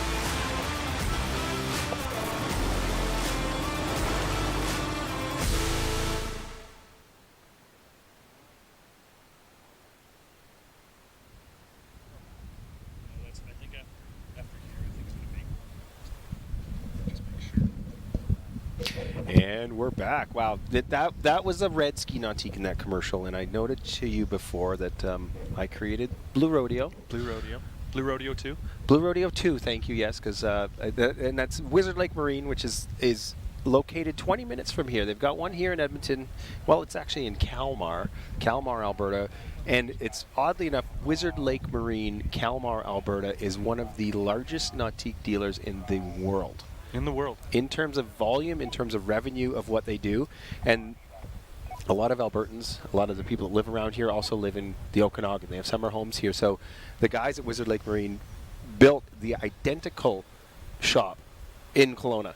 So for someone like me that has serious ADD, I can just keep my head down and drive somewhere, and I know if I need a part, I can walk in, whether I'm in Edmonton or I'm in Kelowna and I need a part for a boat, I just like walk in and go right to the shelf, and it's there. No, right where it is. That's how they designed it. But we were talking about Blue Rodeo. I designed a boat last night. And this is my ski nautique. It's sparkly blue, and I had a boat before we called Blue Rodeo, but now I want to have a sparkly blue ski nautique. Maybe we'll call it Blue Rodeo 2. And that's on the Wizard Lake Marine website. Encourage all of you guys listening, just go surfing and take a look at some of these boats. It's funny because the Alberta seasons are so short. So there's $300,000 boats that are 2 or 3 years old that have 40 hours on them. And I mean, we're a lot of times we out of the West Coast in Vancouver and through the Okanagan, we put 40 hours on a weekend. And these guys put 40 hours on a summer. But again, quality, not quantity. That's how they roll. Wizard Lake Marine, a proud supporter of this division, of this tournament, of Shalom Park, of Ken Nelson, of course, and a proud nautique dealer. And while you mentioned Ken Nelson, we got a good shot of him just a minute ago there on the website. Just such an incredible host. Cannot thank Ken and the entire Nelson family enough. Always such gracious hosts. You know, you look down on the shore in between events and you got the owner, Ken, down there on his bike, raising and lowering buoys, making sure everything's absolutely perfect for the skiers. And he's opened up this world-class shot. So there's a shot of Ken now. So anybody watching along, anybody back at home, if you see this guy, please shake his hand. Give him the biggest of thank yous, because he is the real reason that we are here. And one of the coolest things about Ken is that even in the event center, it was kind of like watching this and my memories of a child being down here on site, watching Ken ski, watching him top seed skier all the time, skiing deep into 35, 38 off. You know, he actually used to ski with my parents back in the 60s, which is crazy to think about that. He loved skiing so much that he decided to have this dream, and this dream was Shalom Park. And he manifested that dream, and knowing Ken, he probably dug a lot of this by hand, just because he wanted that shoreline to be exactly the way he wanted it to be. And now, I mean, 30 some odd years later, since they really opened the doors to Shalom Park, it's a world-class site, and one of the sites that we call a WRC site, which is world record capable. And the nice thing about today is this is a WRC tournament. We've got world record capable conditions, we've got the site, and we've got the judges. All of the judges here are qualified to call a trick run, a jump run, a slalom run that could potentially break a world record. And having those two things combined here for our junior skiers, you know, a lot of these guys only get these conditions once they reach that pro level. And what Ken's created here with that Junior Canadian Open is this is a pro quality tournament just for the juniors. You know, everything is set up just the way that it would be for those top athletes in the world, for those guys setting those world records. And we know this water has it in it. If we go back to the under-21 World Championships we had here a few years ago, Joel Poland out here with his overall round was just 50 points shy of that open overall world record, shattering the previous under-21 World's Tournament record right here at Shalom Park with that same boat, on that same ramp, with a lot of the same officials. So we know this place is set up as one of the best sites in the world, as that round still stands as one of the best overall rounds ever achieved, ever, in the history of skiing. Unbelievable. Here at Shalom Park. You know you're talking about Joel Poland again. It's my favorite. I know. What about Dorian? Got a man crush on Joel. I know you do. It's okay. He's probably watching. We'll send him a Starbucks card. And we were joking last night because, of course, Joel Poland and Dorian Llewellyn at the last World Championships had a major head-to-head, big-time head-to-head. And the reality of that is that, well, Dorian Llewellyn is Canadian. Joel Poland is British. What the heck? Let's support the Canadians. But right now, let's support our sponsors and go take a look at the next commercial that INET's going to play.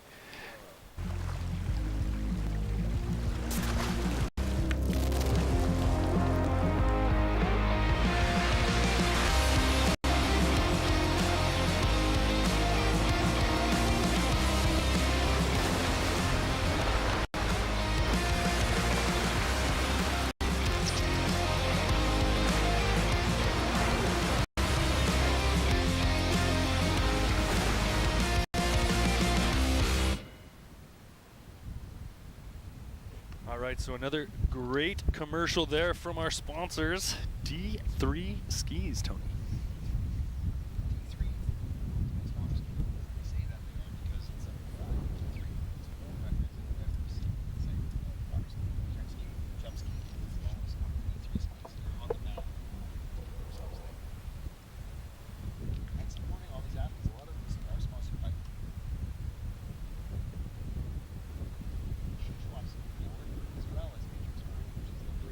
It's right here in Shalom Park.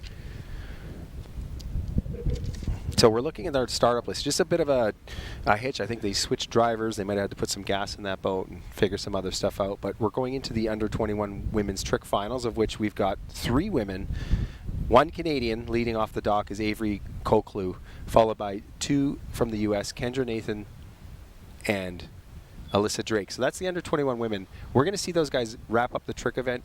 Prior to that, and thanks for Stevie poking me, we're starting with the under-21 men's, which is a full Canadian roster. Lucas Carter Lucas, Brad Gibbons, Evan, and Sean Krause. So now, this was something funny yesterday. We talk about water ski being a family sport. We talk about sibling rivalry. And let's take a look at these scores from yesterday. Stevie, Evan Krause, younger brother, right? Evan's younger? I always get him mixed up. Evan's the younger? Evan's the younger one. He skied, and he tricked 6,150 points. Sean Krause, older brother, older by, has to be probably 18 months, around there, a little bit more, 6,280 points.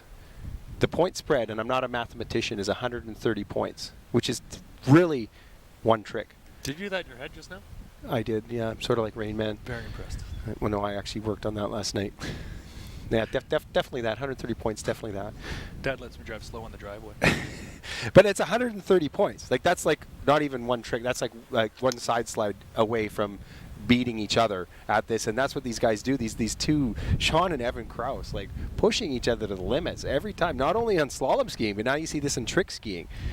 Well, it's so cool to see here. We see Sean as our top seed. He had the highest trick score of the entire tournament so far, and we've seen him. Normally you'd see that top athlete on the shoreline with headphones on, doing a warm-up, going through the routines. No. Sean has agreed and is committed to pinning. He's been sitting in that boat since our first trick skier running that trick release. So really shows just that team spirit that he has here. It's an individual sport. Sean's got to go out there. He's got to ski for himself. I know he's going to be a little disappointed after that slalom round. He did not get that slalom score that he wanted, so he's going to be looking to redeem himself here, take home that trick title. But the fact that I know that that's important to him, but he still sat in that boat and pinned for all these other skiers just really shows what a great guy he is. Absolutely. I mean, a lot of guys at his level, like you say, would be on the dock, meditating, focusing on the rounds, imagery. A lot of this stuff in the sport is imagery. It's like really trying to figure out what you're going to do. It's 90% mental. The reality of it is that the physical aspects are there, but unless you're the head game and you're in the game, and there's Sean pinning for every single other athlete in the water, jumps out of the boat, gets out, does some stretches, and then he's going to go do a world-class trick run.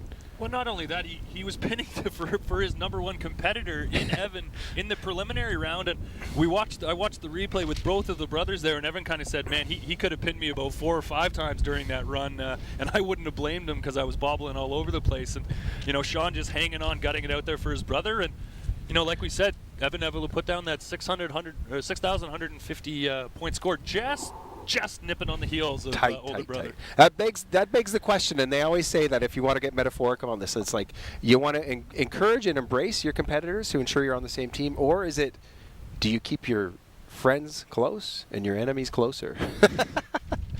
You never know. With these guys, I'm pretty sure that they're really positive and encouraging. That family, they come from a long line of family of water skiing. Ken Nelson, their mom, Christy Nelson, their dad, Chuck Krause. Christy's now, of course, Christy Krause. And now you see the Krause brothers down here competing against each other, which is awesome to see. And it's just been so fun to see both of these young men kind of grow into their skiing, and also as young men out here coaching and mentoring so many junior athletes. I know both these young men spend a lot of time in the boat here at Shalom Park. We've talked endlessly about how accessible Shalom Park is with that MindBody app. If you're local in Edmonton, download that MindBody app. If you feel like learning how to ski, go on there, book a Learn to Ski, and you're going to get to come out here and ski alongside and do sets with the likes of Sean and Evan Krause, who are amongst the top athletes in their age in the entire world. Just such a cool opportunity here. Absolutely, and it's the accessibility level that really thrives and puts Shalom Park above and beyond the rest. They've set a precedence for accessible water ski sites to open it up to have anybody ski. And really, if you look at the mantra of what Water Ski Canada has, of course, followed through with Water Ski Alberta, is accessibility of the sport. I mean, not everybody can go out and buy a boat and go behind a ski and have the opportunity. It's one thing, maybe you can go buy a boat, but guess what? You got to have a driver. You got to have a spotter. But here, you can just show up. You can even borrow a ski. They can rent skis to you, and you can come out and go for a ski if you're in town. And you know what I have to say about that? Water Ski Canada membership has its privileges. I am a Water Ski Canada member, and I was shopping around boat insurance, and as a member of Water Ski Canada, I think I paid $100 for a family membership for, my girlfriend, my kids. We're all in the same household. We can go to tournaments. We can come to different levels of liabilities, and our liability is clean and clear if I'm towing a skier. The boat insurance that I got through Water Ski Canada actually saved me $200 to $300 a year just on boat insurance, just by being a member of Water Ski Canada. Just for that membership fee. Absolutely, just for the membership fee, and it opens you up to so many different levels of aspects of it. I mean, really, the reality is the Water Ski Canada is the entity, the proven privileges of being part of a large group of associations of that. And now I'm just taking a look at that boat. There she is, cruising down. There's BW. There's the B-Dub cruising down the course. Doing a bit of a ghost pass. Taking a look at the lake. Taking a look at the, maybe they're just going to get gas. I don't know what they're doing. Looks like likely a phantom pass. I see a skier down on the dock, so I think that boat's just going to go up and down one time just to get that water chopped up, make sure conditions are equal for all of our athletes. And it looks like they switched drivers, that's why. Drivers have been switched. I did see Chuck Krause walking around with an extra large coffee this morning, so I'm sure he had to get out of the boat. We got Russ in there now, and we look, skiing in only 3 skiers. That's our top-seeded tricker, still in the boat. Still in the boat with a Bass Pro Shop. What is it? Bass Pro? Bass Pro Shop. Bass Pro Shop. I always think Cabela's, but anyways, Bass Pro Shop hat on. Love that. Yeah, so that boat's going to turn around, go back down to the other end of the lake, and then we are going to pick up Carter Lucas. Carter Lucas. And I'm going to tell you about Carter Lucas. He's from Saskatchewan. Skis at the Saskatoon Water Ski Club, I believe. If he filled out his bio correctly, or I can read it correctly. I don't have my glasses. He's a left foot forward skier, coach and a university student, University of Louisiana, and he's sponsored by Norm. Thanks, Norm. Thank you, Norm. Norm, whoever you are, thank you for sponsoring Mr. Carter Lucas. We appreciate that. He's skiing on the HO Syndicate Omega. That's a nice ski, the same one I ski on. He's coached on Jarrett Llewellyn, Cole Grant, loves to go hockey and snowboarding. He is an under 21 World's finalist. So to be an under 21 World's finalist, he's got to have his name on the map. He's got to have the points to be able to achieve that. And he likes to ski before 9 a.m. Well, it's a little bit before 9 a.m. or a little after 9 a.m. now, but it might be 9 a.m. in Saskatchewan. It's 9 a.m. somewhere. No, I think Saskatchewan, aren't they half an hour ahead and then 2 hours behind? That's some sort of Saskatchewan rule. Some hole in I don't the know. space-time continuum. I was Lloydminster has 2 L's in it. Lloydminster. Lloyd. And half of it is in Alberta and half of it is in Saskatchewan. So when you're driving through, it's like, welcome to Saskatchewan, but you're in the middle of the town. And there's actually, it's really quite strange, but that's just what happens. I don't know if that happens in the United States, if that's too. And then of course there's gas prices. I think Saskatchewan probably has better gas prices than Alberta, just because they do that sort of thing. Because really, Saskatchewan, there's not much else going on there other than flat land and gas prices. So, John from Minot is cutting in, telling me I can watch my dog run away for a week in Saskatchewan. And here we go. On the water, Carter Lucas, Louisiana Monroe Warhawk. Go Hawks. I like his outfit. Once again, he's wearing a good outfit today. You know, and he was at the banquet last night too. I think Yeah. Carter really takes pride in his style here. It must be the Louisiana rubbing off on him. And here we go, coming up a little short on the half cap. He's gonna have to settle down into his backflips here, and you can see, same thing there, just casing that wake. He came up a little short on the half cap, lost a bit of momentum, came right into that backflip, and same thing, just came up a little bit short and hung on to that handle as long as he could, but unfortunately going down there on the second backflip, not what he was looking for from that one. And you know, Stevie, I'm not a judge, but if I was a judge, I would tell him to edge in a little harder on that approach, because I want to see more air between the trick and the wake. And you can see that there. He comes off a little sloppy, bringing himself back in. Beautiful flip. His approach is down, and there he goes down. So he kind of slowed himself down right off the bat by not getting that momentum and the inverted air style that he really needed. Yeah, you nailed it right on the head. You could just see coming down, he just didn't have the speed to clear that wake, and just that little bit farther, he's going to clear that top of the wake. He's going to land on the downslope, and you get this really nice soft landing on the downslope of the wake. It kind of sends you out into a nice rhythm to come back for your next flip. And we could see there from Carter coming up a little short on his first one, casing the wake, so he doesn't get sent out as far out as he normally does for that second flip. Cuts in from that narrower point, and again, like you said, just didn't have that speed to get all the way around, case the wake, and we saw him hang on right to the bitter end there, right to that ski was all the way behind him. And there you go, see, and he's switching his trick ski. He's got his toe trick ski, and now he's switching to the handle pass trick ski.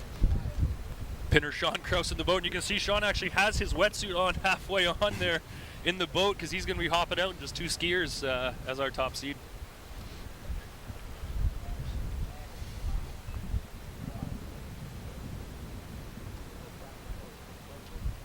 Yeah, so Carter is in fact going to go to his toe pass. Sometimes when a skier goes down a little bit early on pass number 1, they have a decision to make. Do you go to your toe pass, do your second pass, and take the points that you already got on pass number 1? Or for some of these skiers, and I believe Carter has a lot of tricks, the majority of his tricks are slated towards that hand pass. Those high point flips are really high point value tricks. So sometimes you might see if the athlete goes down early on in their hand pass, they elect to do that hand pass over again, understanding that any of the tricks that they repeat they won't get scored for, but just making that decision, and kind of you land in the water and you start doing some mental math in your head. Okay, I've got this many points left, I had this many left in my run, my toe pass is worth this many points, and you want to decide which run to go to, and Carter elects that he's got more tricks left in that toe pass than in the remainder of that hand pass, so we'll see him come back for a toe pass. Yeah, absolutely, and we talked about a lot of this too, is the aspect of the athletes and the mental strenuity that they have to have, the sustainability, and sometimes you just got to leave it on the water. It's not going to happen today, so you know what, I'll leave it there. I'm going to come back on my toe pass, and I'm totally fine with that. And that's what they are. There's always another day, always another tournament to come back and show it all up. But here he goes. He's looking pretty strong, nice and solid coming in. I believe those are white shorts. Very bold move. They're kind of like off-white, maybe cream, like light blue maybe, I don't know. Oh, they're what? No. So here he goes for the toe 5 back. Toe back back. Cheering. He's having fun out there. Oh yeah. And Carter having a blast, and you know what? That is a testament to Carter's time down skiing in the collegiate water ski scene. Tony, I don't know if you've ever been down to a collegiate tournament, but literally one of the most fun events that you can have. I can't imagine. These kids just out there having a blast, and some serious scores going down in collegiate, but it's all about having fun. And you could see right from his first pass, I could hear Carter talking to us out there. I don't know what he was saying, but he had a smile on his face. He was kind of saying, like, I'm not sure. You know, he's just having fun with it. Look at him. He's talking. Coming into the course, he's having a full conversation with Sean Krause in the boat. Which now I'm not sure why the boat's gone back to pick him up. Maybe maybe he's actually pinning, or you can kind of hear some banter from the boat. I wonder if he's going to be pinning for Sean. Maybe. You never know. Well, either way, he must have done something right, because he doesn't have to walk back. He's going to get a ride. Exactly. And standing on the dock, waiting for this whole thing to oh, they might. What? I'm not sure if they're giving him it again. He's not taking his ski off. Brad Gibbons is up next. Brad Gibbons from Southern Alberta, from Calgary. Seeing that. Yeah, those shorts are kind of like they've got some sequins on them. I'd like to think they're maybe little anchors or sailing ships. I'm not sure. Either Perhaps. way, I think he's a front runner for best dress so far here, the 2022 Canadian Open. That could be a division. I think so. Well, we'll have to see. I'm not going to say anything until I see what he comes up with jumping. And everything's nice good. salute to us up here in the judges' tower. There he is. Carter Aye, Lucas. Capitan. And you love to see it. Like, that wasn't where Carter wanted to be. He wanted to get a little further down that tow run, but he's out there having fun. He's got a smile on his face, and that really is what this is all about. Obviously, these guys want to go out there and do their best, but we do this sport because it's fun. Absolutely. And you think about the world that we live in today, something doesn't go right behind an absolutely beautiful boat at a world-class site. That's what we can... You know what I'm going to say? That's a first world problem. I think those are first world problems. You hit the nail on the head there, Tony. I said a non-foamy latte, please. Gosh, you brought me a foamy latte. How am I supposed to work in these conditions? How could I fall at a world-class site behind this beautiful boat with all these amazing people and world-class announcers? Yet, Just it's all terrible, good. eh? Yeah, absolutely. All right, so Bradley Gibbons is sitting on the dock waiting. Brad's, I said he hailed from Southern Alberta. He's going to UBC Okanagan right now. Beautiful campus to be at, and he's in his chemistry major, chem degree. Solid position in slalom skiing. I believe that he stepped up and is he second? He is second place for slalom, is he not? Gonna have to look back to those results.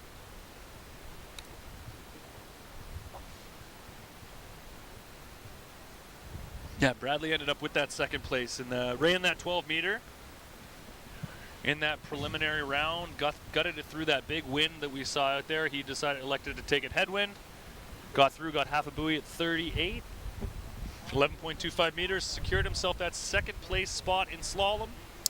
But right now in the trick event, the third seeded skier, Brad Gibbons.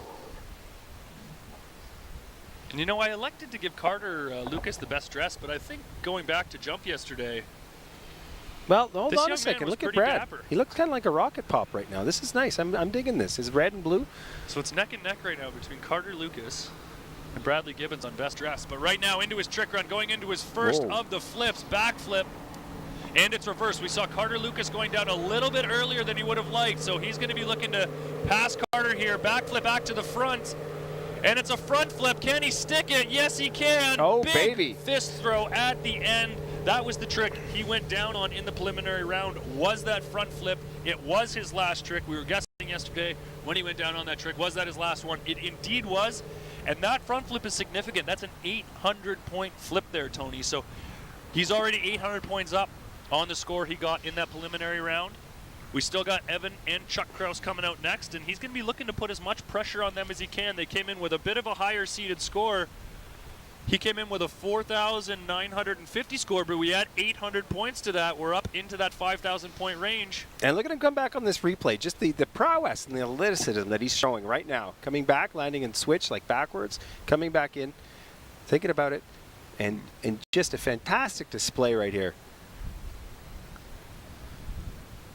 Nice landing here. And this is my favorite trick in trick skiing. That front flip coming in, up over the top. Great axis there. This landing is a little bit challenging. You come down nice and hard in the flats there. You can see that big spray. Gets a little bit of a lean after the landing, but clean front flip, and there's that fist throw we love to see. Oh yeah, he's stoked for that. And then you can see the other ones, they're edging in hard into the wake. They come off an edge, and it's almost like a slingshot that it throws them, and the momentum of that trick allows them to complete it. Whereas that, like you said, that front flip and the severe difficulty of that front flip is it's just truly throwing a front flip. And here we go. Brad Gibbons coming back in, wrapped up for his toe. Looks to me like he's going to be starting with a toe 5 back, so look for a 540 degree rotation to the back position. There we go. Now he's into the toe back to backs. Toe back, toe front. Toe wake back to back, toe wake front. He's into the toe slides. A little bit of a bobble there on the toe slide, and now he's into that toe wrap in. Toe wake go. Does he finish with some toe lines? I think he's just going to finish with some surface spins. Toe line back. Easy. 2 stand-up runs. Oh, there you go. He's going to put that score a little bit further out, Tony, than I think he did in that preliminary round. And 2 top seeds left on the dock. Evan and Sean Krause saw that. They're not going to know what his score is because we still need to wait for the judges to tally up all those tricks, make sure they were all done within the 20 seconds, make sure they're all done to credit. But they know he just tricked right to his potential. He stood up both of his runs. They know they need to go out and attack. Yeah, the bar's set. Brad Gibbons set the bar high, and these guys are sitting there like, Evan's on the dock right now. They got a repertoire of tricks. They have a trick list that they like to pick from. They usually have a run that's customized. Their coaches make it. They sit down and work with it together. And right now they're just going to figure out, are they going to pull out some stops? Are they going to throw in a couple more, maybe a little more severe difficulties? We're definitely going to see some front flips in there. Definitely see a lot of inverts. These boys love going upside down. It's just a question of how much and what are they going to do to make those points go. Absolutely. You made a good point there about the trick runs, and some of these tricks really easy as the skiers learn them. They learn them individually. So you go out, you work on your front flip, you do your front flip all by itself, and it's a completely different ball game when you have to go in and you have to put that trick in a sequence of other tricks. Your rhythm needs to be correct. Everything needs to go. So putting these trick pieces together is really, it's a bit of an art between the coach and the skier of getting these sequences put together in an order that's going to be done the quickest, the most consistent, and to give them the most amount of points. It's true, and I mean, it mimics a lot, if you think of the sports of the Olympic sport, figure skating, where someone has a routine. I mean, those routines are 3-4 minutes long. This is a 20-second run that they're fitting in all these, cramming in as many of these tricks as they can possibly. And of course, it's not just throwing a trick, it's throwing a clean, concise trick that's going to allow the judges to give you credit on that. And all right, here we go. On the water, Evan Krause, it's his home lake. He's coming out. Looking pretty comfortable. He's starting with a handle pass, so let's get ready for some big air inverts. This is going to look pretty good here. All right, so doing some warm-ups here. I believe his first trick is a mob back-to-back. So he's going to pull out, turn to that reverse back position, do a back flip to the other back, as well as its reverse. So mob back-to-back. Trick 1 in the bag. 2 incredibly difficult tricks. He likes to go for the half cab on trick number 2. Back landing, back to front. He does a double wake jump here. Now he's into the series of backflips. Backflip, and it's reverse. Now he's into the ski line back to the front. End of that run, and a little bit of a change up there from Evan. I think last round we saw him do 2 mobs, maybe feeling like it wasn't quite connected coming off the wake on that second mob. Electing to go to the half cap could have been a strategic move. I'm not really sure. Don't pay attention to me. Yeah. But a stand-up run for him. A little bit out of sequence there with that wake jump halfway through, but a lot of points thrown down, and you can just see the athleticism of Evan there on the trick ski and how effortlessly he gets that ski upside down in those flips. Yeah, absolutely, and that's like we talked about, clean concision, and that's what you see right there. So watch these first 2 flips, 800 points apiece, the mob back-to-backs. And such a risky trick from the start here, Tony. You'll see him go out to the boat. He's going to return into this reverse back position. So his legs are all crossed so hard to hold that position up the wake. And Evan showing that core strength, keeping that handle right on his hip, right off the top of the wake, launching him up. And you can see there, he shakes his head. He bailed on that mob. He knew, heads up move coming off the wake. I don't have the height to make this work. So you can see now, that's where he was supposed to do his half cap, Tony. So he bails knowing he's already done it, does the wake jump. That is a veteran move from Evan right there. He knows that if he goes down on that second mob, he's out. He's not going to be able to chase Bradley Gibbons, but he knows I've got lots of tricks coming after this. So he bails on that mob. He then halfway through, and we talked about how routine these are. For an athlete to have a heads up move in the middle of their run and change it up, That's the stuff of pro skiers right there. Absolutely. He's got to make that decision. He's got to weigh the pros and cons with it and go from there. Steve, you're in his head. That's amazing. It's like you know what's going on with these guys. I'm feeling at one with Evan out there. I feel the vibe. I'm feeling the aura here. All right, and here we go. Evan Krause is coming back. So here we go. Starting with that toe 7. Going to need to get all the way through this pass. We know that he left a little bit on the table after pass number 1, but making easy work so far. Going through the toe 8 back-to-backs, into his toe back-to-backs, into this series of rapid tricks. Toe 5 front, toe O, reverse toe O, toe 8 go, and now we're into the exciting toe line tricks. Toe line O, 360 degrees, jumping over the rope. Oh! And you can see just going for a toe slide there. Shocking. Not really sure what happened. Just kind of seemed like he lost balance on that last toe slide. But you can see on that toe line, that athleticism, that skier needs to pull on that rope, advance themselves towards the boat, jump into the air, one leg, 360 degrees over the rope. Great stuff. And that's exactly it. It's just simply the laws of geometry coming in. You can see in this replay as he's coming up, he's going to fall a bit off axis down course. But right before that, I mean, this is textbook trick skiing with toe skiing right here. You can see at no point is there a bobble or a change in Evan's position. He's just directly over the center of that ski, and that's where that ski wants to spin. If you get your weight a little too far back, a little too far forward, that ski is not going to be sitting flat on the water. It's not going to spin as easy as Evan would like. And you can see here, using those arms for balance, using that rope in the toe hold to control, so lets that leg out. And you can see on the rapid, pulling that knee in towards him. And here we go. It's looking like he falls himself back, pulls himself down a little bit. You see the hands up for balance. And as he goes back, a little bit off axis, coming off the wake, spinning him around, comes back. So here's that toe line O over the rope. And then here's where he goes to the toe slide and just loses it slightly. Not really sure what happened there as he went to the toe slide. Evan and me agree. See, we're on the same page there. Saying, I didn't know what happened there either, man. That was Carter Lucas saying, "Why'd you pin me?" But just absolutely great skiing from Evan in all 3 events. He was our slalom champ, and I do want to apologize to Evan. We went out there today. We were announcing he was at 38 off, when in fact the rope was a foot shorter. He was at 3 at 39.5 off. So great skiing from him so far. Here comes Big Brother Sean, and if you want to see the look of intensity in someone's face, you can see this right now. Totally 100% dialed. So Sean Krause, our top seed, highest ranked tricker in this event, starting off on toe with the toe 5 back into the toe 8 back-to-back, and it's reverse into a series of toe back-to-backs. Now he's into those wrap-in trip. Toe 5 front into the toe 8 go. Now he's into those toe line tricks, and this is where Sean really excels. He's such a powerful trick skier, and he excels at jumping over the rope in these toe line tricks. Toe line back-to-back, toe front, and a stand-up toe run for Sean Krause. And you can see there at the end of his run there, really, really strong, powerful toe line tricks from Sean. Absolutely. Like he's out there. He knows what he's got to do.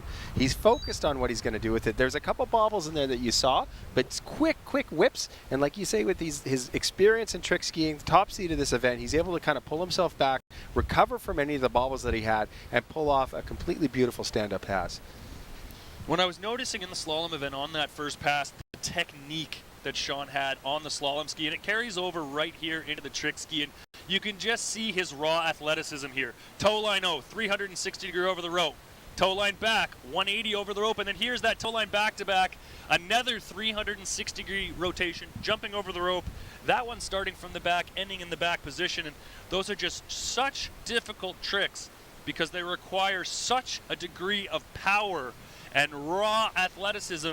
But then on top of that, you're still standing on that slippery surface of a trick ski, and so you need that finesse to stay on top.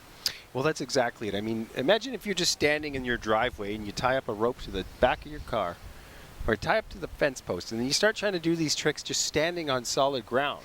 That's enough of a challenge that it is. Or, throw the rope to your girlfriend and say, hey, hold on to this rope and pull it while I'm trying to do these tricks, just standing here stationary, which is a training tactic these guys use. But then you take that and add the contributing factors of water, an extremely slippery surface of a ski that's going to be on that water, and a 450 horsepower boat dragging you down the lake. All of those things substantiate to a situation that, again, is giving you the odds are stacked against the skier 100% until the skier trains enough to be comfortable with those odds so that they can execute with such diligence and beautiful precision that they get these passes. And that's really the thing with Sean here when you watch him is he truly does make it look easy.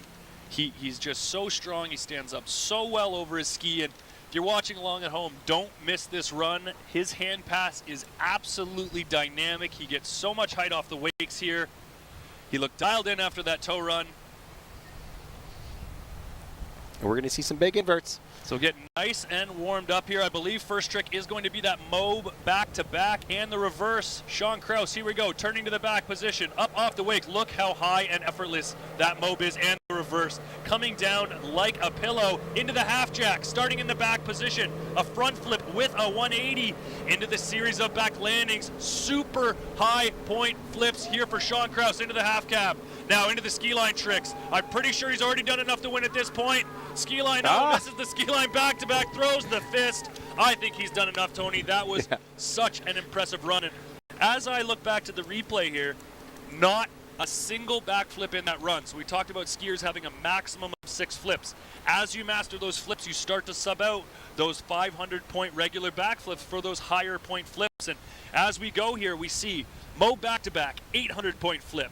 It's reversed, 800 points. He's 1,600 points in here, Tony. We're 3 seconds into the run. That's a half jack, 850 points. 750 here for these pairs of back landings each.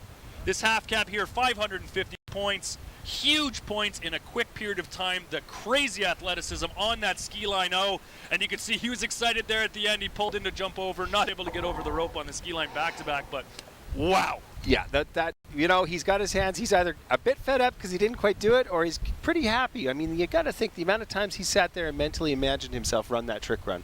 Run a stand-up pass like that, run it through, and make sure that he can successfully navigate it. I think that he's happy. Well, we never want to rely on my mental maths, but as I was going through and calculating both of those runs, I do think Sean did enough there. We're going to wait for the judges because, again, these judges are watching the camera from the boat. They have the optimal angle. We have timers that are timing to the exact frame of the 20-second runs, making sure all the tricks were executed correctly. So we'll stand by for the scores in the trick event, but absolutely sensational stuff from the hometown boy, Sean Krause.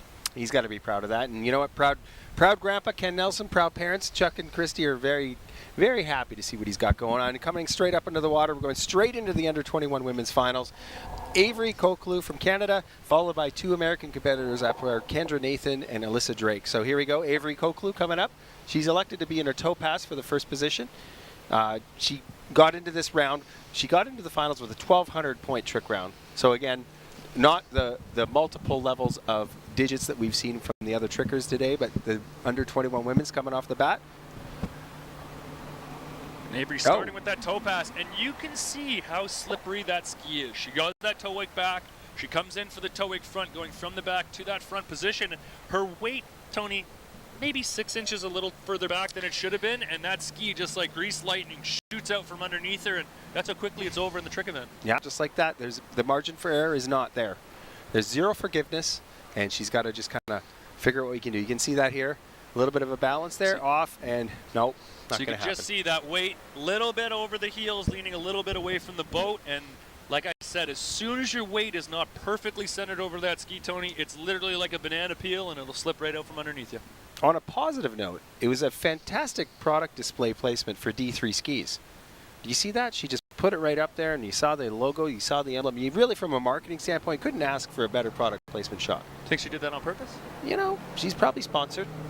She's got, got some sponsorship obligations to fulfill.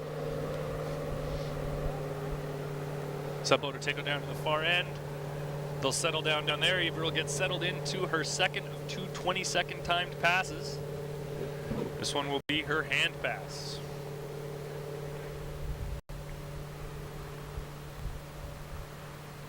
I just got to give a quick mention to a really cool store that's been around Edmonton for about 50 some odd years. It's called Monarch Carpet One Floor and Home. If some of our listeners that are coming to us live or watching us live online, or if you're in town here, go check it out. They do online shipping. You can order some really cool customized flooring products, different construction products, and I believe the Monarch guys, they actually come out here and ski with Ken, so they're proud supporters of Shalom Park. Thank you very much, Monarch One Flooring. And here we go, Avery Koklu, the only Canadian in this division. We've got the 2 Americans coming up behind her, and Avery's coming in. And you gotta love those Junior Canadian Open bibs, those red and white bibs with the Canadian flags on them. And here comes Avery in for a hand pass. So she's starting off with a back, then a wake front, a side slide, and it's reverse. A surface O handle pass. Cutting in for a reverse wake back and just slipping out there at the end of her run. But great trick skiing from her.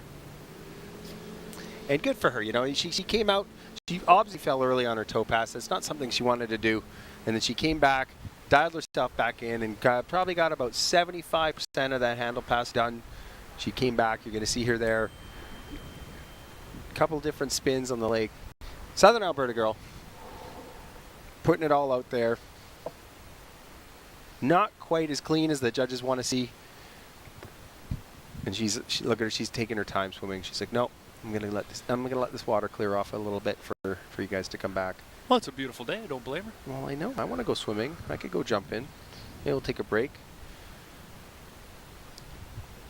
And we saw earlier today, you know, the wind really not too much of a factor in the trig event. It'll play with the skiers a little bit and usually determine if they're going to do their hand or their toe pass first or second. But probably of the 3 events, the wind has the least impact. And we saw slalom earlier today with that wind up and down coming out of the west. Going to be a bit more of a factor for our 3rd and final event of the day, which is the jump event. So kind of keep an eye on that weather as these last 2 trickers go, hoping to see that wind die a little bit prior to the start of that jump event. Absolutely.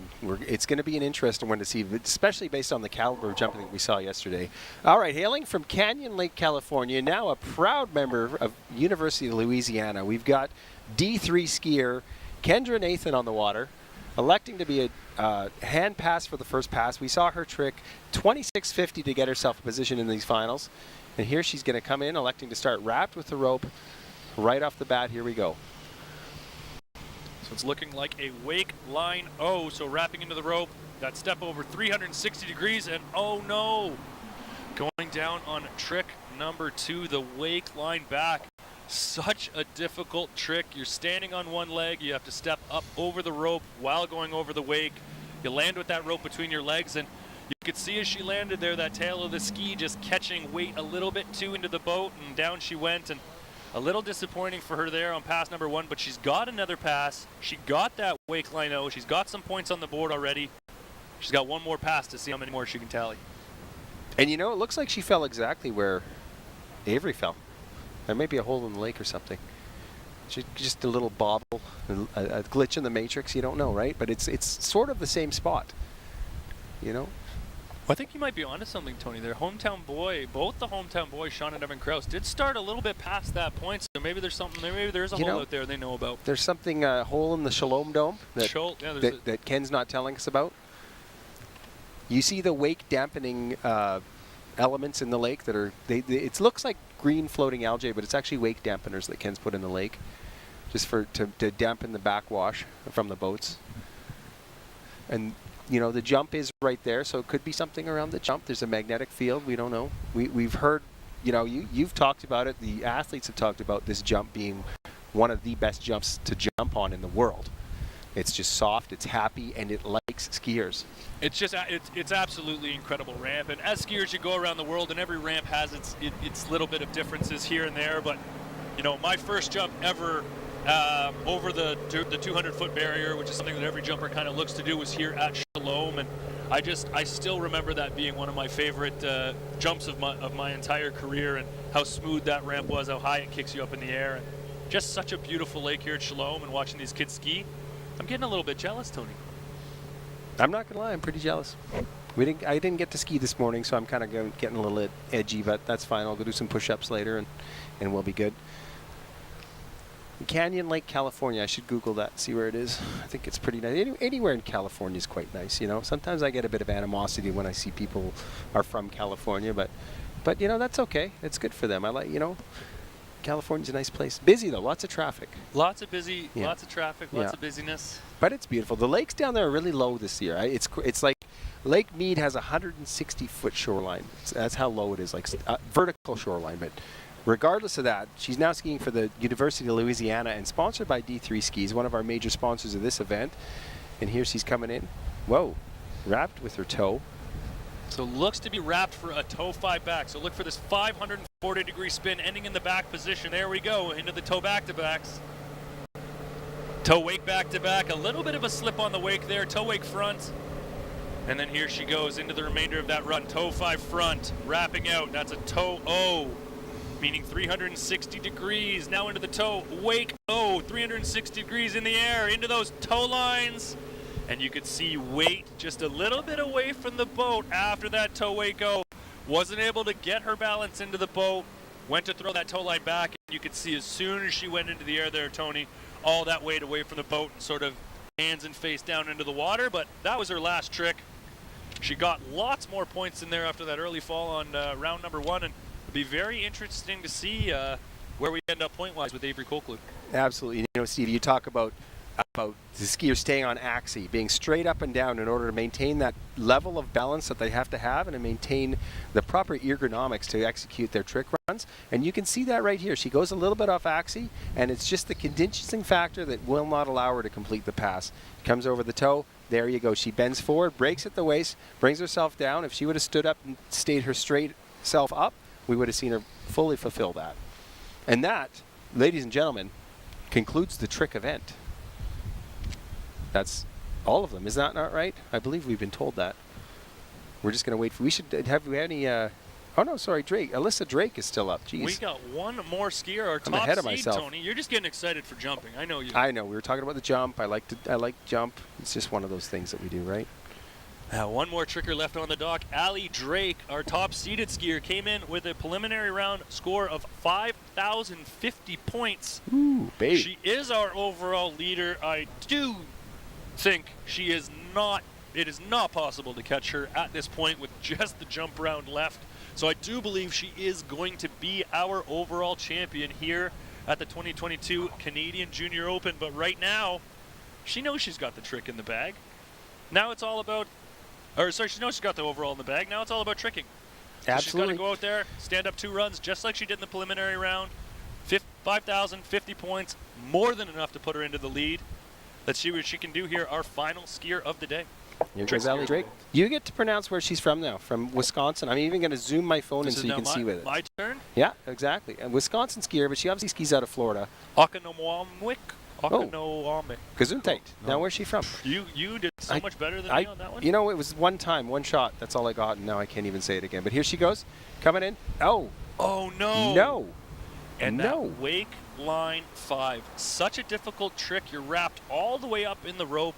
That rope's between your legs, and you can see there just coming off her weight a little too far back, trying to save it there out the back door. And she's sitting in the water just looking at the boat. Like you said, as a skier, you don't want to slowly sink down to the water and watch, as beautiful as it is, you don't want to watch that ski nautique go away. But you can see this here, wrapped in. She's got her foot out to get her leg over top. So you see there, Tony, she went a little bit too early. She wasn't quite at the top of the wake when she started her rotation, so she started to slip. You want to wait, edge right off the top of the wake, wait till that ski comes cleanly off the top of the wake before you start your rotation. And in that back position wrapped in the rope, it's so hard to hold that ski backwards. As you come up the wake, all that force is trying to pull you forward, and just at the last second, Allie just losing a little bit of angle and then not able to come around. But looking at this score here, I still think there is a potential that she has enough in one of these runs to still challenge for the lead, but she's going to need all of it here. Well, you know, Stevie, I was going to ask you, I want you to forecast without looking at the screen. She has an option right now to still do a handle pass. Or, like you said, she has an option to do a toe pass. So the simple factor is what is she going to choose? It looks like she's chosen the toe pass. Looks to be like the toe pass, and that was, she's wide open here. That was her first trick. She doesn't have any tricks on the board, so she could go out there and redo that hand run if she wanted, because there's no tricks that are going to be repeated. She's elected to do the toe run, and that's just math. The skier, like I said, they go in the water, they know how much these runs are worth, and some of these skiers might even have multiple runs, and they know what each of these runs are worth. So Allie might go, hey, my hardest toe run is going to give me enough points to still challenge for the lead. So I'm going to put on my toe strap, I'm going to go back, and I'm going to see what I can do here with just one pass. Absolutely, and one pass it is. It's come down to this last pass, the last pass of tricking at the Junior Canadian Open. Following this, we're going to show a couple ads from our appreciative sponsors, and at that time, it's for all you. I think we looked at it, and I'm looking at it's around 12,482 viewers online right now. Thank you so much for viewing this. Absolutely fantastic display. We're going to go into the jump.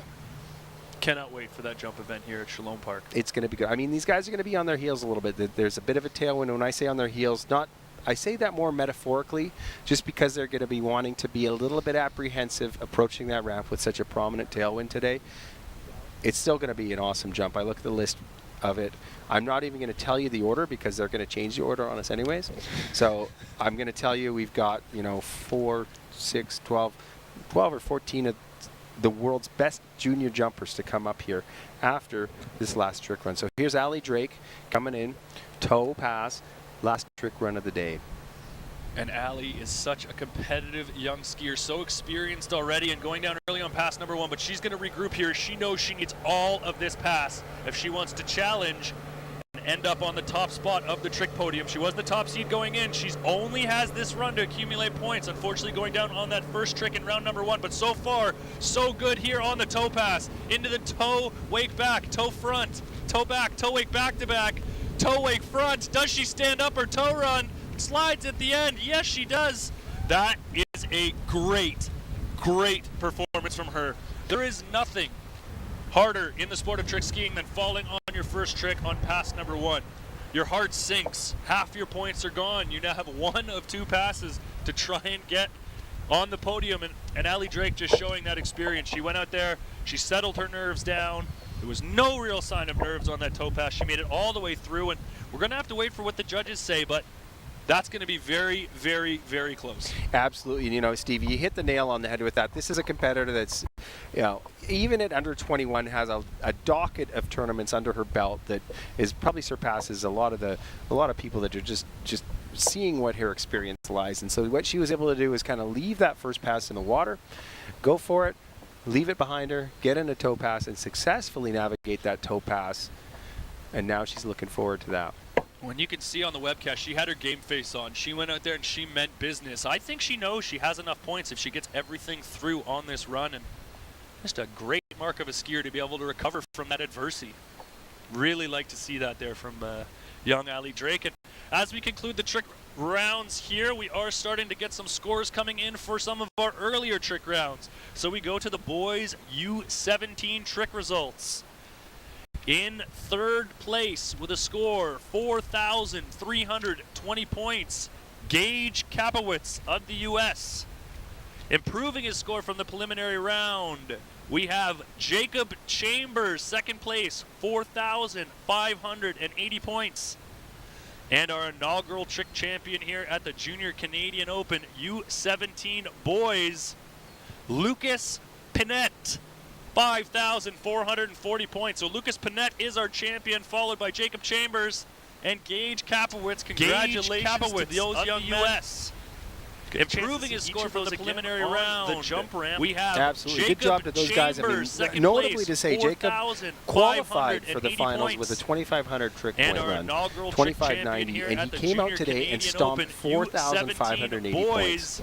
Lucas going to be super crucial, Tony, in that overall fight, because as we pull up those overall results, Lucas Pinette is our division, followed by Jacob Chambers. He was just engaged Kapowitz. Congratulations with that score that he's now doubled. Improving his score. So we're going to have to recalculate. We're going to have to go into this jump event. Good job to those guys. Notably to say, Jacob qualified for the finals with a 2,500 trick point run, 25.90, and he came out today. Well, it looks like that, but I mean, I just got to say, huge kudos to Jake Chambers for that. Tony, in that really cool aspect that I love particularly that he came out and basically doubled his trick run from his success that he got to get into the finals. Now he's in the finals to get twice as good a trick run. Absolutely good job to those guys. Notably to say, Jake qualified for the finals with a 2,500 trick point run. That's right. 25.90, and he came out today and stomped 4,500. One more, we do have huge kudos to Jake Chambers. 17-girls trick. Okay, let's hear it. So in third was Pelkey in our Which Gage he Kapowitz, basically doubled his tricking from his success he got to get into the finals. Now he's in the finals. He follows his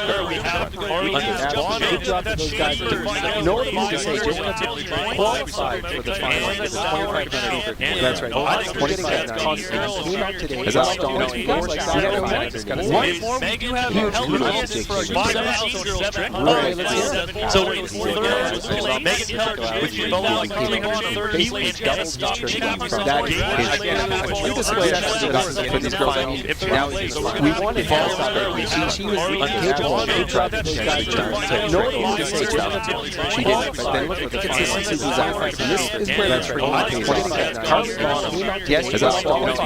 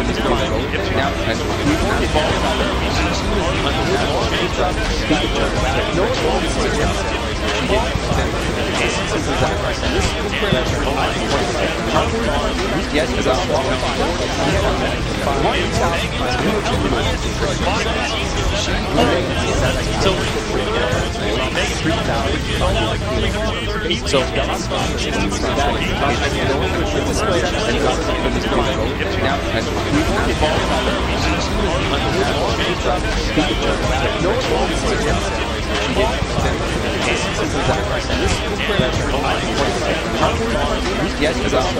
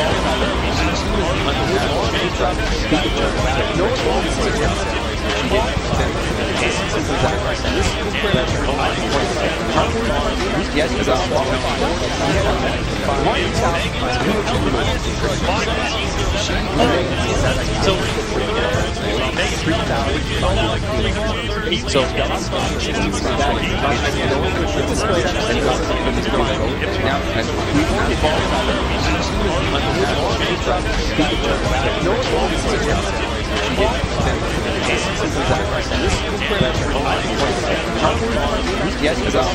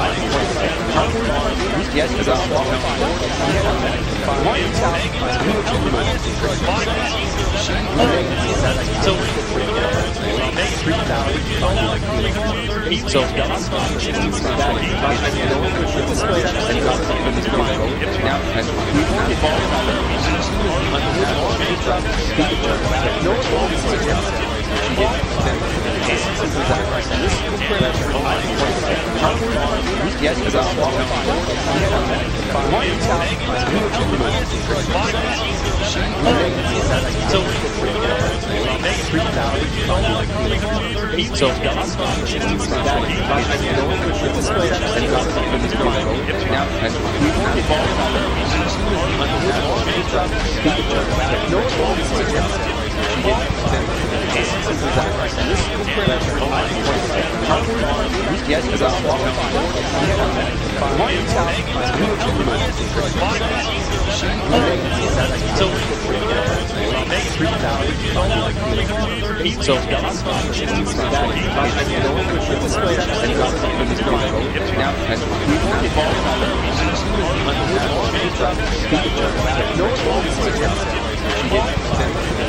Yes, because I'm Yes, because I'm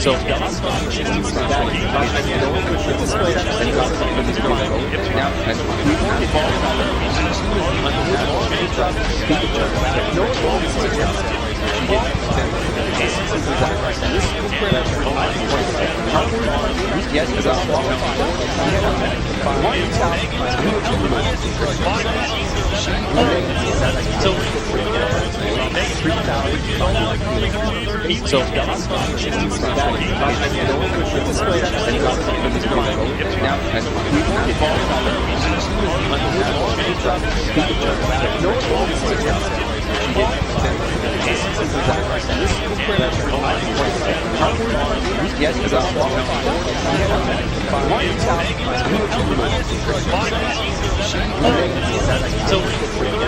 I'm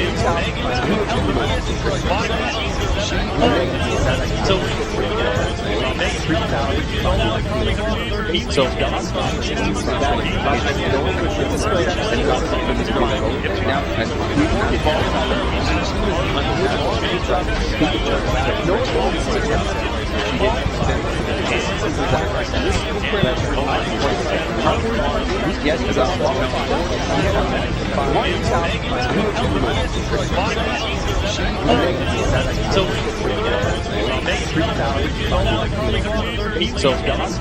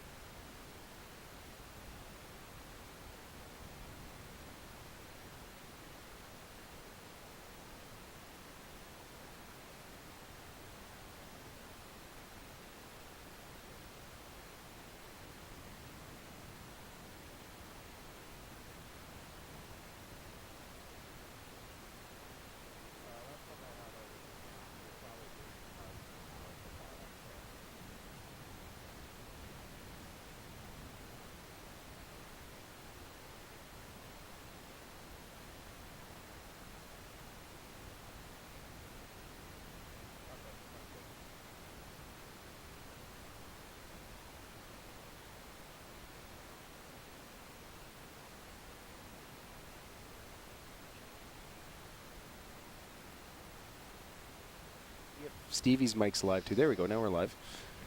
I'm just talking to myself, talking to Ken. John, Ken's wanting to see if we can get some of the actual exterior speakers going. So we turned the volume up. So keep an eye on the feedback on that.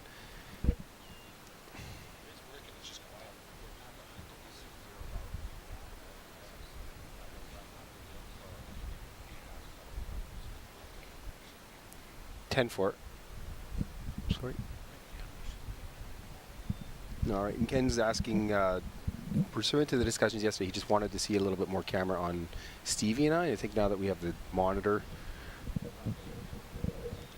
Okay, cool. He's still saying he'd like to see more, but I mean, he likes us. He wants us to be immortalized on television, and I can't blame him.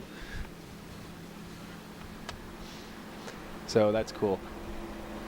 And yeah, we'll just double check on the views now that we move the monitor. I talked to Stevie. We'll kind of be sitting up and down, and then I'm just waiting to hear if I'm getting some feedback. I hear a bit of echo, so it's kind of really cool for me because it's almost like I'm having an edible. Not that I do that, but I'm getting feedback now. Tell me, John, when we go live.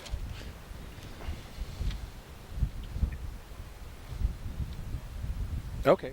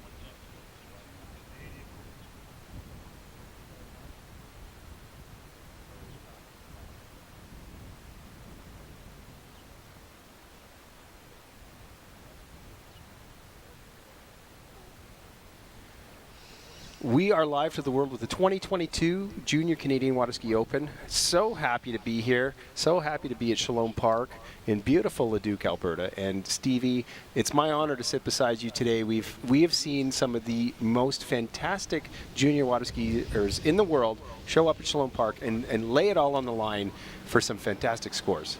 Well, absolutely, Tony, and yeah, it's just been an absolute pleasure to see these junior skiers showcased here at a perfect lake here in Shalom Park in Leduc, Alberta. And you know, you nail it on the head. You say perfect lake, and we've said it time and time again on this broadcast. The U-Link broadcast coming to you live from YouTube. It is a perfect lake. It's something we call a WRC, which is World Record Capable Lake, not only because of the conditions of the lake, of the water, it's because of the judges that we've got, the drivers, and of course that world champion ski nautique that's coming down, coming westbound from the course. Actually, it's eastbound. It's coming from the west. And here we go. We've got the first athlete on the water, Canadian under-17 boys jump final. It is Jarrett Gula coming in at you. All right, so Jared elected to do a three-quarter weight cut. He's out to that starboard side of the boat, making his final approach to the ramp, and you can see electing to pass on jump number one. And you know, we're going to see those elections. We talked to the athletes earlier. They've been coming up, hanging out in the event center with us. Today, even though the lake looks calm, there is a prominent tailwind. And now when we talk about jump, we talk about headwind, we talk about tailwind. And we saw that in the slalom course as well.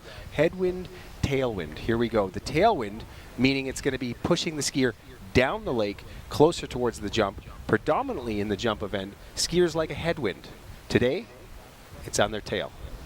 Yeah, so just like an airplane, there's a big element of the jump ski event that's obviously about flying. It's how far you can stay up in the air, how far you can land away from the ramp, and those skiers like to have that wind into their face. It helps get the pressure underneath their skis. It helps keep them up in the air for that little bit longer and just milk themselves out there for a little bit of distance. But when it comes to a headwind, that wind blowing in your face, it does slow you down, and speed is a massive element here in the jump event. So with this tailwind, you're not what the jumpers are looking for, but with this tailwind, they will be able to generate that extra little bit of speed that maybe some of them were struggling to find, Tony, in that preliminary round. Yesterday, wind 180 degrees out of the other direction, especially for some of our athletes who are a little bit later in the day. So the wind's now switched 180 degrees, so we're going to see how they adjust as we go.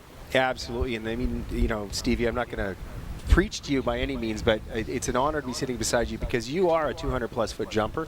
You have the abilities to kind of cut into these jumpers' heads and tell us exactly what they're seeing, exactly what they're doing. I mean, right now, Jared Gula on the lake, coming down for a second attempt at the ramp. He's saying Kyle Eads, his coach, Boris Lava is coached as well, skiing on those beautiful D3 jump skis. Let's see what he's going to do with the second attempt. So look here, it's a little bit hard to tell from the event center, but it looks like he pulled out a little bit earlier, anticipating that tailwind was going to push him down. And he's turning in about the same place, passed on jump number 1. He's going to take jump number 2. Great jump number 2. You could see a little bit on the heels, Tony, coming off the ramp, and I think that's that tailwind playing a little bit into his head a little bit. When you come off the ramp in a headwind, you get that confidence. Your skis come right up into your face, and you can lean out over them, trying to get as much distance as you can. And with that tailwind, you don't necessarily feel that pressure on the skis, so athletes tend to come off a little bit further back, let those skis come up before they get up and over. So he's now felt out the wind. He was a little on his heels there. 31.9 meter opening jump for Jacob Gula. Passed on jump number 1. It's his furthest of the 3 that'll count. That's the name of the game in jumping. Each jumper gets 3 attempts at the jump ramp. It is only their farthest jump that counts. So Jacob's timing not quite right on jump number 1, electing to pass. We watched the replay on jump number 2. He had tons of speed here, Tony. You can just see those skis flying up in his face a little bit off the ramp. He had a nice solid landing, but I think a little bit of safety off the top of the ramp cost him a bit of distance. And you know what? I think your anticipation and your forecast of that is exactly correct. There is definitely, there's variables and there's constants in this sport, and the constant variable of a tailwind really makes these athletes apprehensive in regards to that. I mean, he passed on his first jump. That's the safe choice to make. He elected to go 31.9 meters on his second. He qualified for finals with 33.8 meters, so we know he's more than capable of going further. Third attempt at the ramp, Jared Gula, here we go.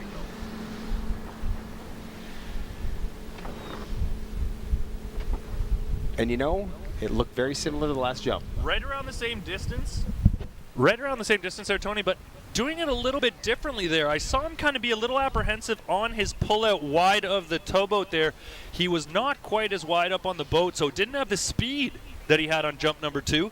But if you notice coming off the ramp, he got a little bit more height. I think that equaled about the same distance, but that really showcases for you following along at home on the webcast or you on the bank, jumping is this sweet combination of speed plus height plus your flight.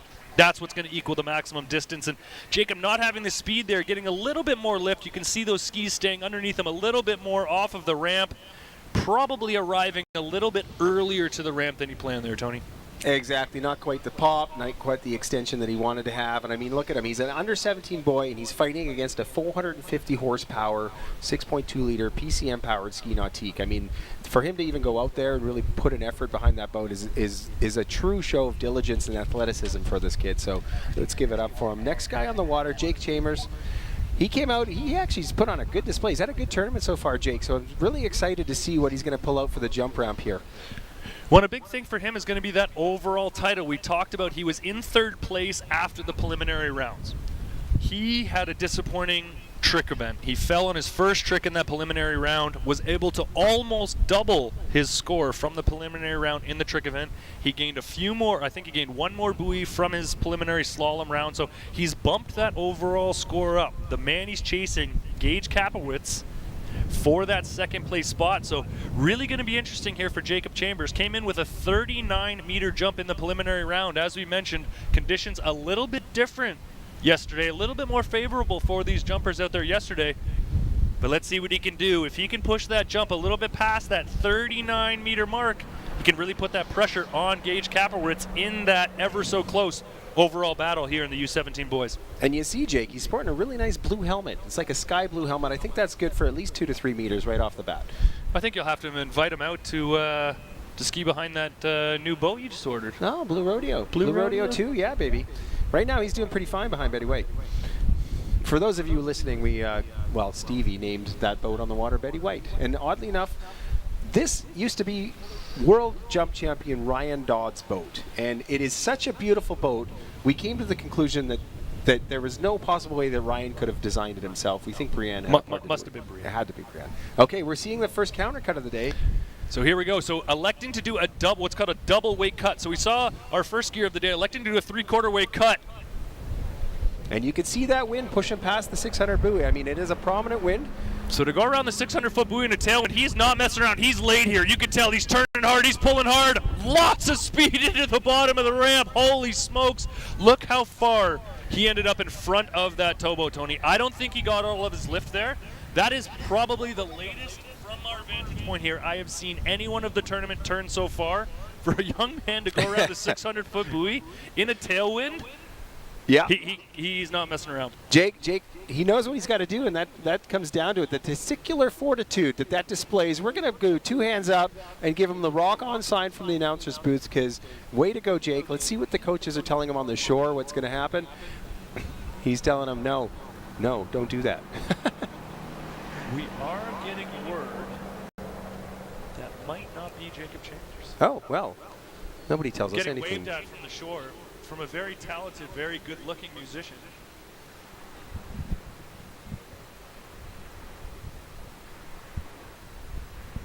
So correction, we have Gage Kapowitz on the water. Oh, Gage Kapowitz. There we go. Took us a little while yesterday to get that name dialed in, but Gage, we got you now, Gage Kapowitz. Okay, Gage Kapowitz is on the water. Well, for opening jump was anything to set precedence for the 2 following jumps. That was an absolutely fantastic display that he pulled off here. Coming back, looks like he's brought it back down the lake a little further this time. Right tight on that 600-foot buoy. He's really committed to staying in the course here. 40.9 meters on jump number 1. 40.4 is what he came qualified for this tournament. He's got more speed. Can he get the lift? Way more height on that jump. And you can see he's coming into that ramp, Tony, with so much speed, just not able to get his feet quite underneath him. No, exactly. It's a combination of the perfect formula, like you said. It's the speed and the height equals the flight. I stole that from you, and I'm going to claim it. You trademark it, do whatever you got to do, but I'm going to take it. Speed plus height equals flight. And here you can see he's coming in. He kind of started himself a little bit earlier, pre-600 buoy. The counter turn comes across. He's coming across the wakes here, solid through to the bottom of the ramp. You see that tailwind just pushing him off, and just the extension happened after he left the ramp. He was on the ramp, and he wasn't fully extended. He extended after, and we really need him to get that equation correct, to get all the ingredients put together. Just checking out the different views that we have. We watch it. You can see him pulling that handle up into his chest a little bit at the finish of the turn, Tony. He's still battling with that tailwind a little, and as we watch from that angle right there told us what was going on there. Still a little bit early on his approach to the ramp. The tailwind's pushing him down the course a little. You can see he's a little bit apprehensive in his turn. He's getting that handle up, that little bit of a slack rope coming around the turn, and probably starting a little harder than he needs to and ending up at the ramp a little earlier than he needs to. So let's see if he can make the adjustment here. I think his timing's okay. I just think he needs to stay a little more patient around the turn, get those skis to come around, and get that hardest edge into the bottom of the ramp. So let's see. Can you get a little bit better turn here on jump number 3? Handle comes up a little bit, but he's in a better spot here. Can he get his lift? Not quite on jump number 3. Still a very solid performance. He really committed to his spot there. He ran around that 600-foot buoy in a tailwind. He put himself into the course on all 3 jumps, and that's really, as a coach, that's all you could ever ask for from one of your jumpers. Absolutely. You know, he's successfully navigating down the course. He's kind of doing what he can do. It's really tough for these skiers to go with the tailwind because, of course, if someone's standing in front of you, you know what you can anticipate. So imagine a constant variable of a wind pushing at you. That's a headwind, and that you can know what's happening. Whereas when there's a tailwind, the tailwind becomes a lot harder to navigate down that course. And you can see him taking those turns on the replay, coming off the ramp, still not quite that extension that he needs to get.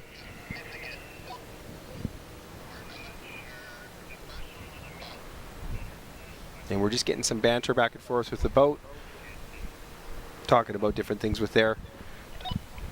So one of the things in the jump event is it's a very technical event. In order to get these distances, we have some cameras down on the shore, and we have some computer programs that freeze the frame when the jumpers land. The judges are able to calculate right where the skiers landed, and we're able to get a distance out from the computer. Unfortunately for Gage Kapowitz, on those second 2 jumps, a bit of a malfunction with the camera, so we did not get a distance on those second 2 jumps. So right now, the only score on the board, 40.9 meters for him. He has at least this jump, possibly one more. Let's see what he can do here. He's really put himself into the course here on every single jump, turning in the same spot.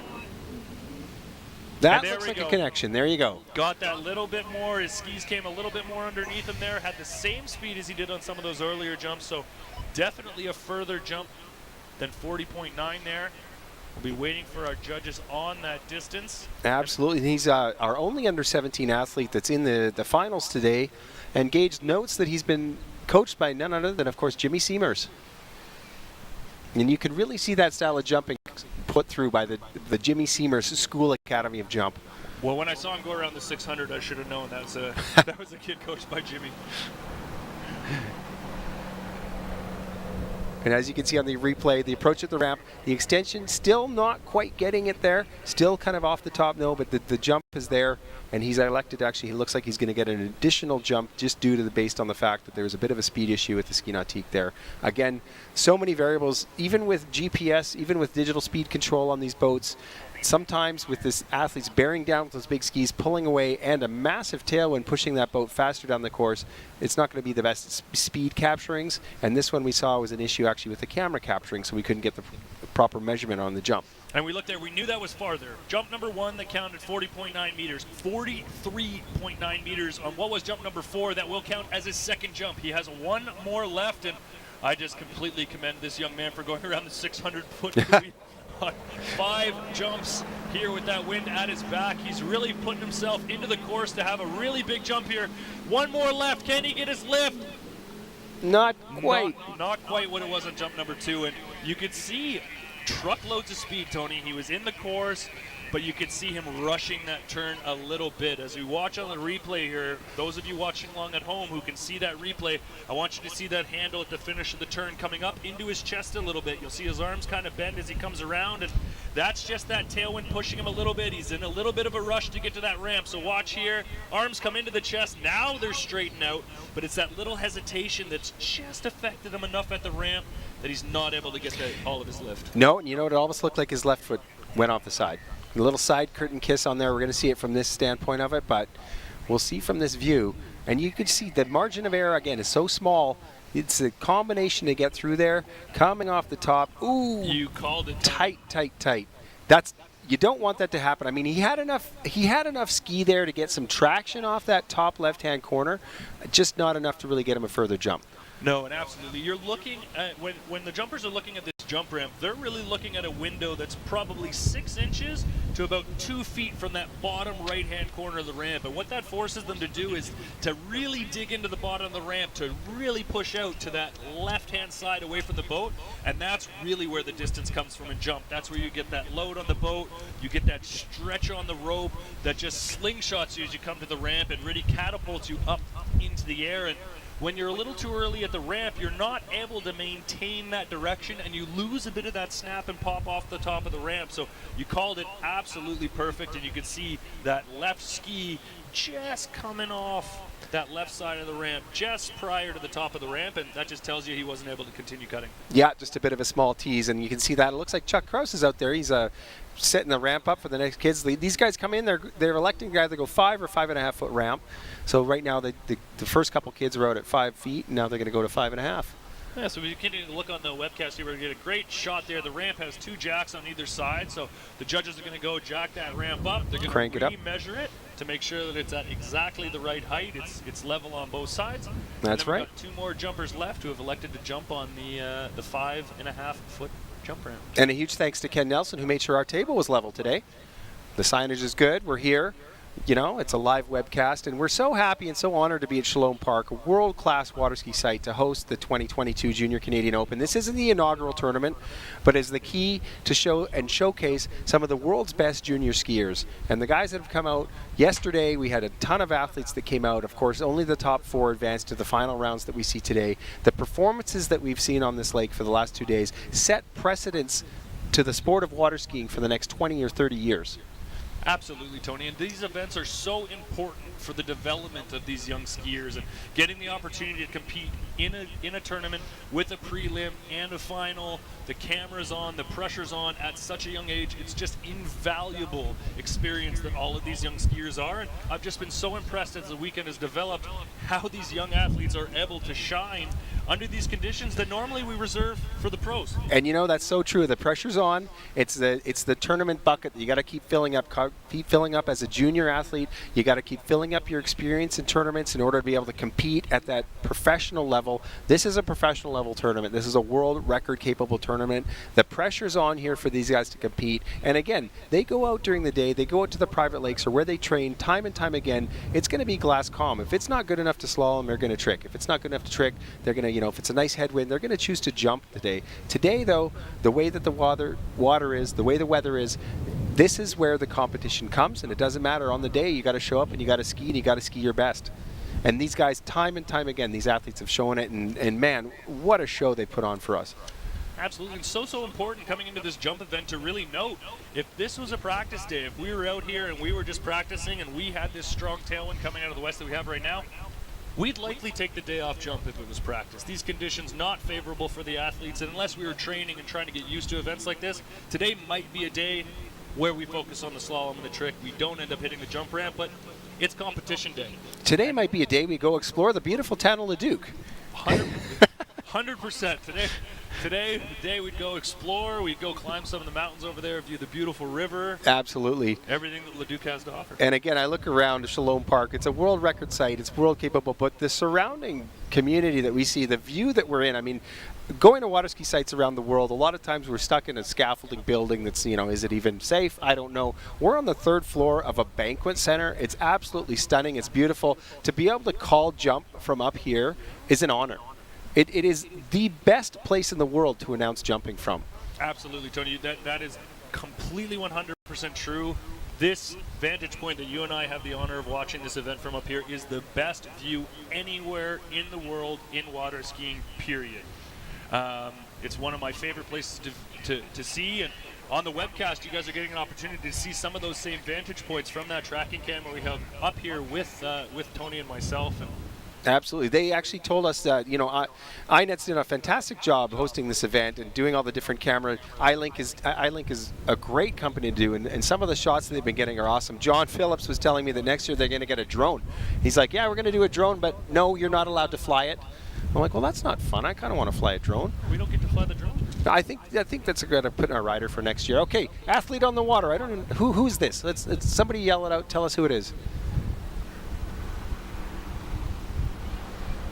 This is now Jacob Chambers. So we jumped the gun a little bit. We thought Jacob was up before. It was Gage. And here we have Jacob Chambers on the water. So the reality of the sport is that these skiers get to elect the different levels of ramp that they have. And we spoke earlier about a 5-foot ramp or a 5.5-foot ramp. So I'm just going to call it out there, Stevie, and I'm going to say that Jarrett and Gage were jumping 5 foot today. They decided to go 5 foot, and then they raised the ramp up so that Jacob Chambers and Lucas Panay will be jumping 5.5 feet. Yes, in this division, this boys U17, there is 2 options of ramp height. 5 foot, 5.5. In order to jump on the 5.5-foot ramp, there is a minimum distance that the jumpers need to achieve. I cannot remember that distance right now off the top of my head. I'm sure I wouldn't expect you to remember that. That's a lot of numbers. Probably lost that in a jumping incident down long ago, but on the water right now, Jacob Chambers. And we saw him, he turned about 15 feet from the 600. So we're going to see what he does with this one. So you can see electing to pass, and Tony, I think right there he may have backed things up a little bit too much in anticipation of that tailwind. We saw Gage go around that 600-foot buoy, was right on the course. He had speed on all 3 jumps, and when we look to the contrast of Jacob, kind of turning right in between that green 700-foot buoy and that red 600-foot buoy, so almost 50 feet starting down the course. And He still had a strong counter cut. He came way far up on the boat, and everything was looking good. But you could see as he came around there and took a look at the ramp, he was just too early. No, and I mean, fair enough. He's allowed to make that choice. He's allowed to elect a decision. These skiers have 3 attempts at the ramp, and the reality is you have to use your discretion as an athlete, even in a tournament scenario where the testosterone's running, the pressure's on, the stress is on, your adrenaline's so pumped. You have to give these athletes 150% credit to say, you know what? It's not my day to jump this jump. Jump number 1, I'm going to elect to pass. I'm going to balk that jump. I'm going to let go of the handle and ski around, and that's what he's got to do. He's got 2 more jumps to do it, and you know, looking at these athletes, it's the smart jumper in the jumpers' careers that is going to last, and it's the smart ones that are going to become pros, because anybody can go out there and throw themselves at the ramp and jump. It's the jumpers that are smart, that use the discipline, and that elect to pass the jumps when they're not safe are the ones that are going to continue and excel in their career as jump skiers. I think you just put the nail right on the head of why I retired early. But right now on the water we have Jacob Chambers. Let's see an adjustment that he makes. We talked that he turned about right in between that 600 and 700 foot buoy. You can see a significant later turn down the lake, spraying that 600 foot buoy. That's in the right spot, in my opinion. Going to put him much further into the course, and here we go. Much better spot. Let's see what he can do here. Edging into the ramp, hardest cut into the bottom, up over the top, and not quite the distance we saw from Gage. So skis splitting, weight on the heels a little bit. You saw he was further down in the course. He was able to make it onto the jump. He's got a score in the books now.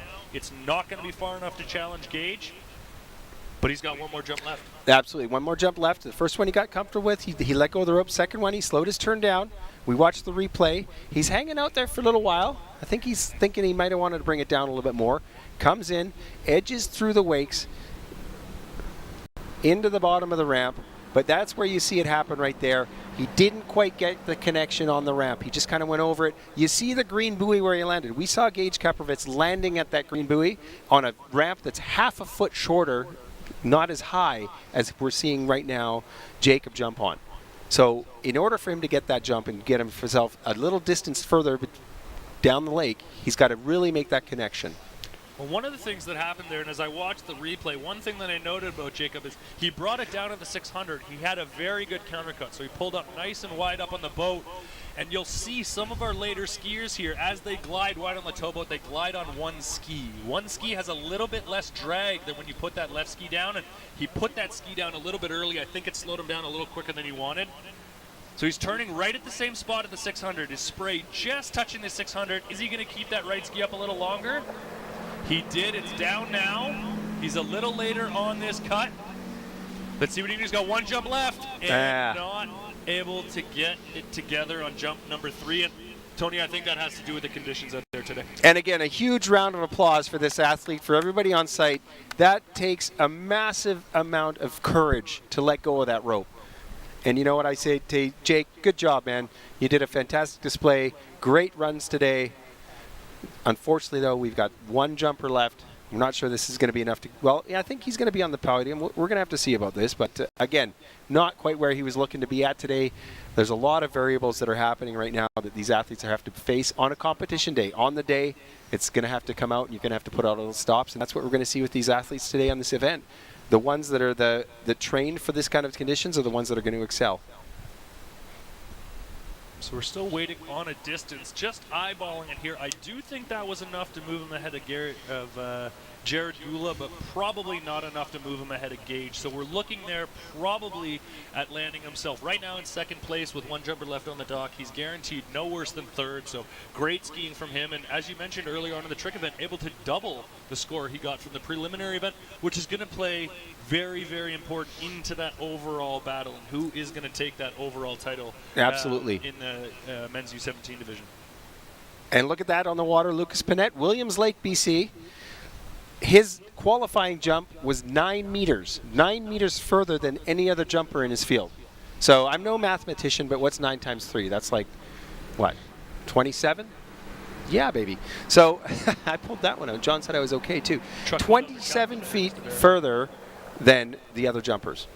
Unbelievable. And one of the top jumpers in the world in his age group right now. He was down in Callaway Gardens competing at the Junior Masters, one of the most prestigious tournaments in the world, qualifying at the Masters, last chance qualifier. And huge things coming from him. He's following in the footsteps of big brother Conley. Conley's been putting jumps well in excess of 210 feet lately, and the whole Panett family. And, you know, Parnell's starting his own Air Force, I think, between, you know, Dad Parnell, who jumps.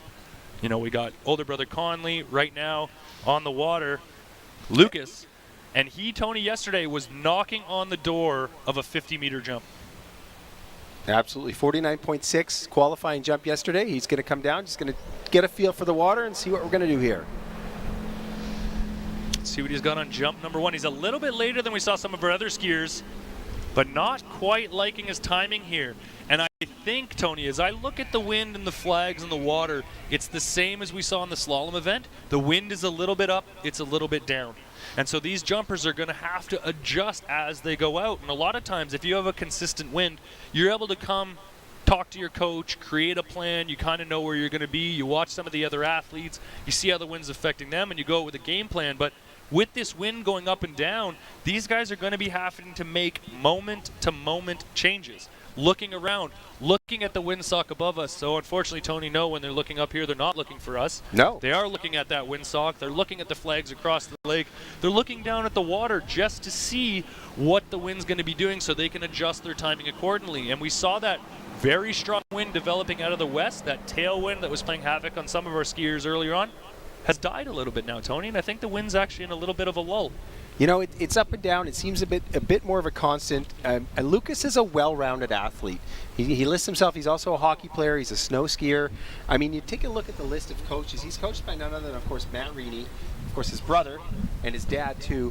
So this is the kind of athlete that's going to be able to kind of make the provisions that he needs to make in order to execute the next 2 jumps the way he wants to do it, the way he really wants to get some distance behind that. Well, absolutely, and you mentioned that he was 9 meters ahead of any of his other competitors yesterday. He came out of the water. When I talked to him, he goes, "Oh man, I was just so slow in my turn. I got so much left." So, you know, still, he's really out there competing really with himself, looking to get that jump over 50 meters here. Still waiting on. When he's in the course here, he's nice and late, and you can tell just a bit too much of an adjustment here, and you can see this is a position that no jumper likes to be in here. 2 jumps in, 0 score on the board, 1 jump left. You're the top-seeded skier. I'd be nervous if it was anyone other in the water other than a Panett. Absolutely. I mean, this is where the experience and the seasoned competition aspects really fall through. He's got 2 jumps. He's got 2 passes on the ramp. He's got 1 more to go. But the reality is he can do this kind of thing. He does this with his eyes closed. He sits, and these are the kind of things he lays in bed at night and envisions to happen. Because you know you're going to be in a tournament situation, and you know this is going to come up. So he's just got to get 1 jump. He's going to get it under his belt. And the capabilities that he has, even if he's running it himself, say 70, 75%, he's still probably going to excel further than some of the competitors in his field right now. So I think he's just got to take a couple deep breaths, manifest some positive energy, and he's going to throw out a 3rd jump that is going to surprise us all. Well, mentally right now, what Lucas has to do is he's got to throw those 2 jumps out of his mind. It only takes one in the jump event. He needs to throw those 2 jumps out, go out there. This is jump number 1. There's no pressure. It only takes 1 jump in jumping. It's not a combination of the 3 jumps. It only takes 1. He is more than capable of doing it. And so now he's just got to go out there. He's got to forget that those first 2 jumps even happen. No pressure whatsoever. Take it like it's his first jump and take home that title. Absolutely. And that's what we're going to see. Some deep breaths. All eyes on shore are looking at him. He's going to bring it out. It's going to be interesting to see what he's going to do for his initial cut here. Slowed it down, brought it back a little bit. So right in between the 2 jumps. So first one a little bit too early. Second one a little bit too late. Goldilocks and the 3 Bears. Could this one be the one? Much better turn here. His timing looks better. Up, over. And that is going to be very, very close, Tony. And he let go of the handle. Oh, my goodness. You know. And just popping that handle on the landing. Lucas, are you okay? Let's see a wave. He's just one of those things that happen in this world of jumping. The reality is you have to make that choice. These jumpers have a sling on. Their arm is locked in that position. And if you have a tough landing like we're going to see here, the reality is in order to ski out could be a career-limiting decision to hold onto that handle. And once again, sliding along the water like he did, Unfortunately, he had to make this decision and he elected. The jump was okay. He got the jump in. He was actually probably further than some of the other guys that did it. Right off the top of the ramp, you see the extension, little bit of a crush there, meaning he kind of just gave himself into the ramp, his legs spread out, lands it, falls onto his back, skids himself out, and it doesn't matter who you are, you're not going to be able to hold on to that. When you can see here, when he landed, he had so much speed. He had the cut, he had the speed into the bottom of the ramp, and as you saw in the replay there, as you said, Tony, his skis just splitting. And what happens when the athletes don't get their height? That height helps slow them down in the landing. They lose some of that speed as they go up to their altitude, and as they come back down, it makes the landing a little bit easier. And because he didn't get the height that he's normally used to, more of a line drive, when he landed, he was still carrying so much speed, sort of shot him up in front of the towboat, and when you're in front of the boat, it's a little bit hard for it to pull you up, and he just wasn't able to stand back up. So super disappointing from him. Really great jumping on jump number 3. We won't get the distance on it, but I think it would have been right into challenge for the win. But yeah, unfortunately, you know what? He didn't do it. He's kind of just easing himself back to the shore. The nice thing about Shalom Park is, he's easing himself back to the shore. Anywhere else in the world, a lot of times, if that scenery was the backdrop, there could be alligators, there could be snakes, there could be crocodiles. But here at Shalom Park, really, the worst that's going to happen, he might get bit by a goose. Yeah, I wouldn't make that walk, McCormick's. How about you? Oh, gosh. We're talking different areas of Florida, and again, Shalom Park is host to so many world-class tournaments, so many world-class athletes get to come here and ski, and every time they come here, we were talking about this earlier, everybody loves this jump. There's something about the Shalom Park jump. When they hit the jump, it's so soft, it's so nice. I mean, I've gone off it, not to the degree that Stevie's gone off it, but the reality is everyone that comes up here and talks to us is like, oh my gosh, I cannot wait to jump today. I cannot wait to jump. This jump is the best jump in the world to jump on. Yeah, it's just such a friendly jump. It's actually hard to describe. We go around, all jumps are built a little bit different. They all have their own little feel, and I've been retired and out of the game for a little while, and so that ramp is definitely not a new ramp. It's been around for a long time, and just something about the way that the surface feels, something about the way that ramp is. It's just so smooth. It kicks you so high, and like I said, so many people out here list this lake as their personal best, especially in the jump event, because friendly skies out here in Leduc. Absolutely, friendly skies. The air is clean. It's happy to be here. The water itself in Shalom Park is just so smooth and so soft. Like as a skier, a lot of times when you're skiing out here, it feels a lot slower. Everything kind of happens and slows down a lot more just because of the way the water is and the way the scenery is, really. I think that's kind of what it is. Ken Nelson, that owns the place, he calls it the Shalom Dome. And the Shalom Dome was definitely out yesterday with the weather aspect of it. We saw some fantastic performances, and right now, we're just seeing these guys, these under 17 boys, pour their heart out. Like they're legit pouring their heart out to get the best possible jumps they can with a bit of a tailwind, a bit of a question on that. But again, that's the experience that they have to gain in order to get that repertoire of experience to compete in the tournaments and to become the professional level that they really want to strive to become. Well, absolutely, and we know that Lucas is going to be disappointed with what just happened out there, but these are the most important lessons these athletes are going to learn. This is what these events are all about. You learn how to pace yourself. You got a prelim, you got a final, you come into the final, we have some adverse conditions, and these athletes getting a chance to do this at such a young age and getting to work out those kinks, really just completely an invaluable skill that will serve these guys so later on. And it's the likes of Ken Nelson and really the whole program at Waterski Wakeboard Canada that really exposes a lot of our athletes to this high level competition early on, and we see then later on we really excel in Canada at those major events, at the Junior Worlds, at the Under 21 Worlds, and I attest a little bit of that too. People like Ken putting on events like these for our juniors, and they're able to get that experience, they're able to get those nerves out. So the next time Lucas is down on the dock at a Junior Worlds, he's like, I've been here, I've done that, I kind of know what I need to do. Absolutely, and I mean, Ken Nelson, the iconic aspect of it, and two, one of our event sponsors, the legacy of Vern Oberg. I mean, Vern Oberg Foundation that was formed. Vern left us too early, but even now, me standing here, sometimes I look down in the boat or down, and I want to see Vern walking around with his crazy hat on and his cackle. But he left a legacy and he left a foundation to really help these young athletes excel at a level so that our Canadian athletes can step up on the world doorstep and start knocking on those world record doors, which they already are doing. We've got another athlete on the water. Tell me who it is, Stevie. Do we know? I'm having a slight technical issue with the computer, so just bear with me here. We're starting now going to, and I said, never mind. Under 17 girls jump finals. I mean, we saw Lucas Panette, his 3 jumps unsuccessful, which means we switch divisions and now go straight into Megan Pelkey. of under 17 girls jump finals. Now we have 4 jumpers in this division, and I'm going to read them out to you quickly while that boat goes around the corner. Megan Pelkey, Kate Pinsonneau, then we've got Liz Hall from the U.S. and Shay O'Brien, top seed in this event. 4 of the best junior jumpers in the world coming up right now. On the water behind that beautiful ski nautique is none other than Canada's very own Megan Pelkey.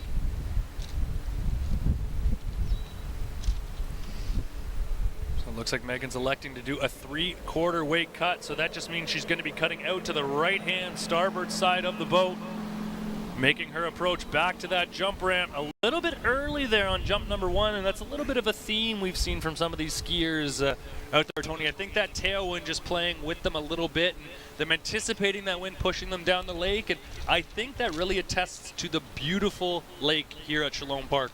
We're 30, 40 feet up off the surface of the water. You and I can feel that wind. It's fairly breezy up here, but you along watching at home, when you look down at the water, almost flat calm. So I think those skiers standing up on the hill here, feeling that tailwind out, might be making a little bit more of an adjustment than they need to. Yeah, absolutely, and it's a bit of a different outlook for them, right? We've got a viewpoint, we've got a vantage point up here, and we feel the wind. The lake is calm. There is a wind that blows down about 4.5 feet off the water. It's just the way the river valley is, and you can't change Mother Nature, and so sometimes it is pushing them down a little bit. They're just trying to figure it all out. Again, they've got 3 elections at the ramp. They have 3 attempts to put in their best foot forward, and these guys are making the right choice by letting go when they need to let go. That's a nice hat, by the way. I'd like a hat like that. Where did you get that hat? I got this hat courtesy of Kyle Hunter from Waterski Wakeboard Canada. Kyle Shout out to Kyle. Hunter from Waterski and Wakeboard Canada. Wow. It's a beautiful hat. That is a really nice hat. It's kept me from being sunburnt all day long. I very much appreciate it. It's got the Waterski Canada logo, and actually if you guys, most of you listening at home, watching at home, or even on site, go onto Waterski Canada's website, follow them on Instagram. They've got a lot of really cool merchandise. My colleague Stevie has a hat. I don't have a hat. Maybe it's because I have hair. They said, no, we're not going to give one of the announcers a hat because he has hair. But they gave you a hat, and you know what? You earned that hat. You deserve that hat. I'm still not sure if I'm allowed to keep it or if they're just feeling bad for a bald guy out in the sun. Well, it still has the sticker and the tags on it, so maybe, just don't sweat in it too much, okay? Too late. Okay, Megan Pelkey coming back. Second attempt at the ramp. Of course, she elected to pass the first. Still pretty early coming into the base. And again, letting go. Very early, Stevie. She was very, very early on that, and that's all I'm going to say. When we have such a great view from up here, and it's very easy to see sitting here in our nice comfy chairs up here in our banquet center telling the jumpers they're too late, but for those of you at home who have never jumped, when you're out beside that boat and you're waiting for Big Red, when you're nice and far away from it, you can see a lot of that red surface. The jump looks nice and wide, it looks nice and friendly, and it's like, okay, I can make it on there. The later you wait, the longer you wait, the smaller and smaller the red part of the ramp looks, and you start to be looking at more and more of that white side curtain there, and that gets the adrenaline going. It's not an easy thing. We as coaches, we as spectators, we look at the jumpers, we say, hey, just bring it down the lake a little bit more, and not appreciating what that really means for these athletes. They're like, hey, man, I got a big 20-foot giant ramp coming up in front of me. Well, it's easier said than done. Bring it down the lake. I'm getting towed down this lake by a 450 horsepower boat, and really, I'm just all I'm trying to do is survive at this stage of the game. But that's okay. She made her choice, and she's again. Now we've seen she's got 2 jumps, 2 passes, 3rd jump. 1 left. All the marbles on this jump. Megan Pelkey's had an excellent tournament so far. Going into this round, she was the leader in the overall event with a pretty commanding lead. Came in seated with a 28.7 meter jump. So 2 of her other overall competitors still to come off the dock after her. So they will have an opportunity to bump their scores up and challenge her for that overall title. But looking at the lead she has right now, I think she already has that overall title sewn up. 2 jumps already gone. 1 jump left. Megan Pelkey, let's see what she can do. Does she bring it down a little bit later? Well, she's turning right around that same spot, Tony. Can she make this jump work? And no. That wind so tricky out there. We saw yesterday with the wind coming out of the other direction, a little bit more constant. It was easier for these skiers to get that timing, but we see that wind up and down, and it's just so difficult in the jump event to get that timing. And so right now we've seen sort of 2 athletes not able to get their timing in those 3 jumps. But ultimately, always a veteran move. If your timing's not right, your position's not right, pass, ski around the ramp. There's going to be lots more tournaments. Well, and again, you know what? We talked about this before, and these are amateur athletes. These are world junior athletes. Some of them are at the pro level, but they're still under 21, under 17. And we talk about the legacy of Vern Oberg and the Vern Oberg Fund. He was the type of guy, and actually I was raised by Vern, and I was coached by him a lot of times, and he was always going to say, on the day, it doesn't matter what happens on the day, you still got to get through and you got to do it. So days like this when there was training going on, the Vern Oberg legacy would push these athletes to come down and say, you just got to get one jump.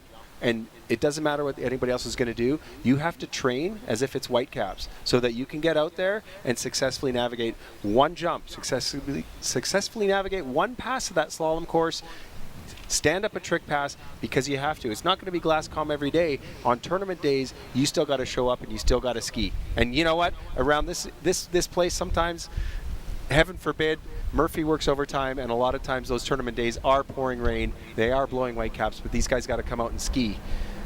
So it looks like we've got Kate Pissanow right on the second run now. So she's coming up for 3 attempts at the ramp. She qualified into the finals with a 29.6 meter jump. Let's see what Kate's going to do. So this is all going to come down to the timing. Is she going to be able to figure out, get those gusts of wind dialed in, get herself into a position she needs to put a jump on the board? She has 2 jumpers coming out after her, Elizabeth Hall and Shay O'Brien. So Elizabeth Hall came in with about 3 meters further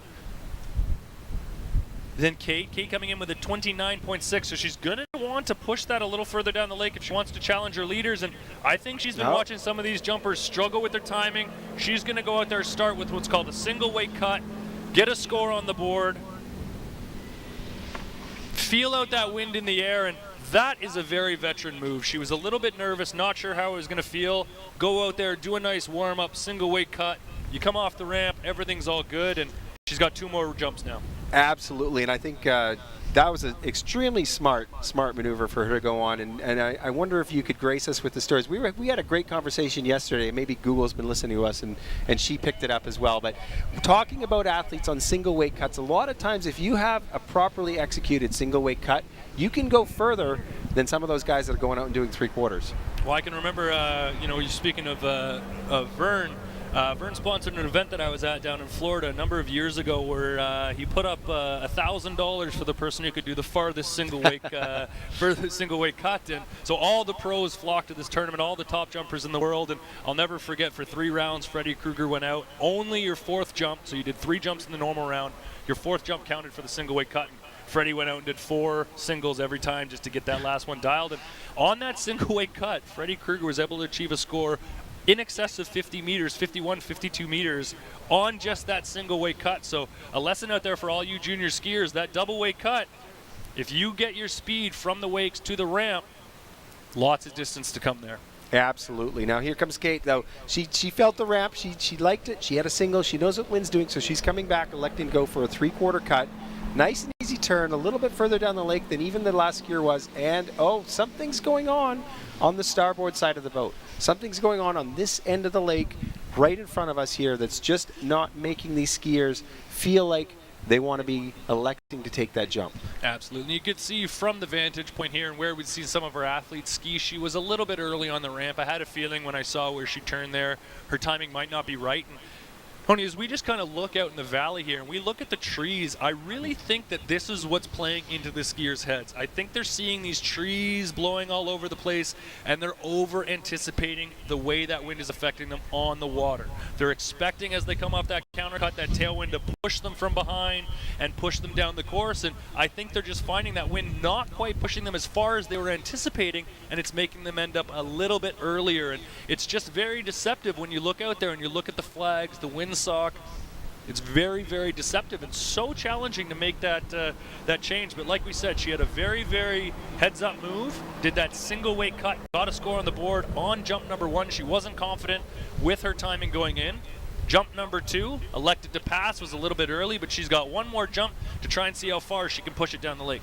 And we will see how far. I want you to put on your genie hat and come up with some sort of prediction. You know, she successfully pulled off a nice, strong single weight cut. The 3/4 was a bit of a iffy for her. She let it go. This is her 3rd attempt at the ramp. This is her 3rd and final chance to get on the board, more so than what she's already done. What do you think she's going to do here? Well, the first jump, that single weight cut was a 22.9. We saw her coming in with a much higher seed score. With this win, Tony, I'm guessing a jump in excess of 28 meters here. I think she's going to get it done. She's going to adjust her timing. She's looked down to her coach on shore. She's got one more jump left that she can do. So she's a little bit later on this jump, probably 10 feet later down the course, still a little on the early side. And yeah, having to pass on jump number 2. So we can see so far, she got a score on the board. She's going to be on the podium. So she secured herself that spot on the podium with that single weight cut, but just still showcasing the very tricky conditions we have here. Absolutely. The tricky conditions indeed. And I think one of the cool things that we're going to see right now, the next 2 athletes coming up, I've got Liz Hall from the United States and Shay O'Brien, of course, a proud Canadian. These 2 athletes are veteran athletes. Liz Hall was sitting up here yesterday talking to us about jumping 132 feet at the Moombas in Australia at nighttime. Under 17 female jumped further than most of the boys at Moomba in the dark. And so we talk about the experience that these guys need to become seasoned veteran pros. Their repertoire on their resumes read like they've already been pros for a couple years, yet these are under 17 girls that are coming out there today. So I'm really excited to see what these 2 athletes are going to pull out of their little tickle trunk bags to really come out. I mean, right now it's a battle for first place because we know we've got Elizabeth Hall and Shay O'Brien.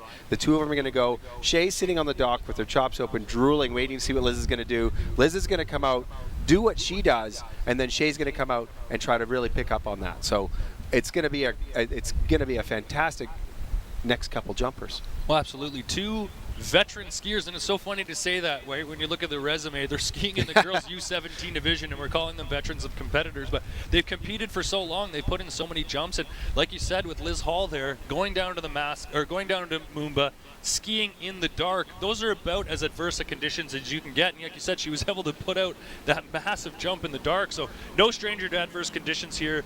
She's declared herself as a jumper when she came up here after round number 1. This is the event that she's looking for, and really excited to see what she can do with her 3 jumps. Absolutely.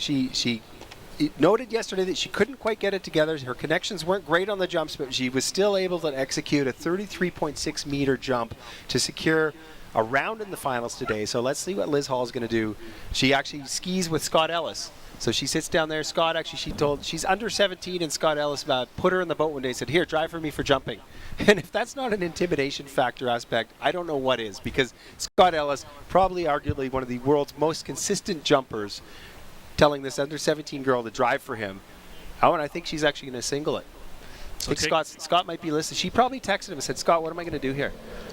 Well, and this is just the athletes. They watched their competitors before. This is why you need to go out in the prelims and you want to try and get one of those top spots in the finals. It allows you to sit back, watch the other competitors. And Liz just saw a talented jumper in the likes of Lucas Panette there, struggling to figure out his timing and the conditions. And she kind of says to herself, hey, wow, if Lucas is struggling out there, things must be very, very tricky. Electing to do that single weight cut, getting that score on the board, 23.4 meters, so that does move her into the lead, so she can do no worse than second. She's got that score on the board. That's her seed score now. So really that's what she was looking to do. She can now regroup. She's felt the tips of her skis in the air. She knows what the wind feels like. Now she's going to step up to either that 3/4 or that double weight cut and try and actually put a score out there that's going to challenge Shay. Yeah, absolutely. And you see these guys, they have to be the athleticism. A lot of times if you're an athlete and you're jumping, you do a single weight cut to the point until you're good enough to do a 3/4, and then you kind of leave those single weights at home. You don't want to do them anymore because the landings are a little bit harder. You're not going as fast, but these guys have to pull them out every now and then. They got to do these single weight cuts. So she's kind of felt it. She's felt the water.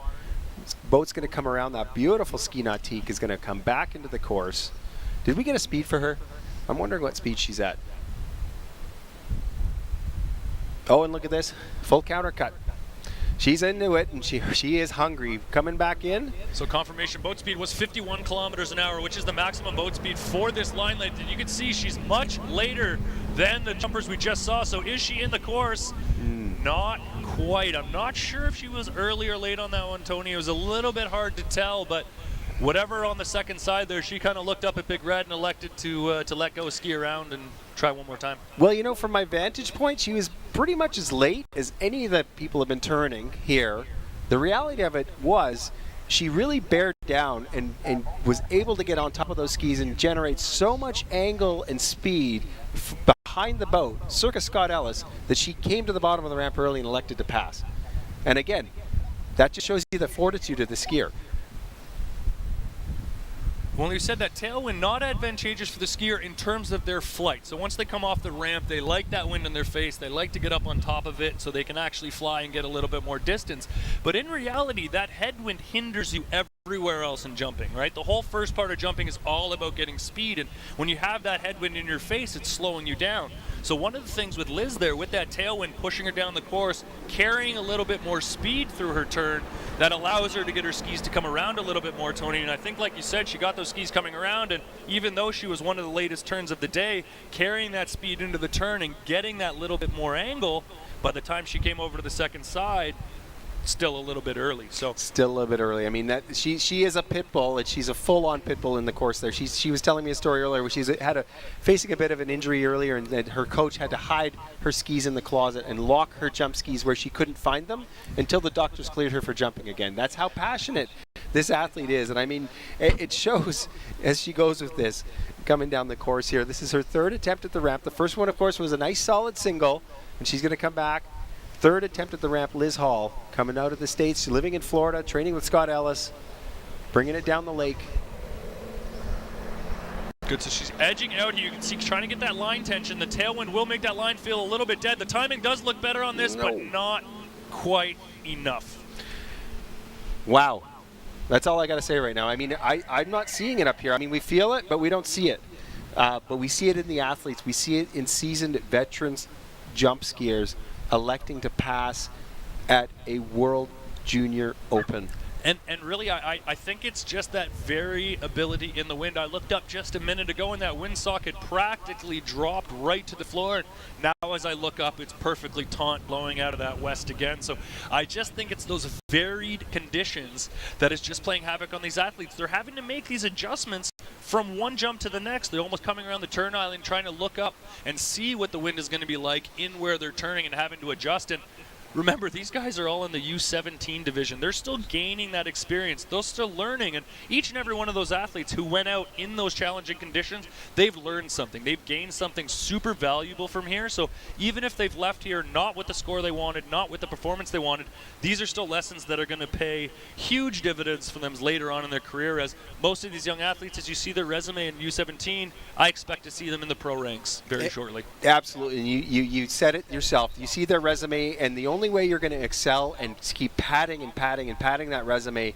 as a jumper in this sport is to be smart and to be disciplined and to pass on those jumps unless everything is exactly perfect. Unless all those ingredients are there, you can't bake the cake. So you got to make sure that that formula works, and you got to make sure that you can do that. I mean, this is now all on the shoulders of Shay O'Brien, who is part of the Canadian Air Force, an extremely strong, avid Canadian jumper, under 17, coming off on the water now. You can see even right now, she is raring to go. She's just like nipping at the heels of everybody else. She wants this, and let's see what Shay's going to do here.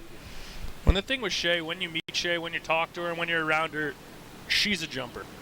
She is just a jumper. She's got that jumper's mindset. She's got that eye of the tiger that you see in those elite jumpers, and she competes in all three events. She's a very, very strong overall skier, dedicates time to all three events, but she really comes alive when she gets those jump skis on. As soon as she gets that helmet on, she gets those skis on her feet, she really comes alive, and really, to me, is the definition of a jumper. I see really massive things for this young lady in her future, and really right now, the future of the Canadian Air Force right out here on the water for us, Shay O'Brien. Absolutely. And I mean, her opening jumps, her jumps that qualified her into the finals were in the 38-meter range. I mean, the less qualifying jumps, the last competitor prior to that was 33 meters. So we're talking a 5-meter spread, 15-foot spread, and that spread also shows the confidence of this skier as she's going to be on the water. Looks to me like she may be electing for another single. This is a single day here. Looks like that's all these athletes are going to do the same thing. They've seen their competitors. You know, Shay knows how good Liz is. She knows the experience she has, and she wasn't able to get her timing figured out. So she's going to elect for the same thing here, get a nice, safe score on the board. That was a very beautiful single there from Shay O'Brien. I think that's enough to put her into the lead. She's kind of got it done here, but like I said, Shay's a jumper. she's not going to be happy with going that far. She came here to see how far she can fly down the lake. So she's got her score. She's felt it out. Now it's time to get into those double weight cuts and really see what Shea O'Brien can do. Absolutely, and sometimes that's really what's going to happen. These guys, they go out, they've got 3 attempts at the ramp. Oh, and what happened there? She's done? Tony, I may have spoke too soon. It looks like she got the distance, 28.7 meters. That is enough for the lead, and Shea's decided to go in. She says, you know what, these conditions look a little bit tricky for me. I've got enough for the win. I've got the title. Overall title's mine. Jump title's mine. Strong, solid edging. Look at her going to the ramp. She needed what she had to do from a competitive standpoint to secure the title sponsor of that, and there she goes. Lands it. Hard landing on those singles, though. Look at that. She comes down hard. You can just see without that bit of speed, you're able to get all your height, but there's no speed to keep you up in the air, so you end up coming down a little bit hard like a stone. But really great fundamental jumping there for Shea, and really a good distance, 28.7 meters on a single weight cut. Really excellent stuff, and she's really coming along and following the steps of great female Canadian jumpers and the likes of Carissa Wedd. And now we have Taryn Grant just absolutely tearing things up, and I think just in a few short years you're going to be seeing Shea O'Brien spoken along with those. Your predictions are true. I'm going to call that out right now. So here we're coming up to the under 21 men's jump. I mean, if our circle of events are good. Wait a minute. What are you doing up here? No. Okay, hold on. I got Mickey Geller, top seed jumper. We're expecting to see him down on the dock right now, but he's actually come up and came out to talk to us. How you doing, Mickey? Yeah, you're doing well? So what Mickey did just come up to inform us is that all of the gentlemen, they've all sat down, they've all come up with a decision.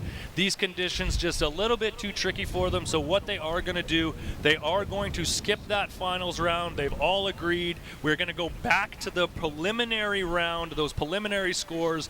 That will count as our final scores. And again, with the conditions today, just not worth the risk for these athletes to go out there and push it. They've all kind of decided, hey, listen, the order that we finished in yesterday, quite likely the order we're going to finish in today. Let's all call it a day. Let's have some hugs, high fives, and so they're going to call it a day. So what that will mean for the U21 men is in third place it will be Jonathan Horwood, yesterday with 45.7 meters. Following him will be Carter Lucas, who scored 54.7 meters. And our inaugural under-21 Junior Canadian Open men's jump champion with a score of 55.6 meters. Joining us up here in the booth, we have Mickey Geller. Mickey. So congratulations, Mickey, Nice a new work, personal Mickey. best. Thank you. Yeah, it was fun yesterday. Absolutely. So, Mickey, you jumped 3 times yesterday. You put on a heck of a show. What happened? You guys just kind of collaborated today and decided? Yeah, originally it was Carter's idea, and then we all kind of just agreed with that. It's not overly safe out there, as you saw. A lot of the girls just elected to take single cuts. It's super up and down, so it's a bit of a safety concern for us. Absolutely, and safety is the number one thing with it. I mean, I think, where are you going to head off from here? Where are you going to go after this? I'm going to Cambridge after this, going back to McClintock's, start training again, and then got a tournament that weekend actually, so getting right back into it. Nice. All the best. I mean, we saw the performances you did this weekend, and I mean, that's pro quality right there, and it's been an honor to be able to watch you grace us with your presence on this water. Fantastic. Thank you. Yeah, man. Thanks, Mickey. So we will conclude here then with our U21 women's jump. We have 2 jumpers left, so the U21 women have elected to go out. I will hold my tongue here for the U21 boys, and the U21 girls are going out there, but Yeah, no comment. no comment. I don't know. No It is what comment it is, from the right? announcer's booth. But right now on the water, we have Kendra Nathan of the U.S. and right into the 3/4 weight cut. We saw some of those other girls out there trying to feel it out with the single, and Kendra confident that she can get it done here with the 3/4 weight cut. So let's see where she ends up timing-wise here in the ramp. Looks a little bit early from our vantage point. Able to make it through to the ramp. Up and over, and no problems at all for Kendra Nathan. She did it, you know. It almost seemed like the wind died a little bit there, but The crowd goes wild. She puts on that was one of the first 3 quarters of the day that was a successful one too. So good for her. Good for Kendra.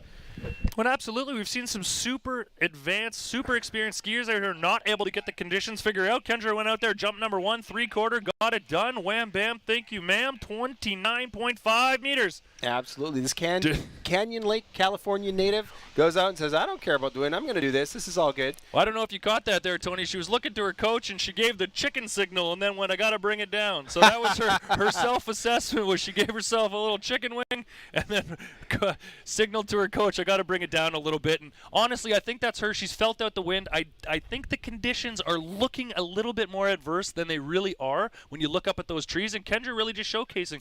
She went out there. She put those conditions right out of her head. She went out. She took a nice early jump on jump number 1. But you could see when she was in the air, she was coming back. She was like, oh, I think I went a little early for no reason there. A little bit of a chicken. Going to bring it down, and 2 more jumps for her. Absolutely. And, you know, to attest the Shalom Dome, the wind has shifted a little bit. It was directly west. It was pushing the skiers down course, and it's kind of shifted to a northwest. Those flags are now pointing a little bit more at us than they were before. It's kind of really, that's what specializes with this lake, is it's going to be glass calm with any other of the winds. And so she's come out. Here she goes on her second attempt at the ramp, a nice 3/4 cut. And she pulled out much later on this jump. She's probably a boat length later to the ramp, and that's a much better jump, a lot more speed. Lot more distance there. I'm going to say 2 or 3 meters at least, Tony, and she's got lots left in the tank. You saw her a little bit apprehensive of that turn. She turned a little bit harder than I'm sure she was looking for, but 30.9 meters, great second jump. Absolutely. A University of Louisiana athlete going to school down there. Secondary education is always important. And a D3 sponsored skier. Those D3's nightmare skis out there. Looking like they had quite a bit of tip pressure despite the tailwind. As we watch the replay here, we see her dig into the ramp, come off, and yeah, you can see those skis still getting a little bit of lift despite that tailwind there. So testament to the design of the legend, Freddy Krueger. Absolutely. There we go. 2 solid jumps. Third one coming up, and after Kendra's jumping, we got Alyssa Drake coming out after that.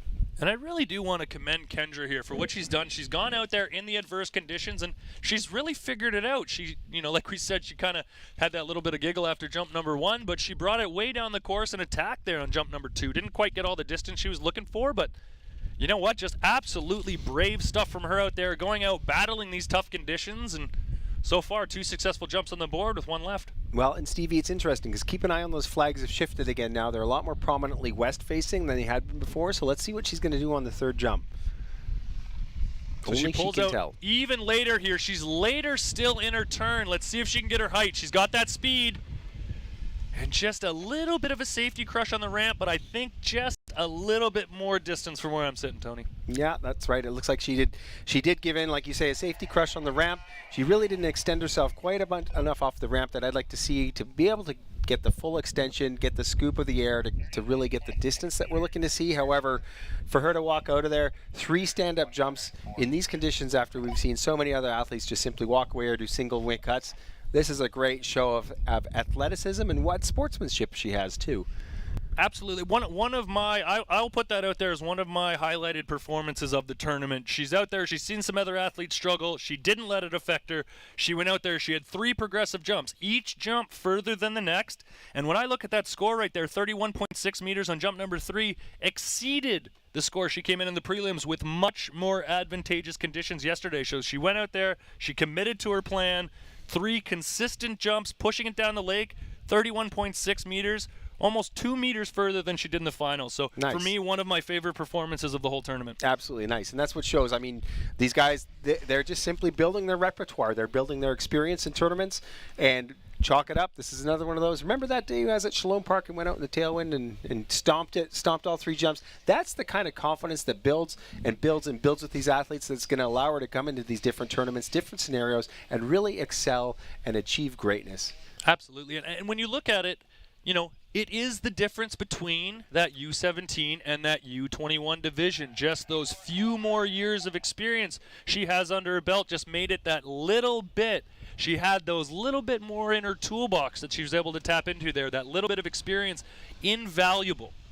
And you can see that she was just able to make those adjustments that some of the younger skiers weren't quite able to make. And that really just shows that the even though those younger skiers might be a little bit frustrated, they didn't get what they want out of it. These are the lessons that they learn, and then by the time they get up to the U21 and the professional ranks, they have all this figured out. They know how to adjust for these adverse conditions. It's the scenarios of experience is priceless. Really, there's no cost to it, but all you can do is sit back and really try to gain that, right? And that's what these guys are doing. And so it looks like we've got the last skier on the water then. That would be Alyssa Drake. See, she came out when we saw a 38.4 meter jump for Alyssa to qualify to get herself into the finals today.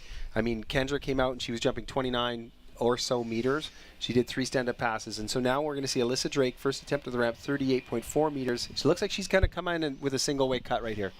And I think this for Allie, this is about confidence. She's seen those other athletes struggle. She's seeing those trees blow in the tailwind. She just wants to feel what the air is like. So she's going to take this single weight cut. She's going to come off the ramp, see, oh, you know what? I have a little bit more tip pressure than maybe I thought. The conditions out here are a little bit better than I thought. And I think that was a very smart move from Allie, especially if she was feeling on the dock like maybe her confidence wasn't 100% there.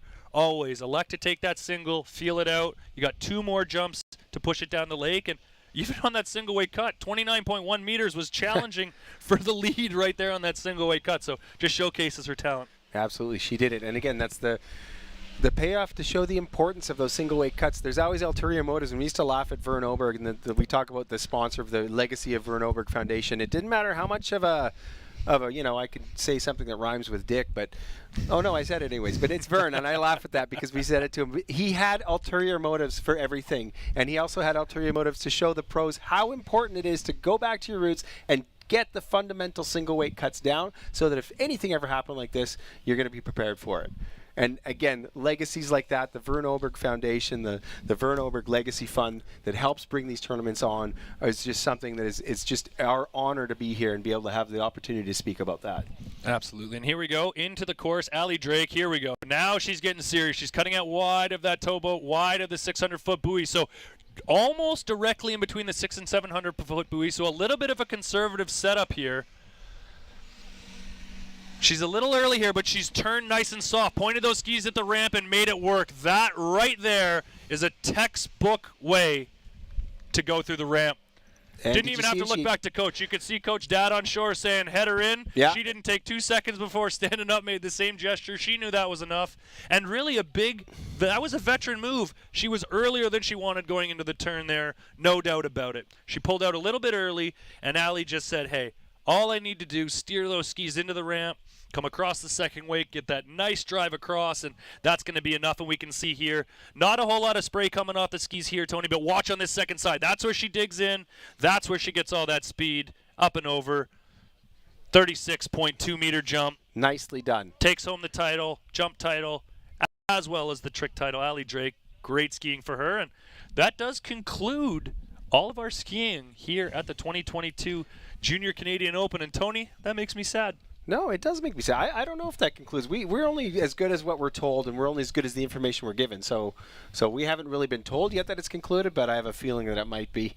These guys came out, and I gotta say, like, you know, looking at Allie Drake's jump, she came out in these conditions and jumped 36 meters. In prime headwind conditions yesterday, she jumped 38 meters. That's really a difference of 6 feet. That's like you or I laying down, which isn't much. So you see the fortitude that these athletes have to come out and do this. What a great day, and what a great experience for these guys to have. Yeah, I've just so enjoyed getting a chance, like we've talked about, getting to see the future of the sport, getting to see that next generation, and getting to watch them evolve, getting to watch the Lyndon Panettes, the Lucas Panettes, and then the Conley Panettes. We get to see that progress right before our eyes, and I just love it. Absolutely. And again, the legacy funds that we have, the Vern Oberg Legacy Fund, the advancement of the sport that Waterski Canada gives us to advance the sport, because it's something we all do as a passion. We all love it, and we all try to share it, and the only way that we can keep doing that is for organizations like Waterski Canada, organizations like Waterski Alberta that really step up. So really, we ask the viewers that are watching online, we ask even the people that are around the site today, take a look at some of these stuff. Google Leduc. Go take a look at Leduc, Alberta. It's a beautiful little town to walk around in. Go take a look at Shuswap Ski and Board's website. Order some stuff off them. Order them online. I mean, Wizard Lake Marine's website is fun just if you're killing time somewhere, sitting at the airport. Go take a look at some of their used boats, some of the boats they have in inventory. It's absolutely fantastic that one of the biggest Nautique dealerships in the world is 20 minutes down the road in Edmonton, Alberta. How cool is that? I think that's a fantastic thing that happens here. No, absolutely. And finally, the person that I want to thank absolutely the absolute most is our host, Ken Nelson. Opened this beautiful Shalom Park up for all of these junior skiers. He had the concept of running this junior tournament for all these skiers, and just cannot thank Ken enough for all he does, his passion, his dedication, and just really, if anyone's around, just make sure you see Ken. Give him a huge, huge, huge thank you, because it is guys like him that keep this sport going. Absolutely. I mean, Ken Nelson, and again, he leads by example, because it truly shows his character, because the character runs down. We've got Christy Krause, Chuck Krause. His grandkids are on the dock, helping out with this tournament, carrying around boxes, pinning for other skiers. I mean, these guys are world elite athletes that are down here really collaborating as a family to make this event happen. The 2022 Junior Canadian Opens has been really the only way that could exist was simply by the fact of Ken Nelson had this dream. He brought it together. He wanted his kids to be a part of it. He got Christy involved with his grandkids, and here we are. So thank you so much, Shalom Park, for another world-class event. Thank you for hosting us. And thank you for watching us. Absolutely. And thank you, Tony. I really enjoyed announcing with you today, spending 2 days oh, buddy, let's give watching some skiing. Let's hug it out. I think we're still on camera. I don't know if we should do that. That's all right. All right, absolutely a pleasure. So and actually, thank you to iLink. They did a fantastic job putting this together. I mean, these guys are ones to watch when it comes to broadcasting water skiing. This has been a fun event. Absolutely a blast. Thanks, John. If you're listening, you're not muting us. We say good things about you now. We're not going to say bad things, John Phillips. John Phillips and his iLink team, absolutely professional group of people to work with. Thank you all very much.